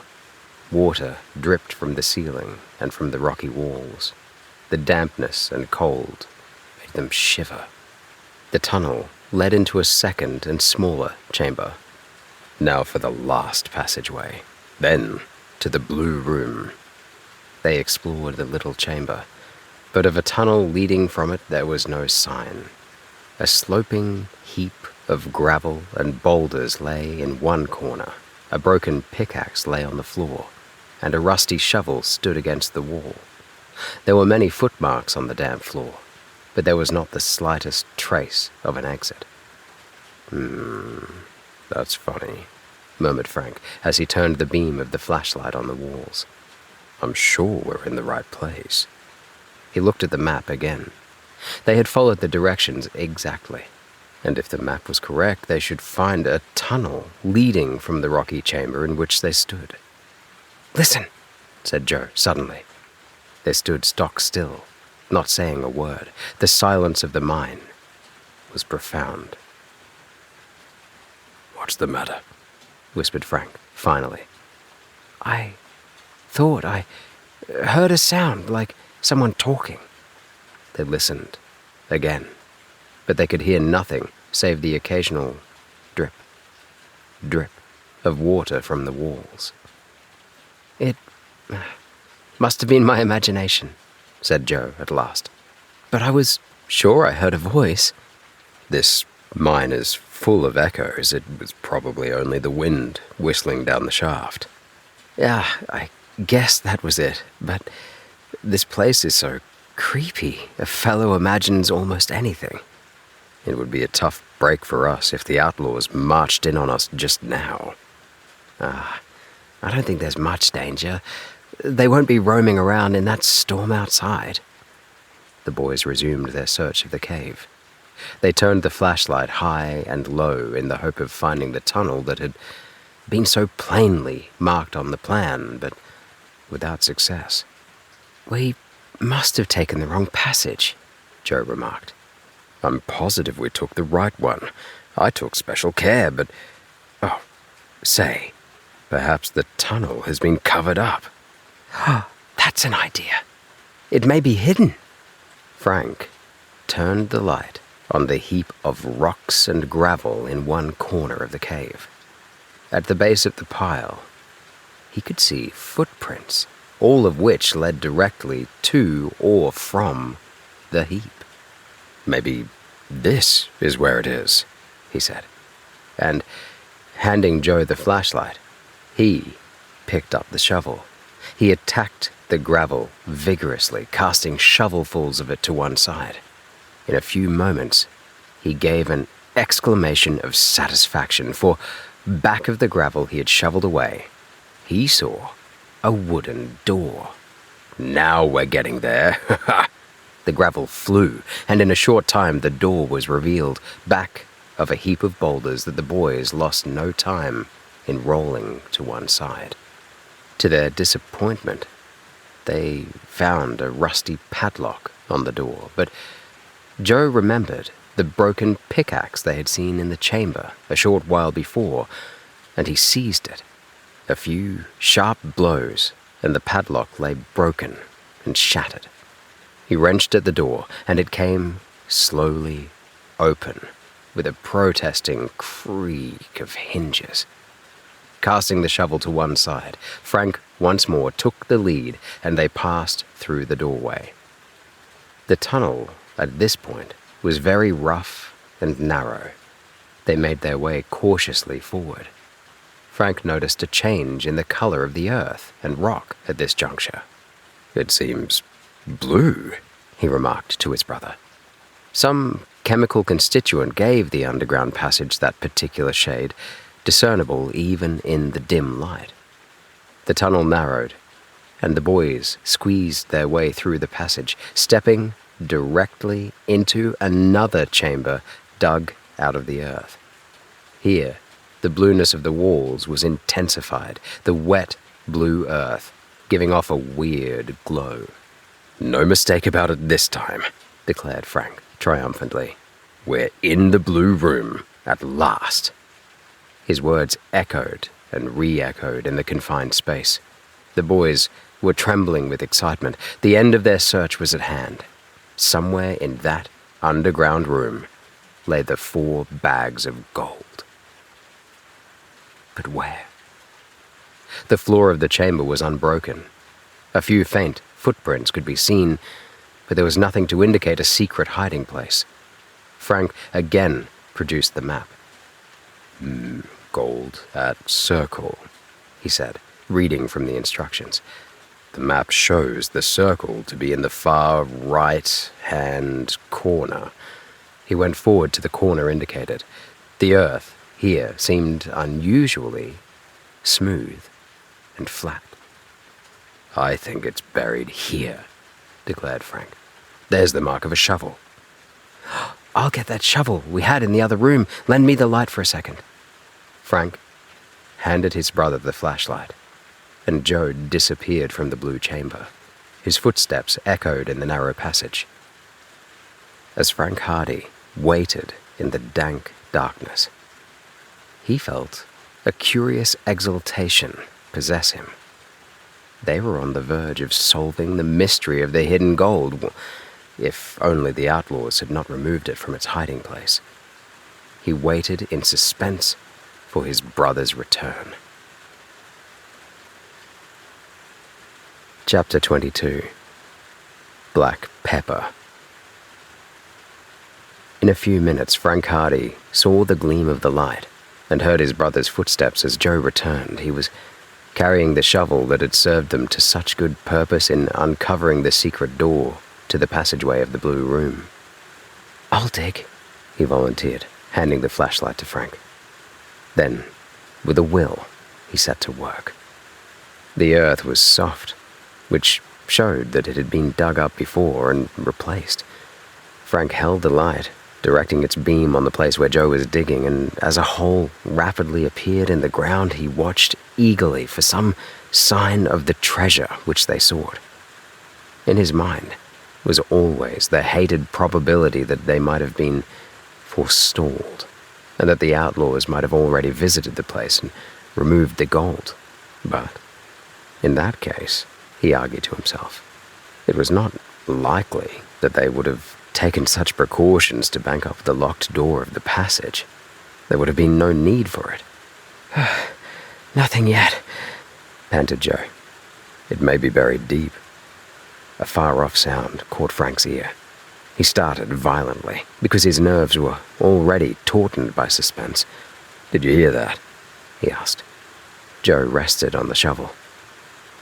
"I heard something," he said doubtfully. They listened, but the sound was not repeated.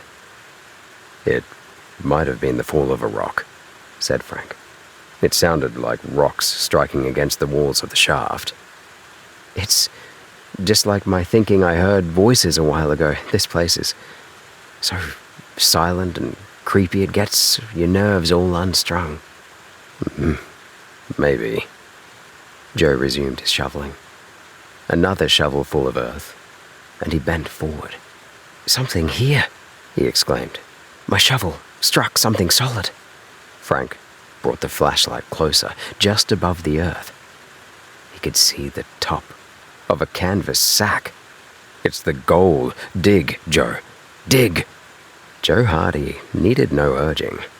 He had seized the shovel again, and the earth was flying furiously on all sides. Rapidly, he uncovered the top of the canvas sack, and then a second appeared in view. Frank bent down and seized one of the sacks, dragging it from the retaining earth. It came free. Joe flung aside his shovel, and in the illuminations from the flashlight, Frank undid the heavy cord at the top of the sack and opened it. He thrust his hand inside and withdrew it a moment later, clutching a handful of reddish-brown objects that looked like pebbles. Nuggets! The boys gazed at the gold nuggets in silent delight. They were of good size, and the youths realized that they must be very valuable. Frank thrust his hand into the sack again, and this time brought forth a handful of reddish sand that they recognized as gold dust. Gold dust and nuggets! "We've found it at last." "There are more sacks yet.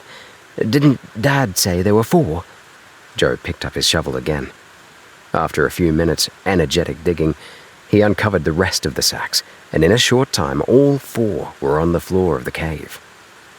The Hardy boys examined each in turn, and found that each was identical with the first in that it contained gold dust and nuggets in large quantities. The sight of so much gold sent a thrill through them, just as it has sent a thrill through gold seekers since the world began. Here was wealth Wealth in the raw, wealth for which men had fought and struggled, wealth that had been drawn from the depths of the earth. Oh, we found it. At last, Frank declared, with a sigh of relief. Dad will be pleased. I don't think he ever really expected we'd find it. We've worked hard enough for it. Won't the outlaws be wild when they come here for it and find that it's gone? Let them be wild. It isn't theirs. 4 sacks of it, said Joe. It must be worth thousands. It's the gold that Jadbury Wilson mentioned. I'm sure of that. And before we hand it over to Bart Dawson, we'll have an explanation from him. Somehow, I can't believe he's dishonest. There must be a mistake in it somewhere, Frank. You can't always tell by looks in this world. Although, to tell the truth, I find it hard to believe that Dawson made away with this myself, but we'll make him come across with the whole story.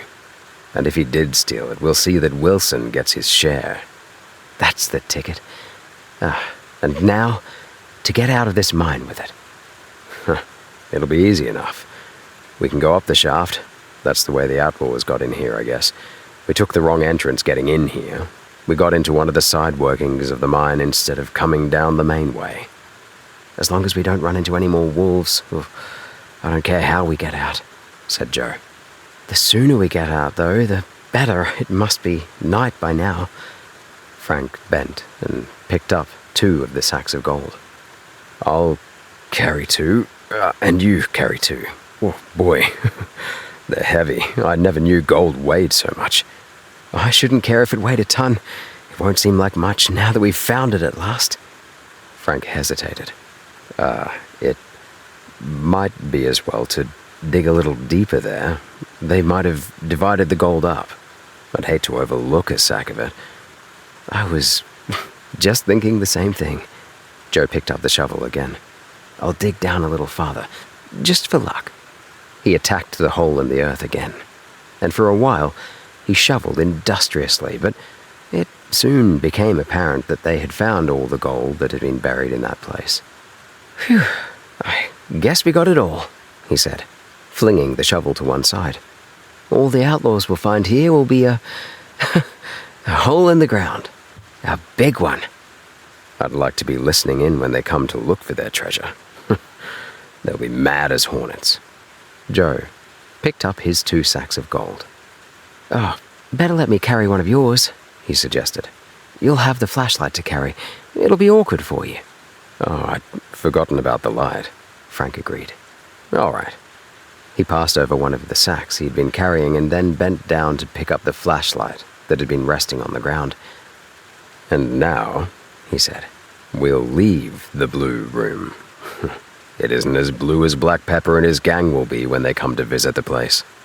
The boys looked at the hole in the ground and chuckled. They were just about to turn, ready to leave, when they heard a sound from the passage leading into the chamber. This time, they knew it was no trick of the imagination. They could sense plainly that someone was standing there. Someone had crept up through the tunnel, unheard, and was even then standing silently in the darkness. Frank flung the flashlight about. Its circle of radiance illuminated the dark entrance of the chamber clearly. There, in the very center of the opening, stood a tall, swarthy man with villainous features. He had a heavy black beard, and his dark eyebrows were knitted with wrath. And, leveled directly at the 2 boys, he held, in each hand, a wicked-looking black revolver.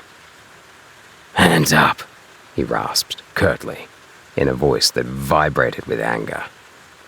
The Hardy Boys knew without question that this man was none other than the notorious outlaw they had tried to circumvent, Black Pepper. Chapter 23. The Capture. The Hardy Boys were stunned by surprise. With victory in their grasp, they had turned to confront this menacing figure that seemed to have risen like a ghost from the darkness. Black Pepper had captured them red-handed. "Drop that gold," growled the outlaw. "Drop that gold, and put up your hands."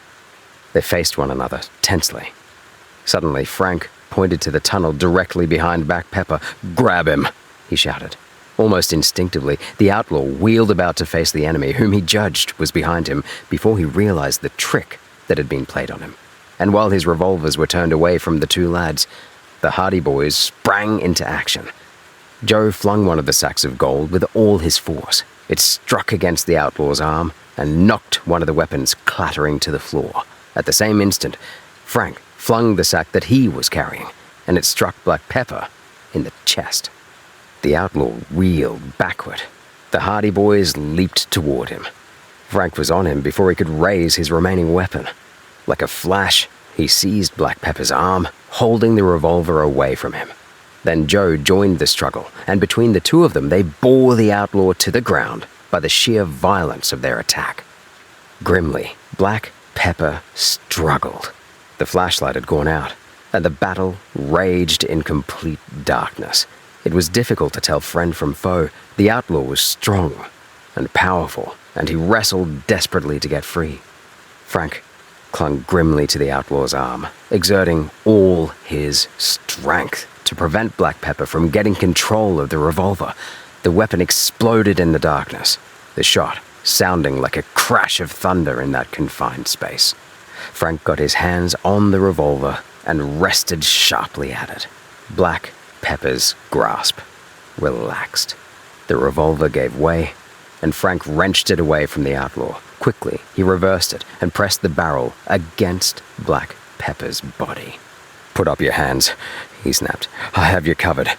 Black Pepper ceased his struggles and lay still.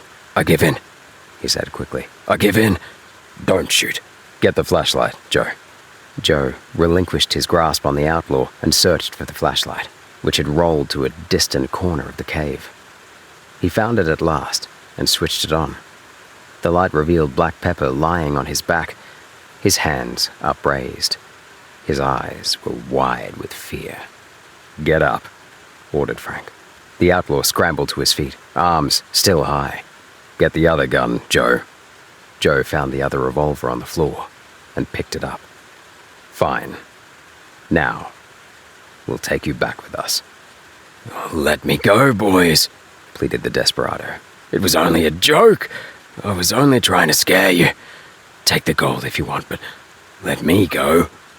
"You have a funny idea of a joke. Well, just as a joke, we'll take you down to Lucky Bottom and clap you into jail. That's the kind of a sense of humor we have.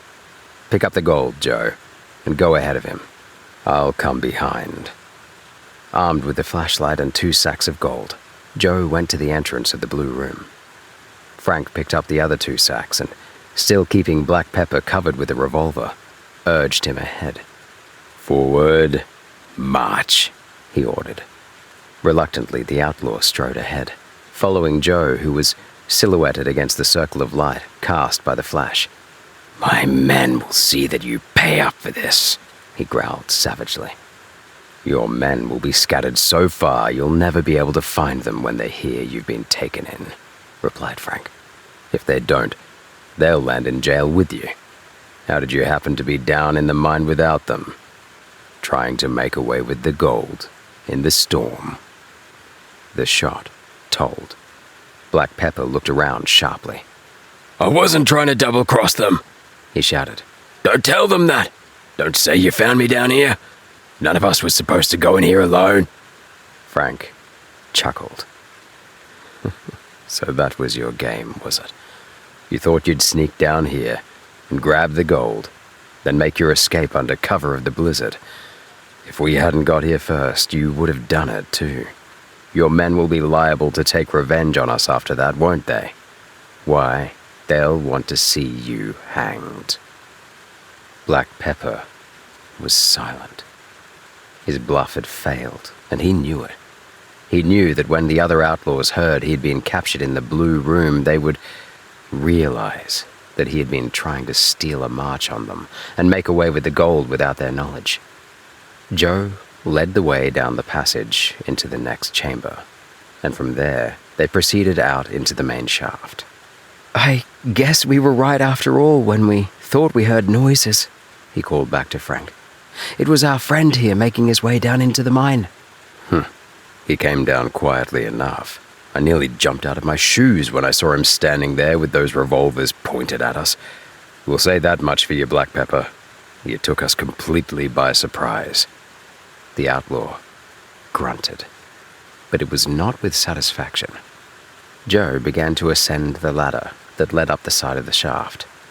"Up you go," declared Frank, prodding the desperado in the ribs with the barrel of the revolver. Black Pepper scrambled up the rungs with alacrity.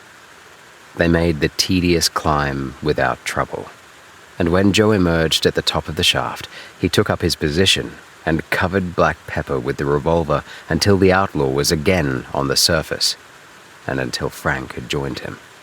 The blizzard had died down to a mild snowfall, although darkness had fallen. Far below they could see the few twinkling lights of Lucky Bottom. A clearly defined trail led out toward the road. Joe took the lead once more. So the odd procession made its way through the snow, the outlaw shambling despondently and dispiritedly between his captors. The weight of the gold was considerable, but Frank and Joe scarcely noticed it. So exultant were they over their double victory. They had not only recovered the gold for its rightful owners, but they had captured one of the most notorious outlaws of the West in the bargain. When they reached Hank Shale's cabin, they marched Black Pepper up to the door. Joe stepped inside and, still covering the outlaw, bade him enter. Frank saw his father sitting up in bed, wide-eyed with astonishment, and Hank Shale and Bart Dawson by the fire, their mouths agape. Bart Dawson had just been in the act of putting his pipe in his mouth as they entered, and he held it, suspended, staring at the trio as they came into the cabin. Joe flung down his sacks of gold on the table. "Here's the gold. Part of it, anyway." "And here's the rest of it," said Frank, as he closed the door and put down his 2 sacks. "And here," he said, indicating Black Pepper, "is the leader of the gang who stole it." "Black Pepper!" ejaculated Hank Shale, starting up. The outlaw was silent. He eyed Frank's revolver warily, as though even yet considering his chance of escape. But the weapon did not waver, and he saw that he was trapped. "Got a rope?" asked Frank of Hank Shale. "He must be tired of keeping his hands up. We'll tie his wrists and then march him down to the jail." "I'll say I have a rope," shouted Hank, springing up, and within a few minutes Black Pepper's arms were firmly bound behind his back. "But where on earth did you find the gold?" demanded Bart Dawson, spluttering with excitement. "Tell us what happened. It's the very gold that was stolen."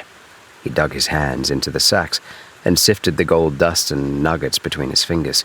"It's all here. Every bit of it. Tell us all about it, lads." "Take him down to jail first," said Fenton Hardy quietly. "I'm as curious as anyone to hear what happened, but the boys can tell us when they come back. The story will keep, but don't be long." "I'll go with you," declared Dawson, picking up his hat and scrambling into his Mackinaw coat. "This is too good to miss. I never thought I'd see the day when Black Pepper would be shoved into the calaboose." So, with Bart Dawson chattering excitedly by their sides, the Hardy boys left the cabin, where Fenton Hardy and Hank Shale were indulging in vain conjectures as to how the gold had been recovered and how the outlaw had been captured. As they entered Lucky Bottom, although it was nightfall and people had long since retired indoors, the news quickly spread by some mysterious system of telegraphy or mental telepathy, and by the time they reached the jail, husky miners and citizens were running down the street from every direction, anxious to witness the spectacle of Black Pepper being put behind the bars, at last. The sheriff was in his office, and his jaw sagged with amazement when they entered. "Here's black pepper for you," roared Bart Dawson. "Here's a prisoner for your jail, Sheriff. Clap him in a good strong cell." Black Pepper, stammered the sheriff. "This is him, and see that he don't get loose neither. If he does, we'll string you up to a telegraphed pole." What's the charge? Asked the sheriff mechanically. "There don't need to be no charge. You know as well as I do that there's been a reward of 500 out for black pepper for the last 3 years. Put him in a cell, and no more of your foolish questions. If you must have a charge, put him down for, stealing 4 bags of gold that never belonged to him. Charge him with vagrancy and loitering and spitting on the sidewalk. Charge him with mayhem and assault and battery and horse stealing and robbery and carrying concealed weapons and parking his automobile too close to a hydrant. Put him down for everything you've got on your book. He's been guilty of them all." The sheriff wilted. He led Black Pepper to a cell, where Slim Briggs was sitting despondently. When Slim saw the leader of the gang being ushered in, he shook his head in sympathy and groaned. The door clanged.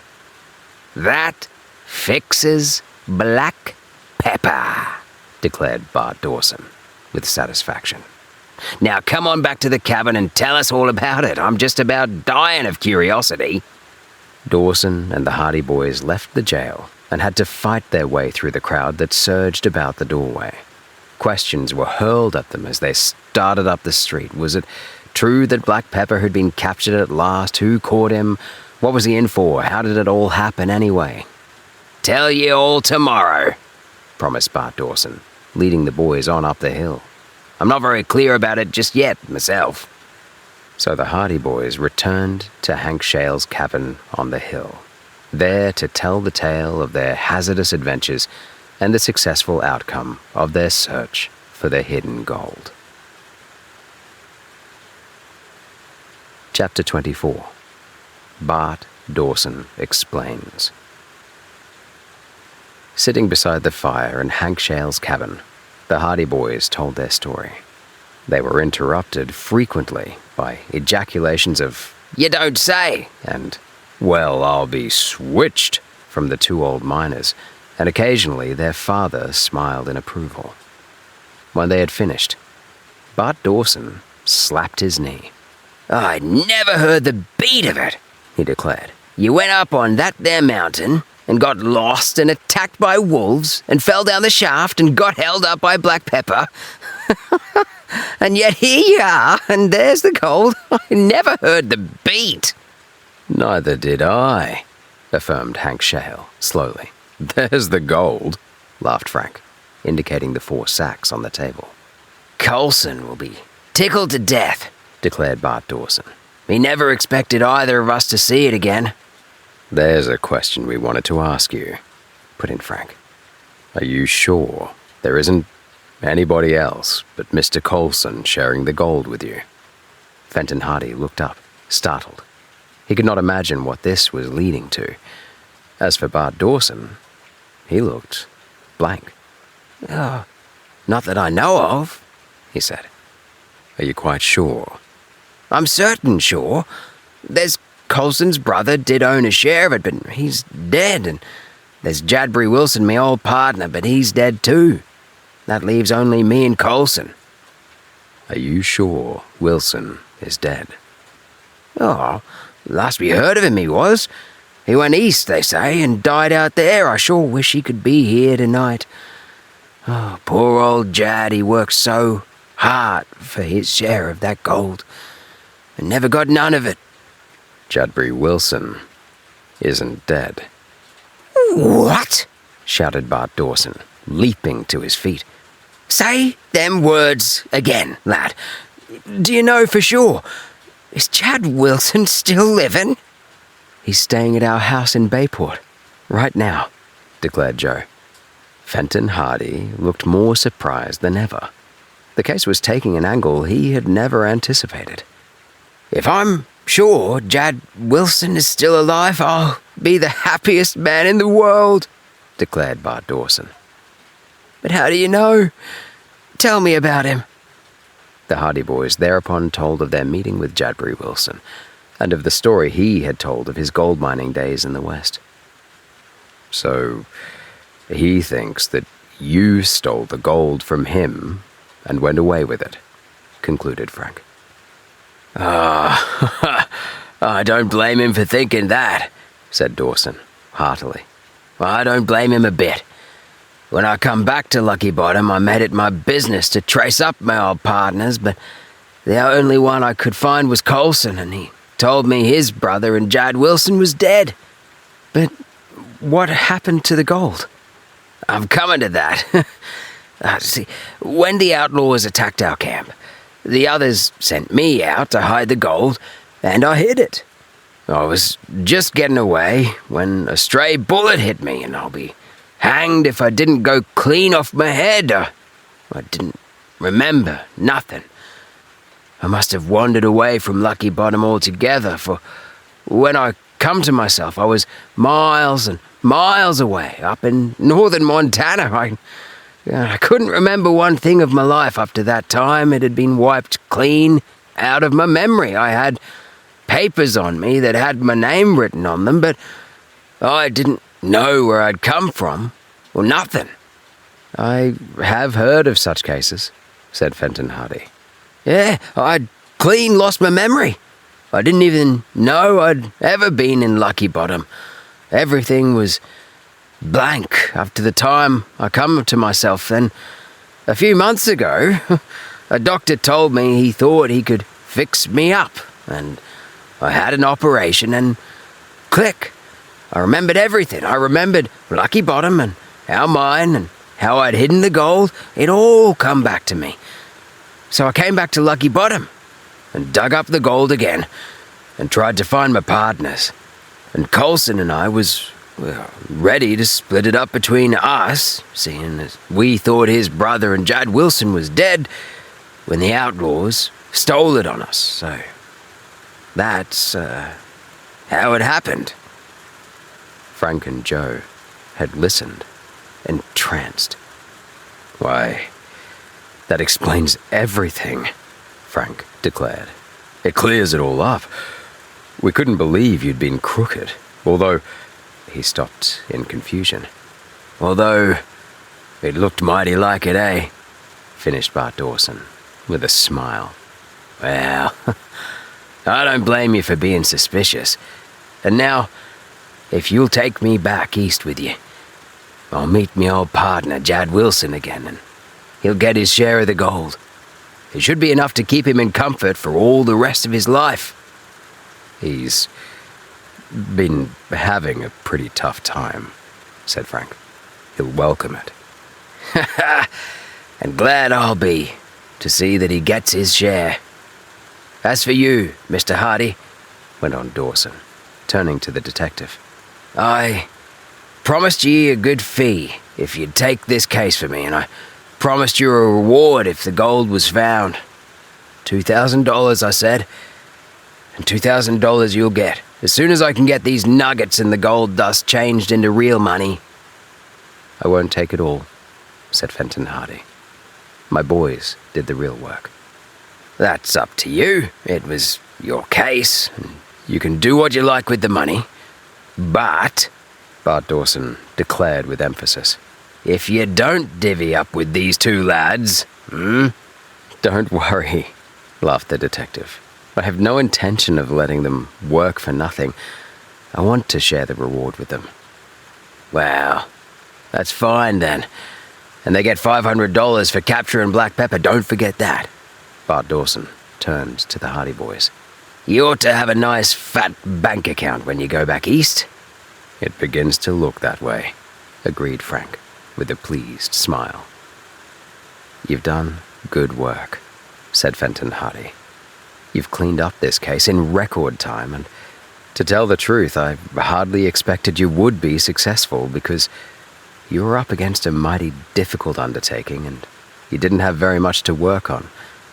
You deserve everything that is coming to you in the way of reward. You've done me credit. Hearing you say that is reward enough, said Frank, and Joe nodded his head in agreement. Real detectives, both of them, said Hank Shale, puffing at his pipe.